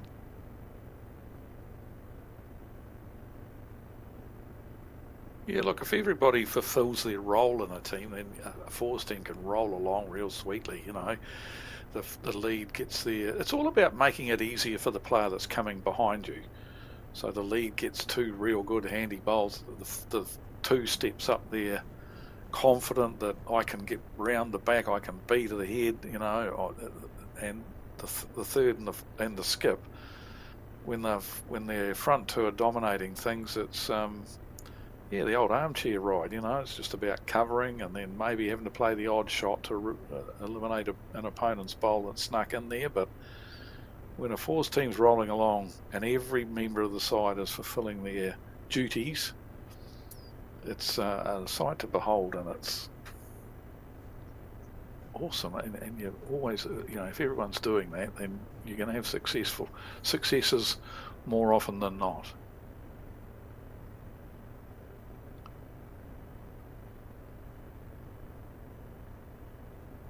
Needs it to hold. Oh.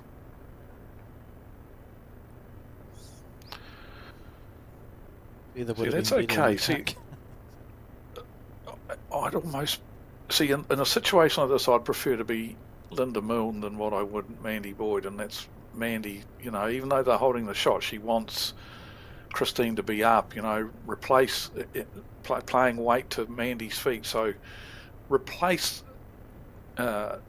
Tanya's bowl with your own. If you're just missing it, you're going to stay on the head but be behind, you know. So at the moment, position is A+ for Tirangi, even though they're 1 down.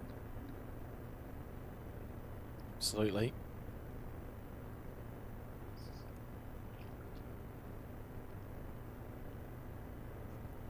Oh, Kerry. The dizzying high bowls is one of those games. Previous 2 bowls perfect. This one has gone okay, but she would have known the moment she let it go that it was narrow.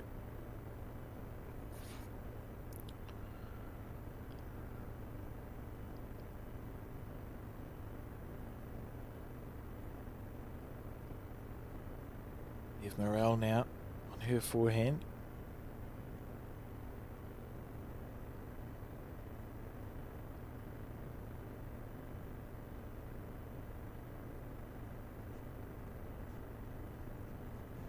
Here's an opportunity for Kerry Heifer. She had lovely speed with the first attempt. She just needs to make the adjustment with her line. You can just sit the shot bowl through and stay there.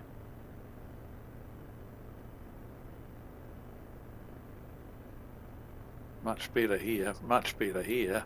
It's a very good bowl. So Casey, they've now got 1, 2, 3 in a look seconds. One very lonely bowl there for Mandy Boyd. The head continuing to build, isn't it, as we talk about. Wouldn't for Bev to try and get a second shot on.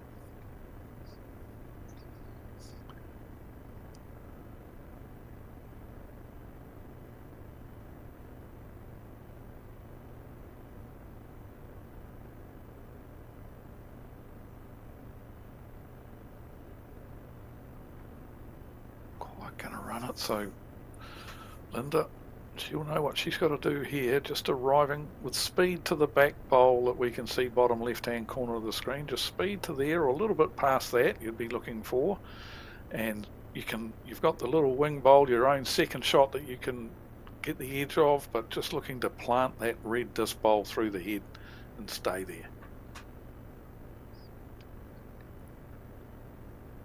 Walk back.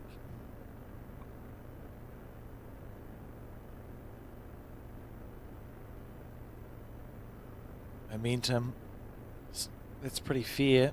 Te Rangi with more momentum than Elmwood Park, really. 53% to 47, and you can see they've scored 3 of the last 5 ends. That's why it's really important that Linda plays this shot for them to keep the momentum going.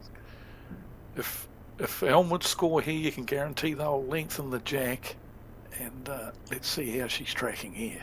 They're interested. Oh, she got it. She got she got their second shot on the outside, which achieved the same thing. Popped the shot bowl off the head, and they're currently sitting 3 in a look. and it was vulnerable, wasn't it? They really taken the opportunity, Te Rangi, and right back in this game. 11-2 it was. So 2 big bowls here for Mandy Boyd now. Can she rescue her team again?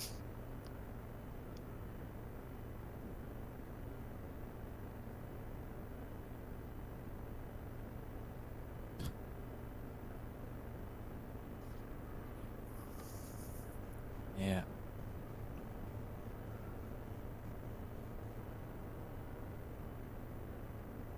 She might choose to whack this. She might be driving here.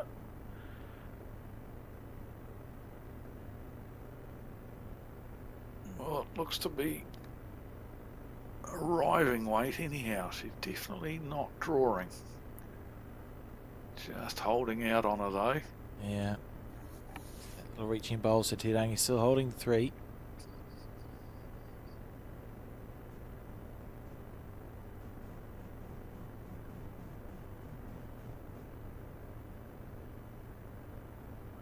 The one thing Holes probably here bowls. that, yeah, there's holes there. The one thing that Linda probably doesn't want to do here is actually sit one right on top of the jack. Leave those holes there. If Mandy's think so basically Mandy would then have the option of, well, do I play weight again to try and land something or get the jack, or do I just draw to save? If you stick it, if you fill up those gaps, Yeah, you don't want to incentivize. You don't want to incentivize a player who is very accurate with weight into having a pocket of bowls to hit with weight. It's ideal to leave the head as it is. It's pretty good for Te Rangi, Because even if Mandy does draw the shot, it's hard to lock her bowl in. Although she's got last bowl, doesn't she? So that's... She's got last bowl, yeah. But Need it's another only cup of one. coffee. If Tarangi should be thinking, well, like if Mandy draws it, we dropped to 1. We're still right in the hunt here. But if we fatten it up and she She gives her the option to perhaps killing it, she's close to drawing another shot and doing what we said we didn't think was a good idea. But she's hidden it behind the orange good bowl. short bowls. So, yeah, well played. Good shot. If you're going to draw the shot, you may as well draw a perfect front toucher that doesn't make the target any bigger. So she's not made the target any bigger at all. That's great stuff. What a few ends from Te Rangi we're seeing here as Mandy makes her way back up. You're almost drawing for second, aren't you? What would you play, Dave? Yeah, I'd be drawing for second. I mean, look, last end she attempted the draw. She played it exceptionally well and was unlucky not to get a result. I think I'd draw comfort from that bowl, and I'd be drawing again, and drawing for second shot. Choose the hand that I like the best, the one that I've been know well enough, and draw second shot.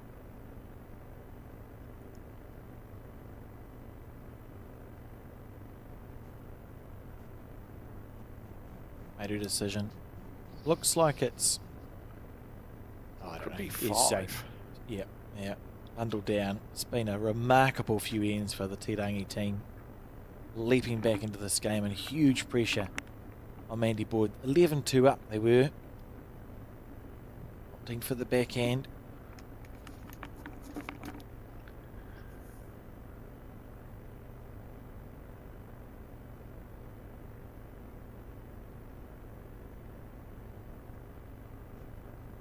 Well, it's going to be another bundle, Dave. And what a turnaround this is for the books. 1, 2, 3, 4. Is it 5 shots? The Te Rangi. Looks Linda like it to me. cannoning the shot bowl out with her first bowl. Drawing a front toucher with her second.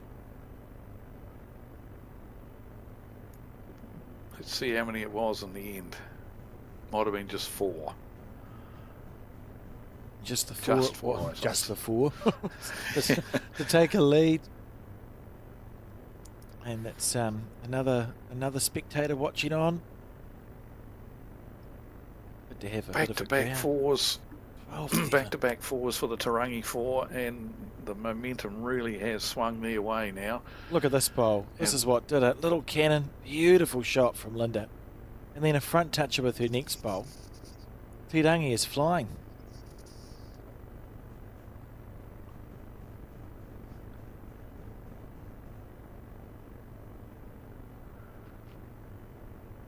Ten shots and 3 ends has put them with their noses in front, and the big thing once again is that they can control the length of the jack.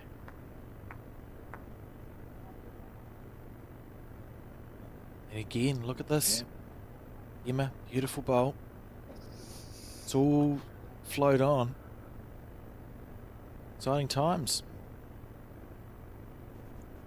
Dare I say, a lot of this has had to do with how well people throw the jack too. Emma's able to throw that short length end that she loves and the rest of her team loves. So the importance of being a good jack thrower is to the fore here.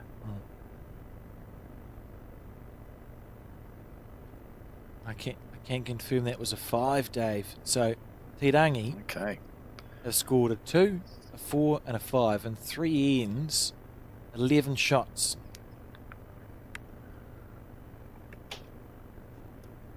It's a very impressive rally at this midpoint of the game as we reach the last 6 ends.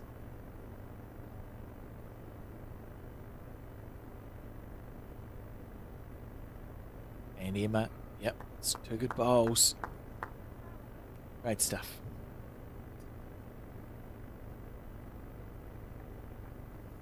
Now we play a fickle game.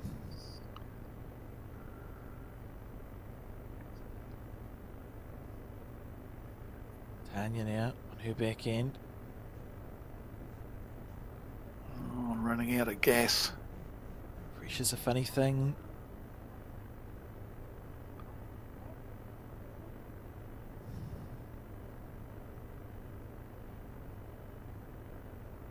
Aaron.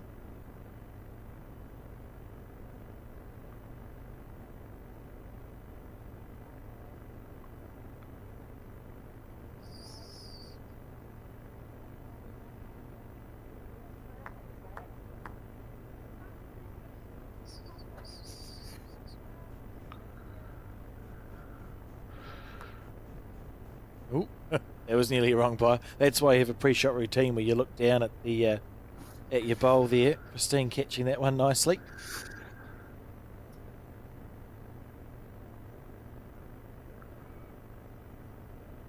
Well, this is fascinating, Dave. Stayed up on the paddock, that's okay. Totally switched around this game, hasn't it? The momentum and everything else. It has. I think bit of frustration starting to show as well with the Elmwood side.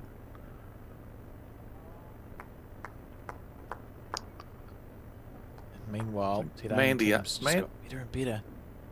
Mandy asking Christine to arrive, but definitely didn't want her arriving with that much weight that she had with her first bowl. So see if she can make the adjustment here. Oh, she's cut the grass this time. Just not... The head's just... Yeah, it's interesting. Very interesting. Started off so well, the Elmwood first 4 bowls, but it's just... Certainly Te Rangi getting the better of them.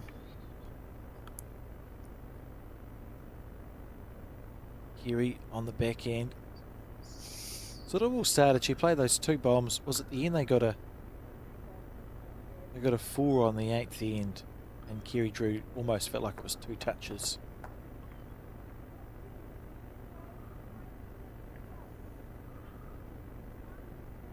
That's just a bowl deep.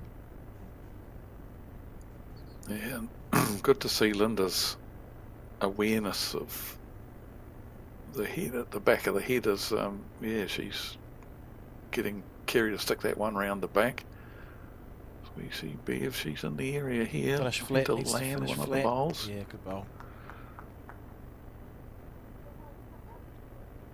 It's nicely played. She'll be pleased she didn't lose that bowl off the head.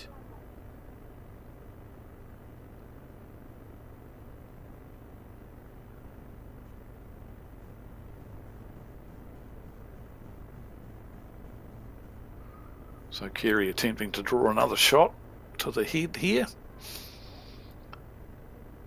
Yeah, not too bad, just gone through a little bit. For Bev, it's just about giving the bowl a little bit more space to breathe with this one. Yep, More looking green. to turn Tanya's white bowl down or roll it over a couple of times is all she needs to do to get the shot here. It's in the Or area she too. can come under that and get the jack. Oh, left it behind, but that's a well played, 2 well played bowls from Bev Morrell. And needed to play them too, because at the moment Elmwood Park are in a little bit of a free fall, and Te Rangi's feeling, well, they must be feeling pretty good, Dave, having had that run of 3 ends and continuing to make hay while the sun shines. Well, they dropped that 5 on the 6th end to go 11-2 down, but they didn't drop their heads. That was the good thing about it. They fought straight back, scored the 2, and then through the length that they love playing, and got 9 shots in the next 2 ends. So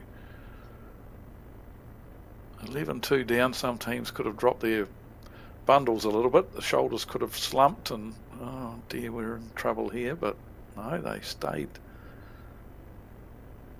positive and got the desired result over the next 3 ends. Yeah, they've been committed to their shot selection. Like the 5 they dropped, it was a very low percentage shot selection where Linda drove at the jack twice. This could go unlucky. Ooh, it was very stressful. Linda drove twice, and I mean, it was hard to see how the shot was on, but she was very committed to it. It was almost pleasing to see. She played it with her first bowl, and then didn't go, oh, maybe I just need to bloody blah blah. It's sort of like they're committed to their shot selection and committed to what their game plan is, and they've recovered well.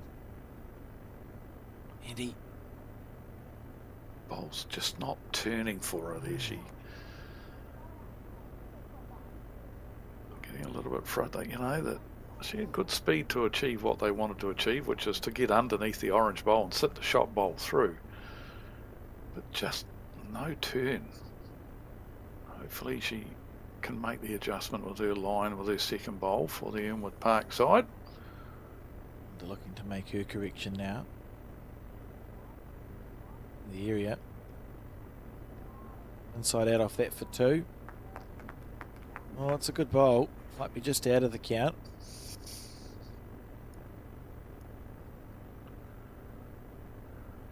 Andy on the back end.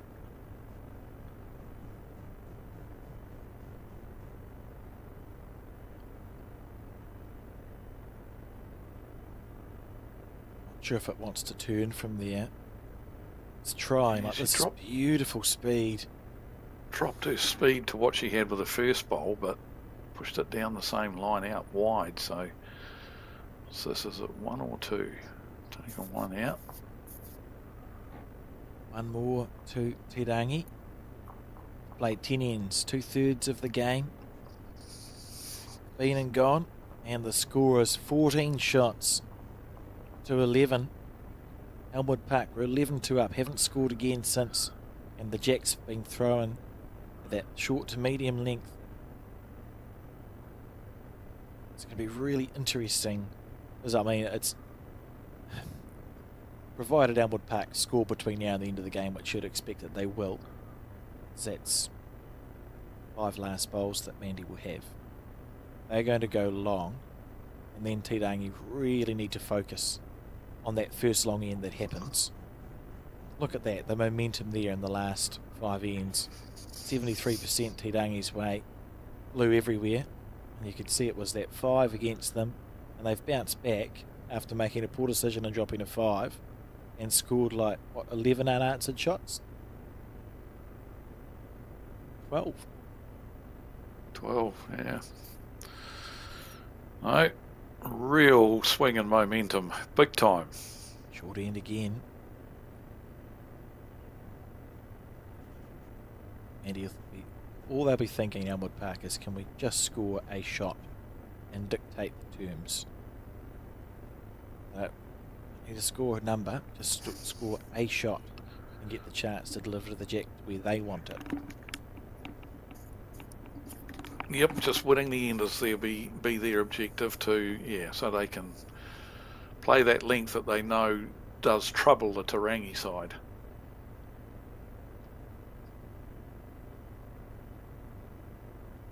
Emma Hanley.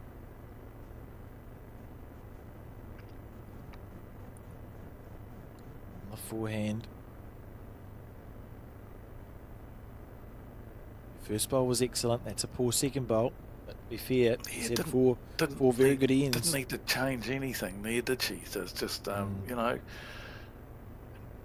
played exactly the same bowl was all she needed to do, but she tried to make the adjustment to drop them right on top of the jack and consequently left it 4 feet short.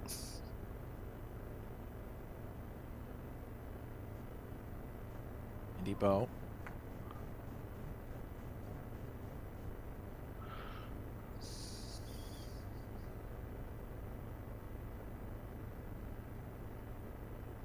Seeing Karen Thomas play some lovely bowls in the last 2 games, and here's another one. Yeah, very nice. Well played.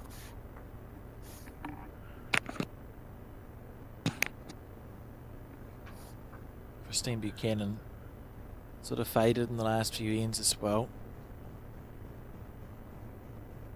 I lost a few bowls with weight, sort of overplayed them, so she'll be looking to settle back down. That's a handy first bowl for Christine. Half a bowl low. Sure.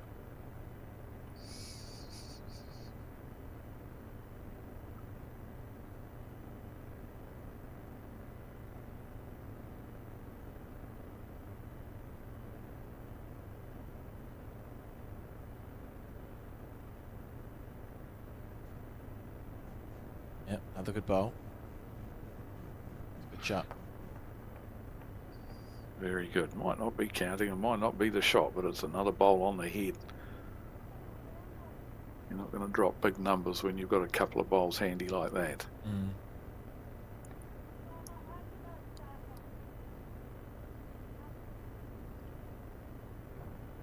Steen just making sure she understands what she's been asked to play by Mandy. It's just a very similar bowl to her first one on the forehand.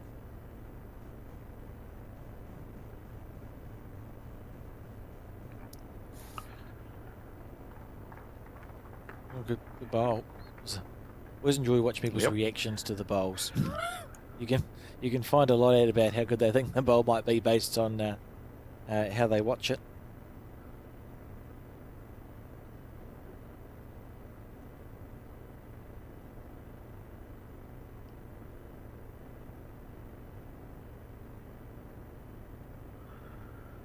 He ended up on a good home, that one for Kerry. Not what she was trying to do, but got second prize out of it.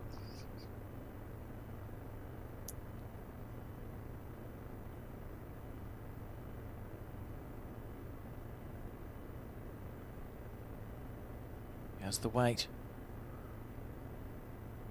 Yeah, Well, pretty good. I'll be thinking, Just is this the framed end? it a little bit. Is this the end where Elmwood can get back on the scoreboard?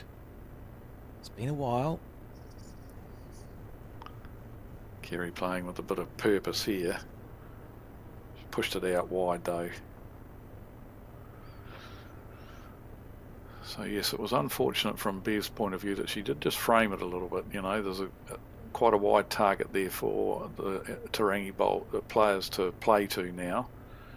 And they've got the security of having a few just behind the head, you know, that metre or so behind the head. And that's the weight that I'd have been playing it with. I think Kerry just overplayed it a little bit, played it too quick.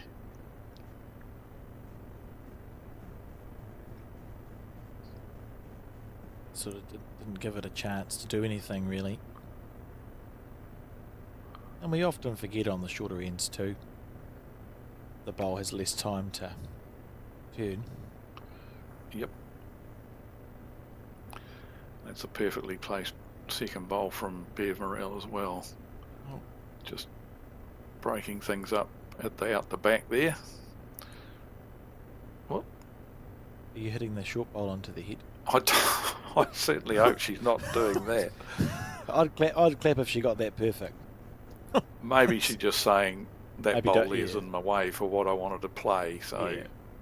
I would imagine that that's probably more accurate. It was quite surprising to see her place her foot there, Dave. Yeah, I think she was wanting to play the backhand because the trail on the backhand is a lot more profitable for them. Oh, and has not missed a lot in the last four ends. Playing the correct end hand, that's for sure. Just pushed it out a bit wide as well, turn. I think. Oh, you can see the frustration there. Once again, I think overplayed it. Too much weight. Needs to be a lot less than that. The key thing for her now is that she has to decide what adjustment is she going to make. Adjust just one thing. Play the same weight but bring the line in, or play the same line and drop the weight. Don't try and make two adjustments.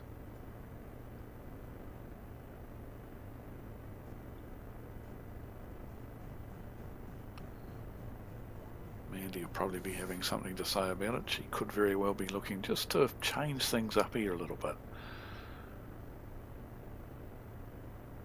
Oh, she's just going to hold out. It's not wanting to turn on that side. Holding 2.5, the Elmwood Park team. Leading Okay, 11-2. see what sort of adjustment Linda makes here. Oh, she's going real quick. Same weight, but this green. Oh goodness. Oh, it's actually this. It was more weight, wasn't it, in this green? So it's to be fair, she's played 4 excellent ends, but that's 2 bowls she'd like to have back, I think, from Linda Milne, and Elmwood Park, this is so important this next end. Elmwood Park are going to score. They're going to deliver a long end. That's the first important part. Is their lead needs to deliver a long end, and then it's how can Te Rangi cope with that? Because we know for the 11-2 up that Elmwood were, it was on long ends, and we saw a lot of short bowls from the blue stickered team. You need to add a bonus.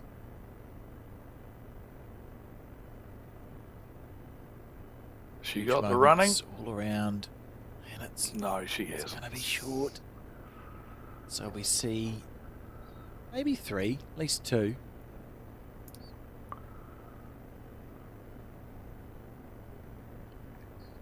Let's wait for the scoreboard to be updated before we confirm that.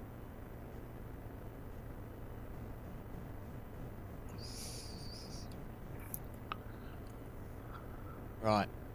Look at the skips walking back. They know where the jack's going as we relive some moments from that end. That was this bowl from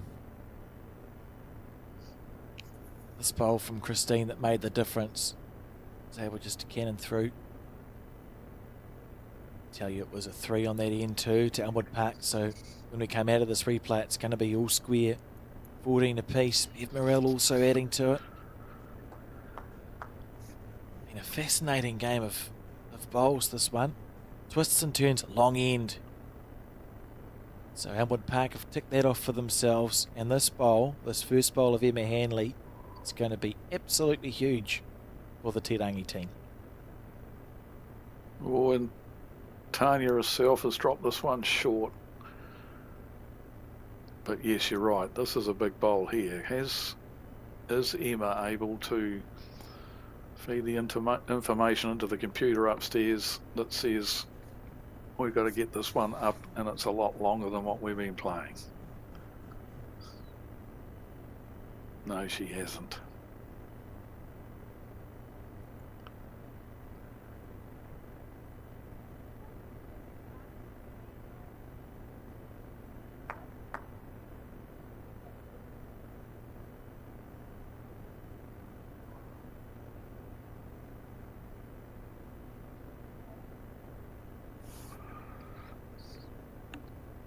Tanya with her correction.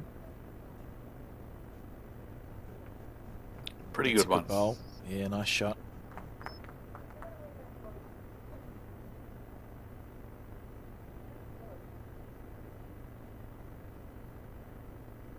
Fascinating game.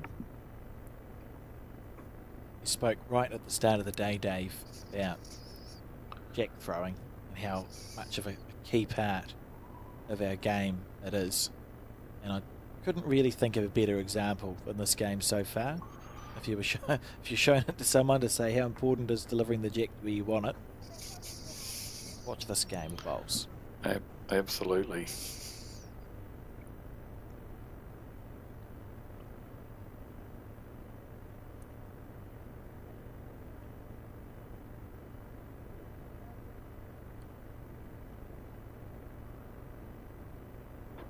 There's another good one coming in from Christine Buchanan.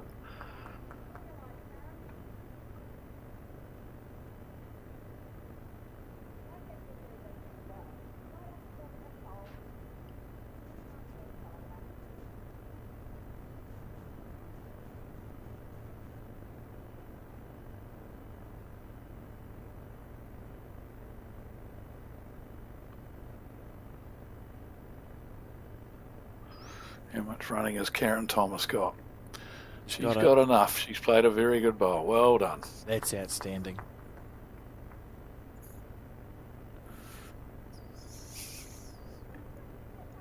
That's outstanding from Karen Thomas.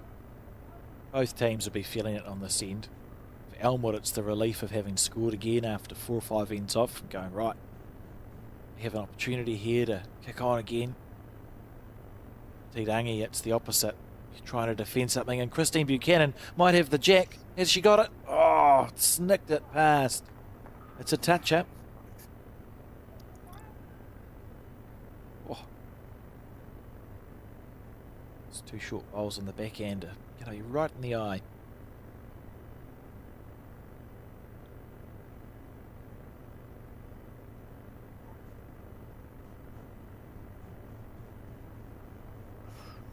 push this one out a bit wide, I think. Oh, it's still turning. Goodness, Oh, that's, look at it coming back. it's turned a lot. Aaron is using Vector VSs, and that's why they turned a lot. Interesting, because the GTRs are a more turning bowl, but they certainly aren't. Mandy and Kerry have been using those, and on that hand, they certainly haven't taken that line, so the VSs are wider again.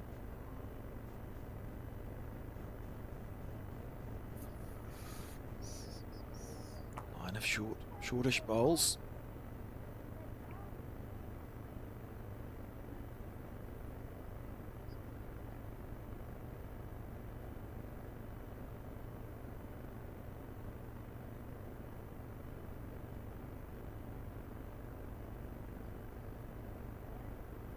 Clean run is okay if it stops.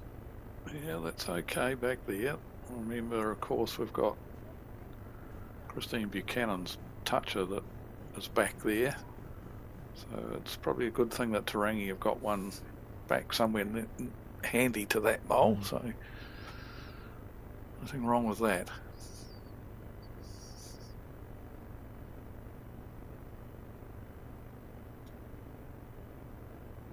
It's in the area if Bev has the running. Smidgen more. Oh, it's a lovely try. 2 blue stickered bowls and 3 red stickered ones around the first 5 shots.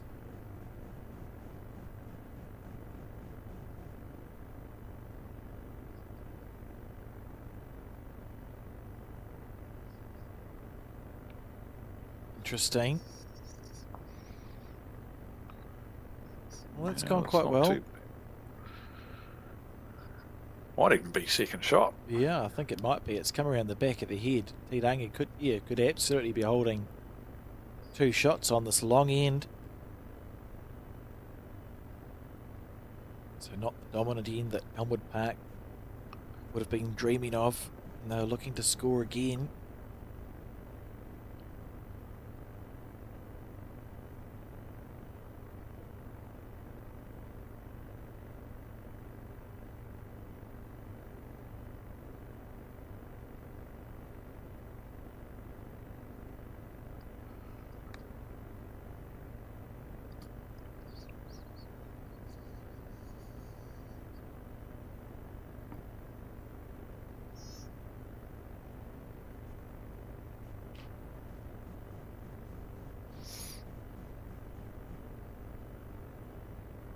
She's close here.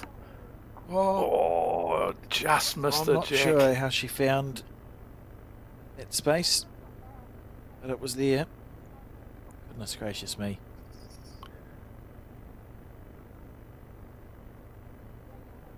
Shaking her head in the background there with a hand over her mouth. I think she's wondering how she missed that as well.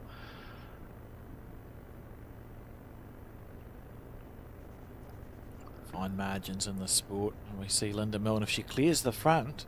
This is close if she clears the front. Oh. Oh.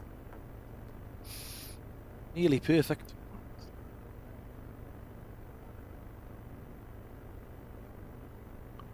Same shot. She just said, I'm going to play. Do you want me to play the same shot? I think she said.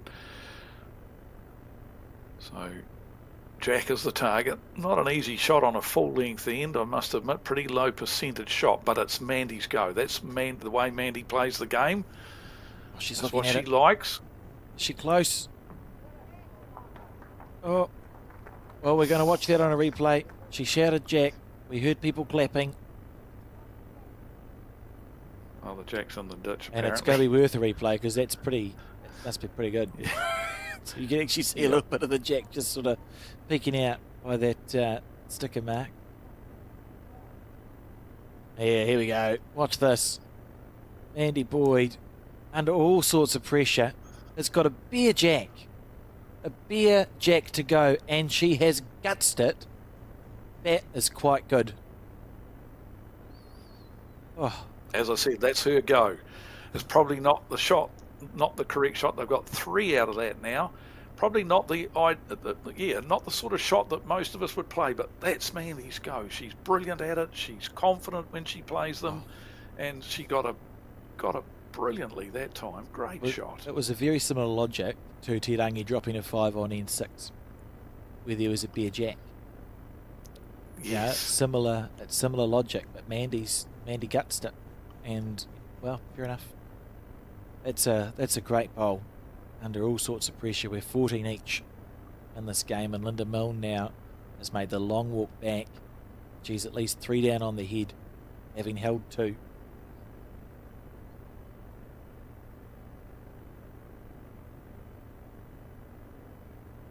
Huge bowl.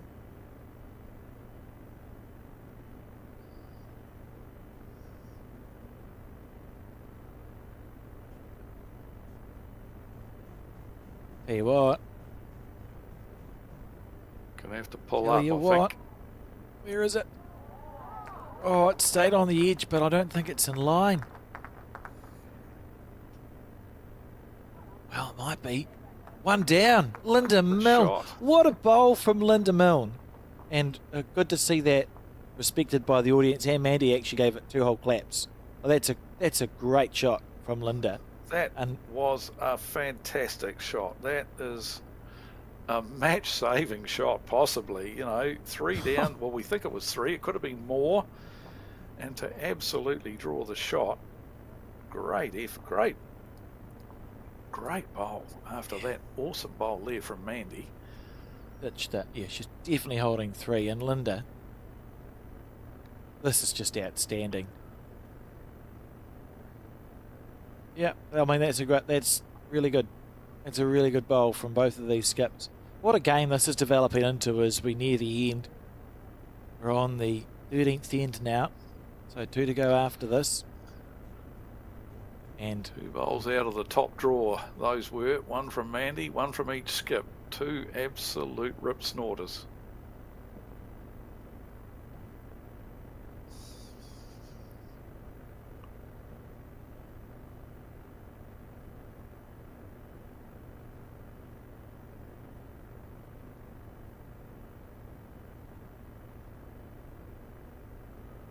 So this is a little bit longer than what the Te Rangi team have been playing when they've had the jack.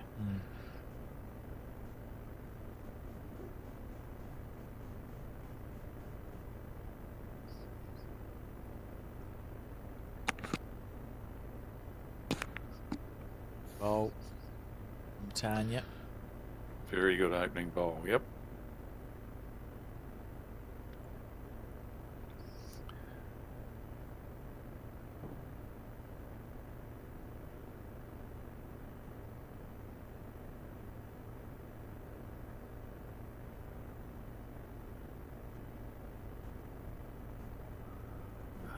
She's not here again. So 2 things about that. 2 very poor bowls, first and foremost, but secondly, I think she's thrown that jack too far.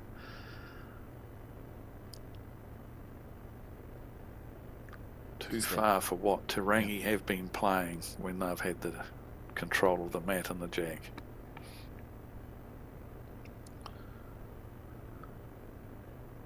That's excellent.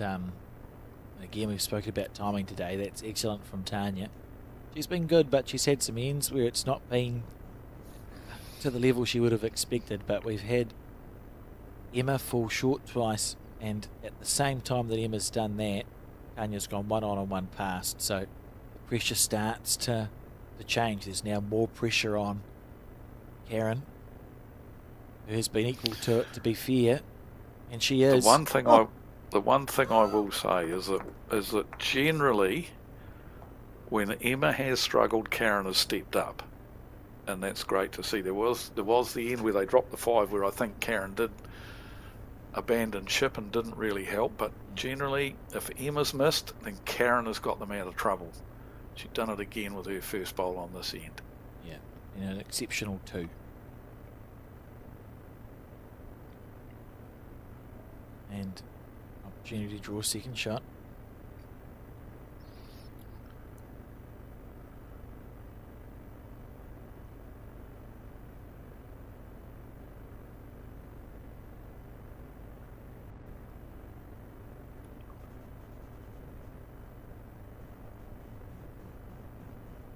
As you wait.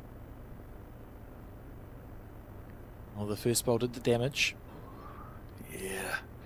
Nothing behind the jack, though, already for Tarangi. The warning alarm bells should be ringing again for Linda. Can See, you Mandy already asking for almost ditch weight from Christine. It's very important that this bowl. Oh, she's very close. At least it's out of the way. Very close. Lovely effort.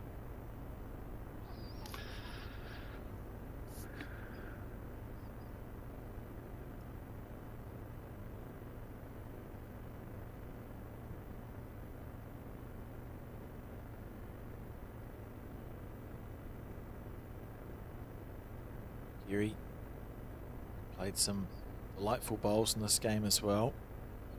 It's another one. It's a very nice shot, or a handy shot for two. Sort of comes down to this next bowl of Ev's how handy it is. I think the big thing is now that Kerry's second bowl has definitely got to be over the head. Yes, They've got two good shots there now. Bev has missed this again. Has she got the second shot? Yeah, she's poked the second shot out, but that's more stressful than it was. So that might mean Linda wants her to get another bowl on the head, and so they're a bit betwixt and between here. If Bev had missed with that shot, then they would have been going round the back. But now that they've only got the one bowl on the head, oh, this is not good either. This is not good. I want to pray for Things an are looking. oh dear. Things are looking a bit fragile for Tarangi here. The hearts and mouths Sure, all over the place with this one. Sure, they've got the shot, but I think I'd rather be in Mandy's shoes at the moment. Yeah.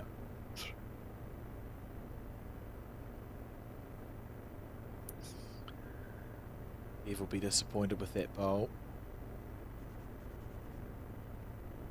There's one or two, I suppose, but it's a very isolated shot bowl of Te Rangi's. And here we go. This is the win likelihood predictor, and it's 61% in favour of Te Rangi, according to our soon-to-be AI overlords, Dave.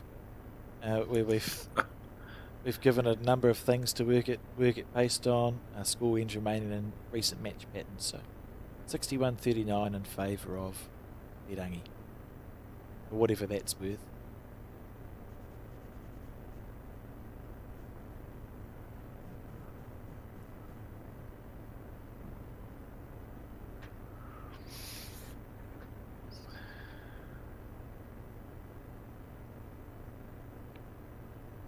Clean run. Oh, I feel like I've said it a lot this game, but here comes a big bowl. Yep.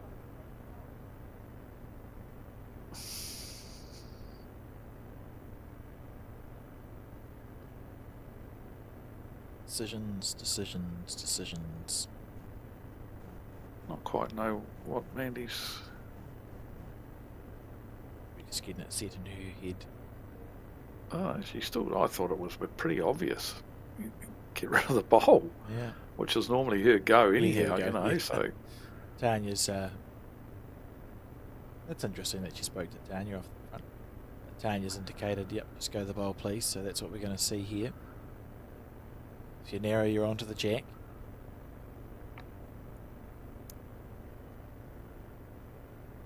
Smooth as silk, and it's close, it's trying to turn. Oh, it's maybe one bowl wide there.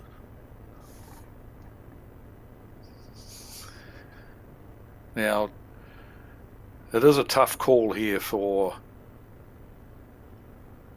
Linda.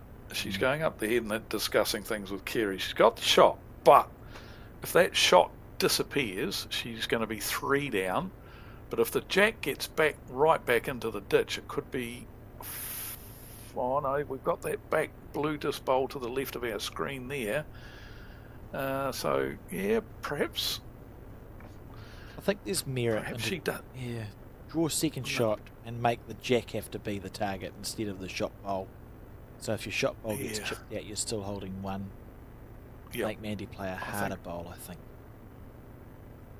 Yep, I think after looking at that head, that's what I'd be doing. Drawing a second shot here. Trying not to sit it beside my other one, but draw a second shot.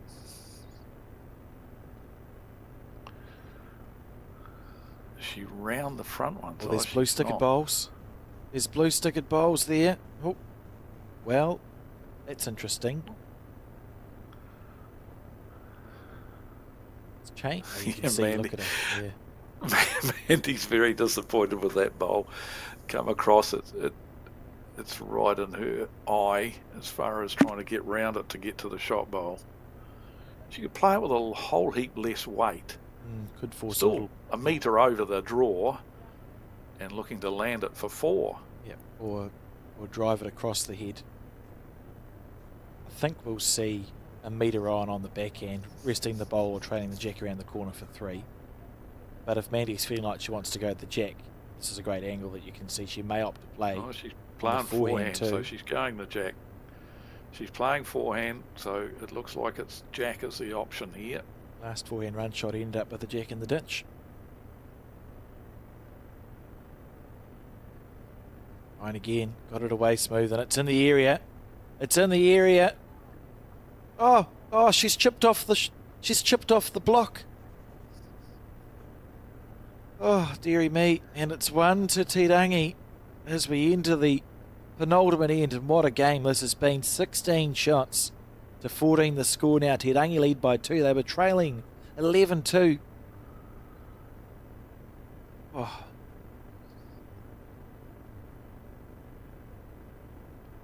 I think they got out of jail there, Te Rangi. I think they were a bit lucky to hang on there. They were clinging to that shot by their fingernails, but and it ended up being the blocker that Linda with her last bowl shunted across. It's a fickle game, that isn't it? became the bogey bowl for Mandy, and she couldn't get past it. Yeah. You've missed what you're going for by a little bit, not much. You had a good weight, and have landed not only in a place that stops the backhand bowl or jack, but has ended up stopping your forehand jack in the bin. If that bowl's not there, Mandy's chipped the shot bowl out clean as a whistle. Absolutely. Yep. Absolutely. What a sport it is that we play, Dave. Intriguing games like these, I love it. It's an awesome game of bowls, this one. Do the difference. And after this, of course, New Zealand viewers, you get, I think it's 2 hours off, then we're all going to be tuning into our television sets to watch the 2 para gold medal matches that are at the Commonwealth Games. Very excited for that too, as we see Tanya Woodham play a lovely bowl. Mark Noble and Kurt Smith and Julie O'Connell and it's a bit longer than I thought, and Terry Blackburn. So at 9:25 New Zealand time, Terry and Julie play their gold medal match, and then 10:50 Mark and Kurt play their gold medal match. So maybe we actually have time for a bit of a nap between now and then.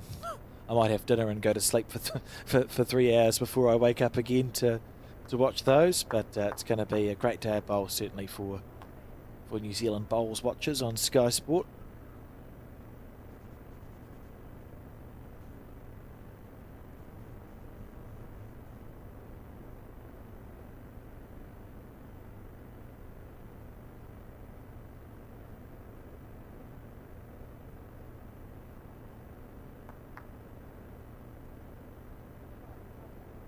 Nice second bowl.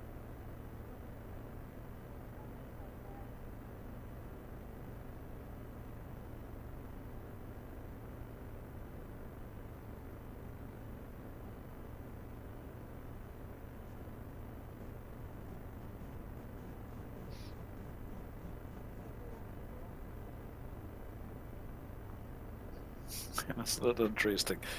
Emma has successfully drawn the shot, and Karen drops hers short. So it's almost like she relaxes. When Emma misses, she really focuses because she knows she has to be there.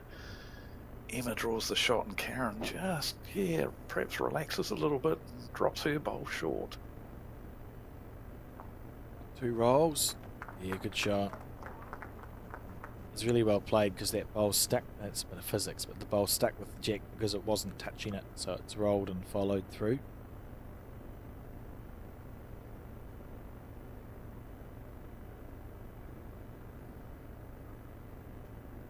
This is better from Karen. This is a pressure. lot better from Karen.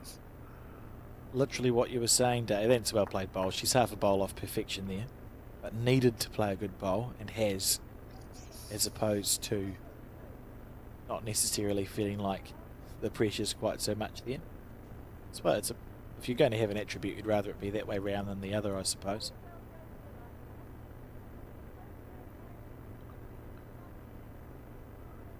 Lovely. I like that really clear direction from both Mandy and Linda. Have been excellent as skips and explaining what they're wanting from their players. And Christine Buchanan's played it well. That's what Mandy was asking for. It's in the area for good results, and it's finished in a lovely spot. Once again, Tarangi in trouble behind the head.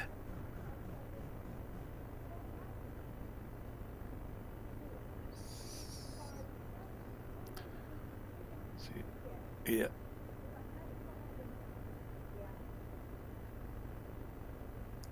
Pretty good there from Linda. I don't mind if you're behind, be behind definitely. But if you can draw the shot, that's a bonus. But if you can't, then be behind.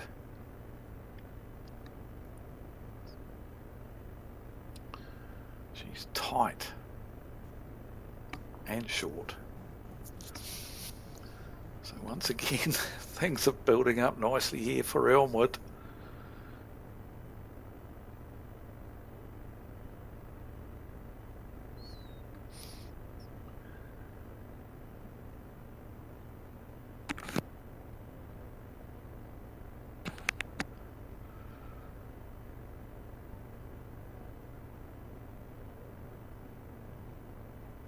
That's interesting. Probably quite a short bowl. Probably is shorter than it looks from Bev.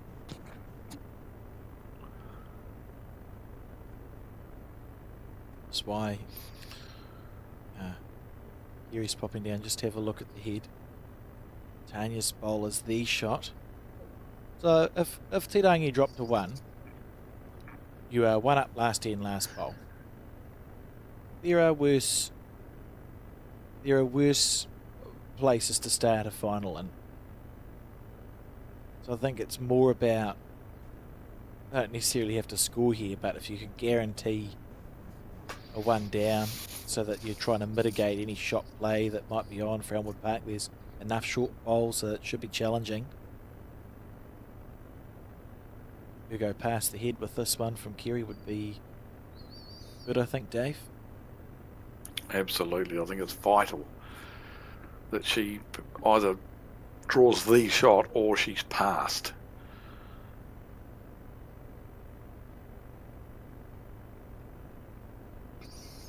And she's the latter. She's passed. So Clean run. probably a bit wide though for where they really wanted it. Needed to be back on the centre line, but at least it's passed, I suppose.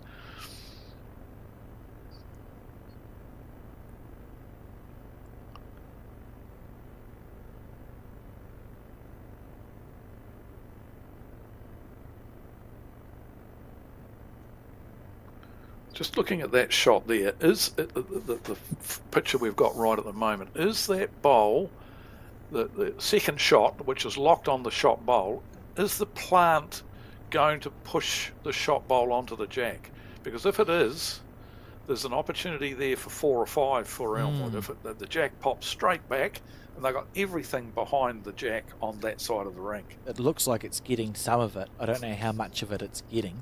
Oh, they're not touching. There's a bit of a gap. No, they're not. It's great camera work, whoever did that. It looked like it was a plant with 2 bowls touching. So, if they were touching, probably Dave, yes. But we now see that it's not quite on. It's not touching. Yeah, yep.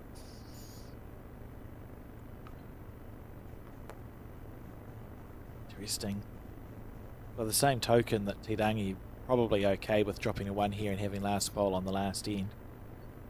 Mandy, a great shot player, and you can see all the shots in the book plus a few.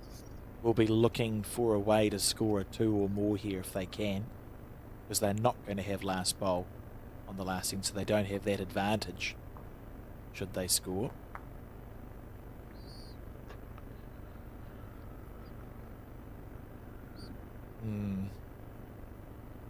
I still don't mind the idea of just arriving on the forehand. You could create something. And if you've got the outside half of the bowl that's not quite on the plant, it's more likely to, you could fold stuff open and create a target area for Mandy to trail it back if she's looking to make a number, perhaps.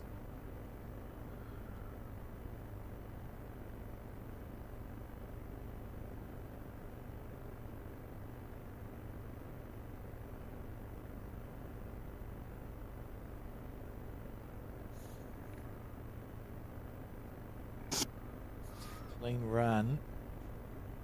That's a handy bowl there. Yep.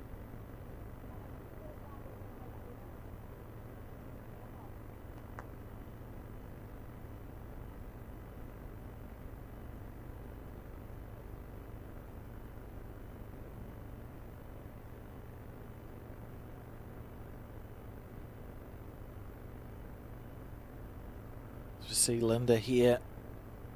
Well, she's overplayed it. I think Mandy's going to have a look. You really want to make more than one here, Dave. What do you see?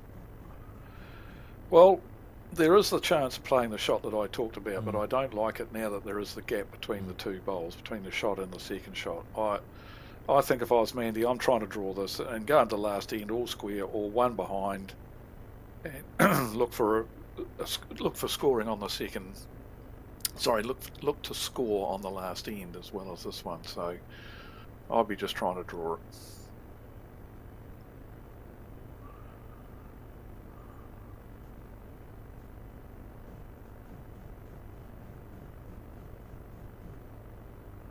Had a look at the head and decided what to do, and it's going to be the difference between being all square without last bowl or one down without last bowl here.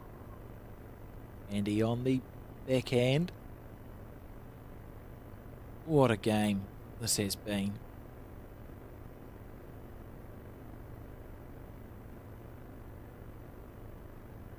Put it away. Oh, doesn't like it.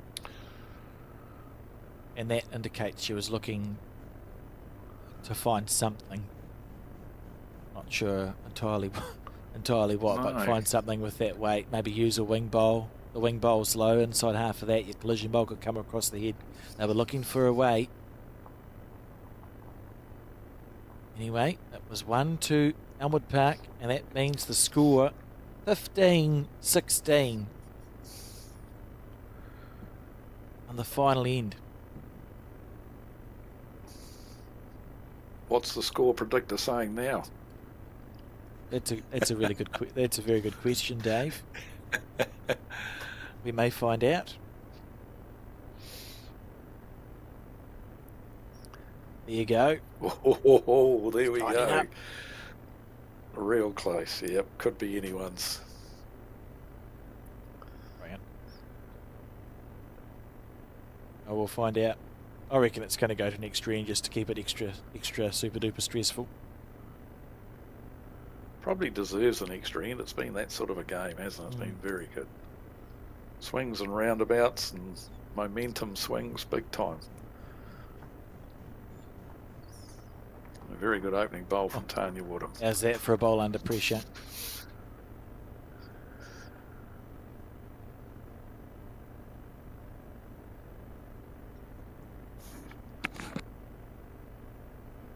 A little surprised to see Emma on the forehand, but it doesn't matter, I suppose. He's just looking to be in line and past.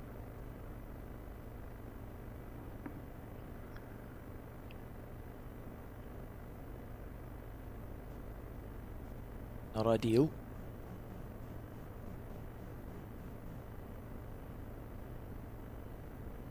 Andy being very clear where she wants this one.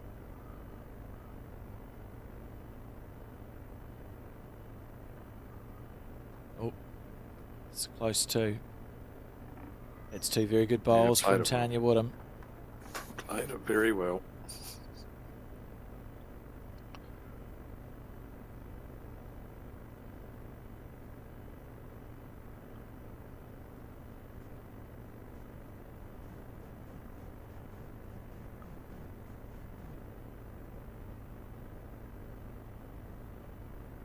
How's the weight? It's the right green. I'm just not sure about the weight here. Oh, dear.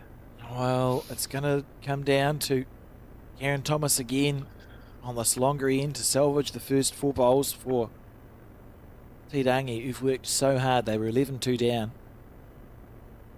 Got themselves right back into this game, leading by 1 last end, and they have last bowl. Not that you ever want to play. Not that you ever want to play it when you're up last end, last bowl, Dave. You'd rather just go thank you for the game.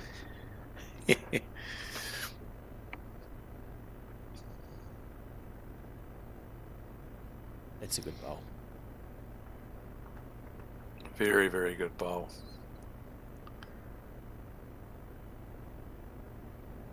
At some point, Te Rangi is going to have to play the back end.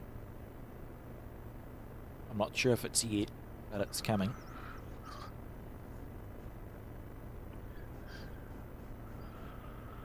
This bowl has to be up.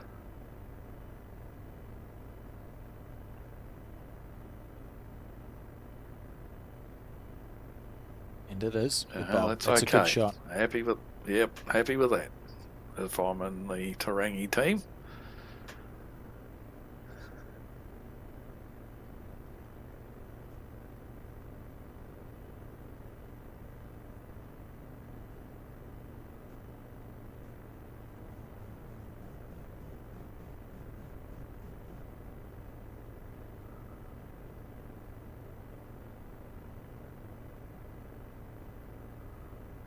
Needs to change. That's a better bowl than it looks from Christine Buchanan. The head's not quite as framed as it was, and the jack, instead of going square back to the blue stickered bowl of Karen's, now has red stickered bowls in between it and that back bowl. Excellent bowl. Changed the head nicely. Very, very good.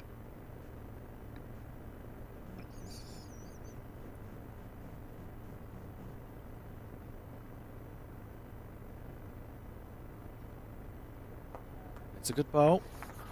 I've been impressed with all 8 players, but in particular, Karen Thomas in that 2 position has been a textbook 2 for 30 ends now.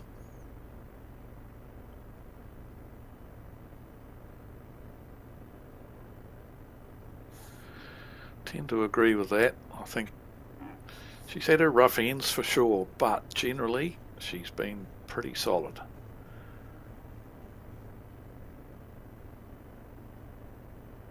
She's really come to the fore when Emma has missed up front. That's for sure. That's been her big asset for the team in this game.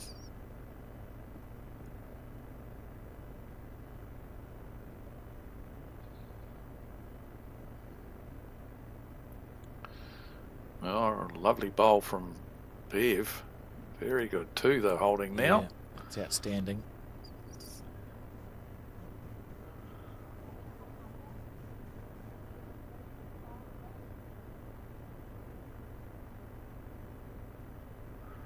Yeah, I think I'd be attacking this now. Playing with good solid ditch weight. She's under the head though. She's gone way under. Is it?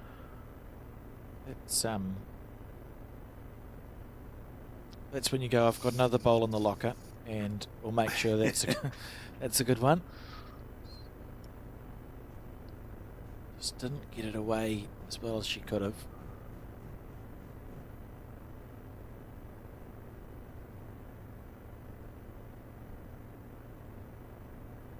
Eve Morel still playing top quality bowls. Getting the back bowl in. Very good option. That's lovely. They're Still building needs to be disturbed, I feel. Needs to have another crack at this. She said that won't go better. She's close here. Gary's close. She's chipped one out. That's a good bowl. Much better. And that, look how important Bev Morel's bowl becomes now. Fascinating. At the moment, we're heading for an extra end. Got to keep it properly exciting. It'd be boring if it was over on the last end.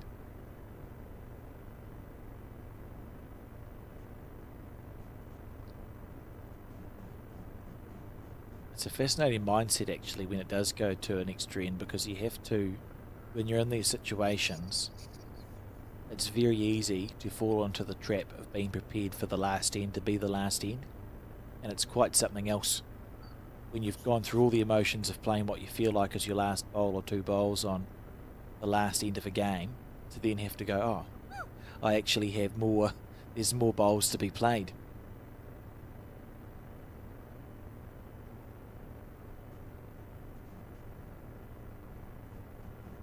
Andy stalking after this one. Not quite there. Oh, it's really interesting. She possibly a symptom of playing quite a lot of drive shots and run shots in this game. It had to be a relatively delicate bowl just to tuck the jack around the corner, and it can be hard to find your weight sometimes when you haven't played a lot of those shots, and she hasn't had the opportunity to do so in this match, or recently anyway. Now, I'm not sure whether I like this shot option. If they're playing what I think they signalled they're playing, weight down through the forehand, looking to promote to hit their second shot, and try and plant it onto the shot bowl. But you get the edge of it, chip it off, and you're in trouble.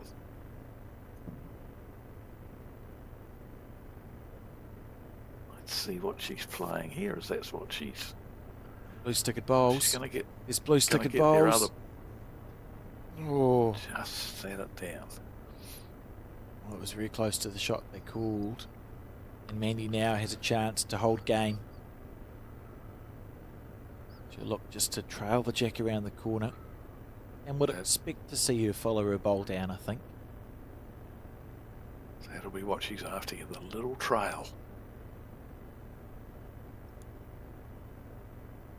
In the area. In the area. I'm not sure if she's got the running. No, she hasn't. She's not here. Well, now it's Linda with a chance to win the game. Or we go to an extra end. It's a very slim chance here. I think it's, now that she's set that bowl down, I think it's made it a lot tougher to play the shot that she's after.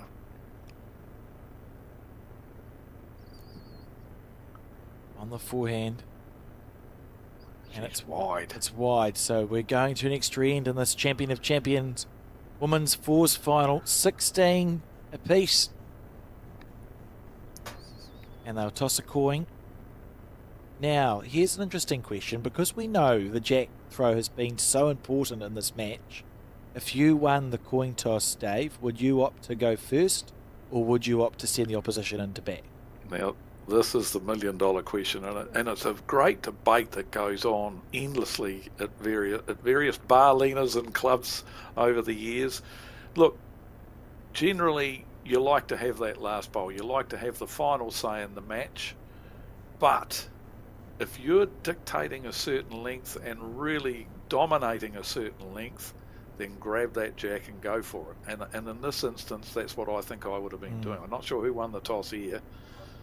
But with the two teams, with Tarangi really struggling on the longer ends, if they've won the toss, I wouldn't mind betting they've taken the jack here. I think it's one of the, for me it's one of the very few times I've watched a game of bowls and thought, actually, you're probably smart to take the jack, because it has been, Right. She and they hasn't definitely thrown went it far enough.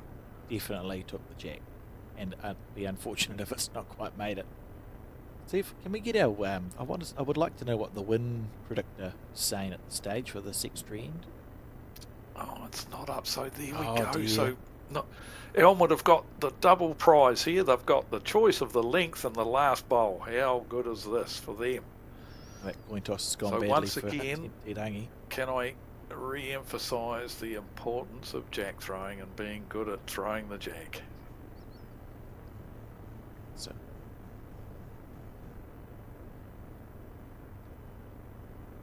So we'll see the jack delivered long. Yep.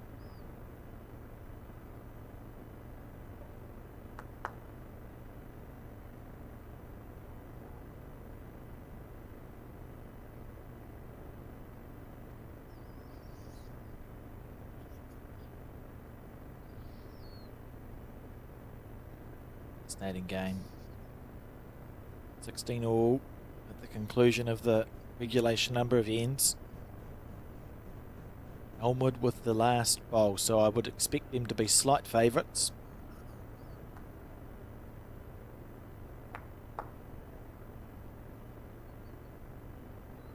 Once again, poor old Emma dropped that one short.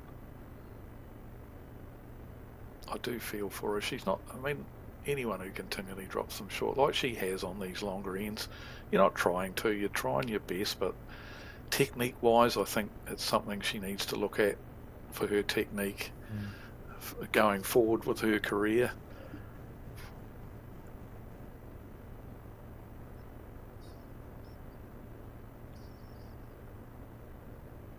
Huge pressure. So we see Emma now switch to her backhand side. Out of the way, Linda. Well, the interesting thing about this, we've got 3 short bowls. These short bowls are probably going to come back to haunt someone as the end gets later on. When you get to your skips and your 3s bowls, particularly on extra end, it's going to reduce the options available. So if Te Rangi could secure the shot early, they may actually be incredibly helpful. If Elmwood secure the shot early, these 4 short bowls may be incredibly unhelpful. So it's sort Look of at how ugly would that look from the mat already for these girls. That's, yeah, I feel sorry. Maybe the nerves have really kicked in here, and both the leads have just really bottled it a bit, and already you've got an ugly looking head as far as when you're standing on the mat. Oh, it's going to be pressure. It's going to be a real pressure-filled end, this one. So we have Karen. She can hold up. She's drawn the shot. Once again, Karen comes to the party when Emma fails. Not a real doozy of a shot, but it's the shot, still to be beaten. Ooh, doesn't like that one, Christine Buchanan. Now Mandy is going, well, then just keep coming. Yep, that's a handy bowl there. Karen has that stay on the forehand. There's a blue stickered bowl where you can draw around it.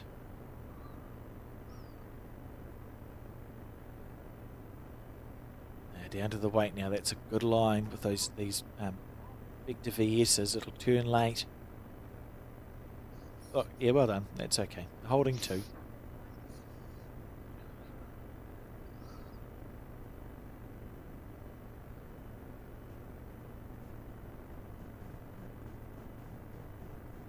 Not wide. Looks to be very tight, doesn't it? Yep.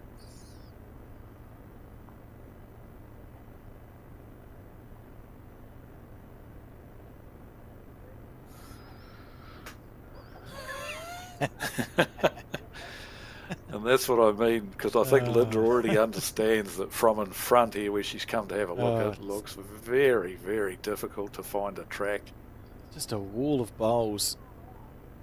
And it becomes more and more challenging with these heads. You know, often it's a follow the leader thing. How often do we see it?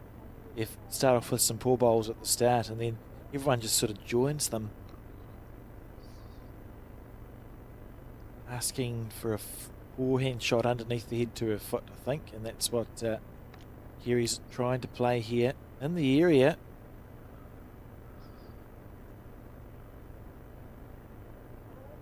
Holds its line, it's a good bowl. Yeah, it's handy. Pretty last end. Very, very hard to do, but when you're on the mat, pre-shot routine, you've got to ignore those bowls in the way, and if you run into them, tough. You've just got to play as if they're not there. I know it's easier said than done, and surprisingly the number of times your bowl will find its way through all the gaps in the bowls here and draw the shot. As Bev is almost done here, just ran out of gas, but her line was lovely. So now that forehand shot doesn't look quite as inviting because Bev's bowl's in the way, so I think they've got to play the backhand now. Would not be surprised if Bev draws a very good shot with her second one. How many times in Bev Morell's career has she been in a similar situation which calls for just a nice naturally played shot through a minefield of bowls? See, I'm pretty sure that here Kerry has asked, am I round that bowl or under it? Instead of just ignoring it, getting on the mat and playing the shot.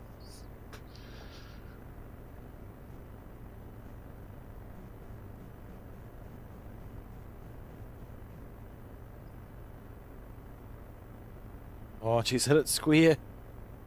Yeah, she didn't have enough weight to... with draw weight, she was never going to push it all the way in for shot, so... Bev's second shot, her second bowl. See if she can pull one out of the kit bag for her team. She could get onto her own bowl and promote it up for the shot. No, it's going away again now. So at the moment, Tarangi have got the shot, but it... And I see Linda Milner's just standing there staring at the head saying, where do I go now? This is an ugly head to play to. I don't have an answer either, to be honest. It's been a remarkable game in a lot of ways. We've seen a full mix, really. There's been genius and there's been other stuff. So this final end, extra end, we've got a long end because remember, Te delivered a short jack, so it's delivered by Elmwood Park. Andy decided to walk back here. Te Rangi holding the championship with half a hand, I would say. But you said it earlier, Dave, these heads are actually hard to get out of. You look at it and go, oh, that's quite scattered. But all Te Rangi need to be doing is holding the shot, really. There's holes for bowls everywhere. There are short bowls everywhere. It's harder than you might think if you're Mandy Boyd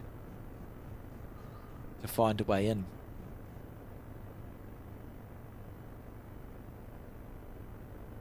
Linda has played some really telling bowls in this game. It's her first one on the last end.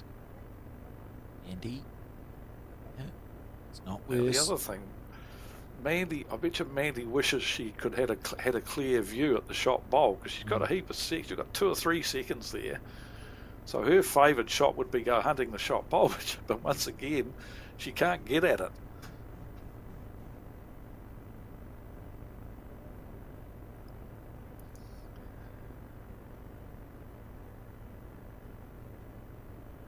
Oh, she's got one after this.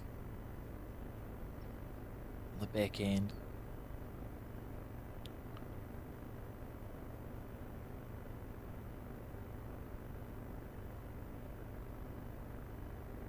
Tell you what, there's a bowl size gap there.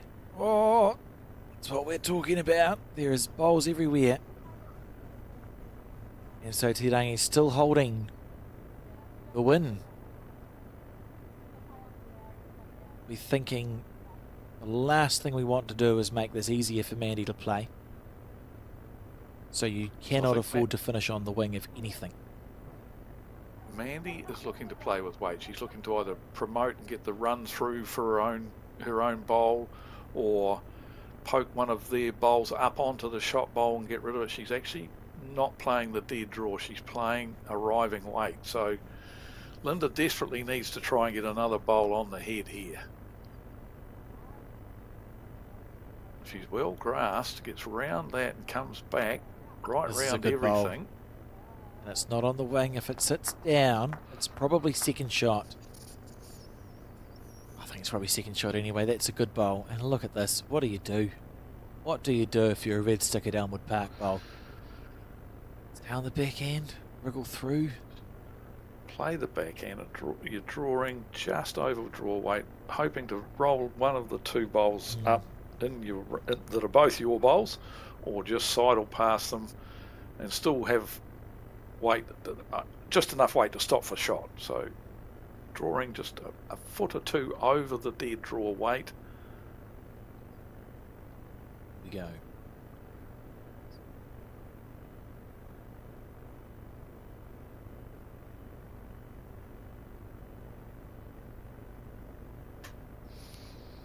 That's what she's trying to do. She's in the area. Watch the collision bowl.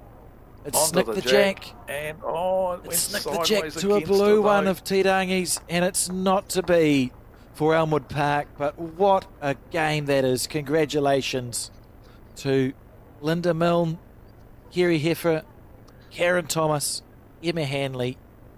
17-16 victory in this Women's Champion of Champion Fours finals. Heartbreak for Elmwood Park, who lost this final last year.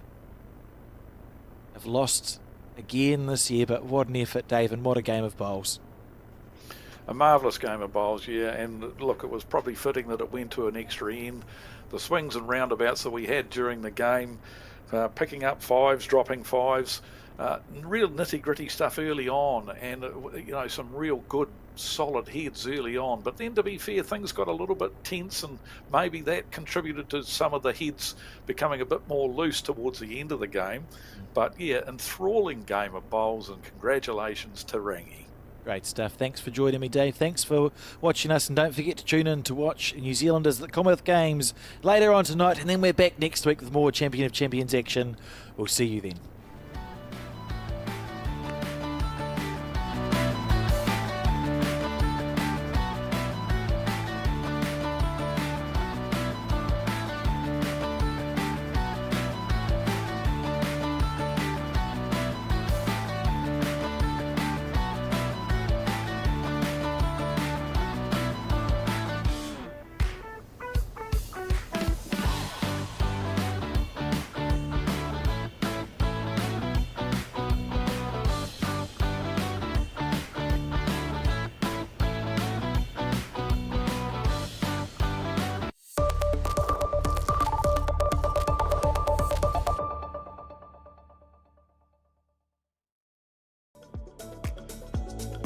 At Skin Institute, we've been caring for your skin for more than 30 years.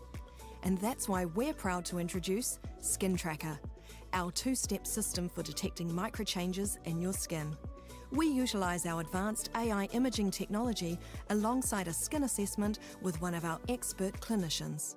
At Skin Institute, we remain dedicated to the early detection, diagnosis and treatment of every form of skin cancer.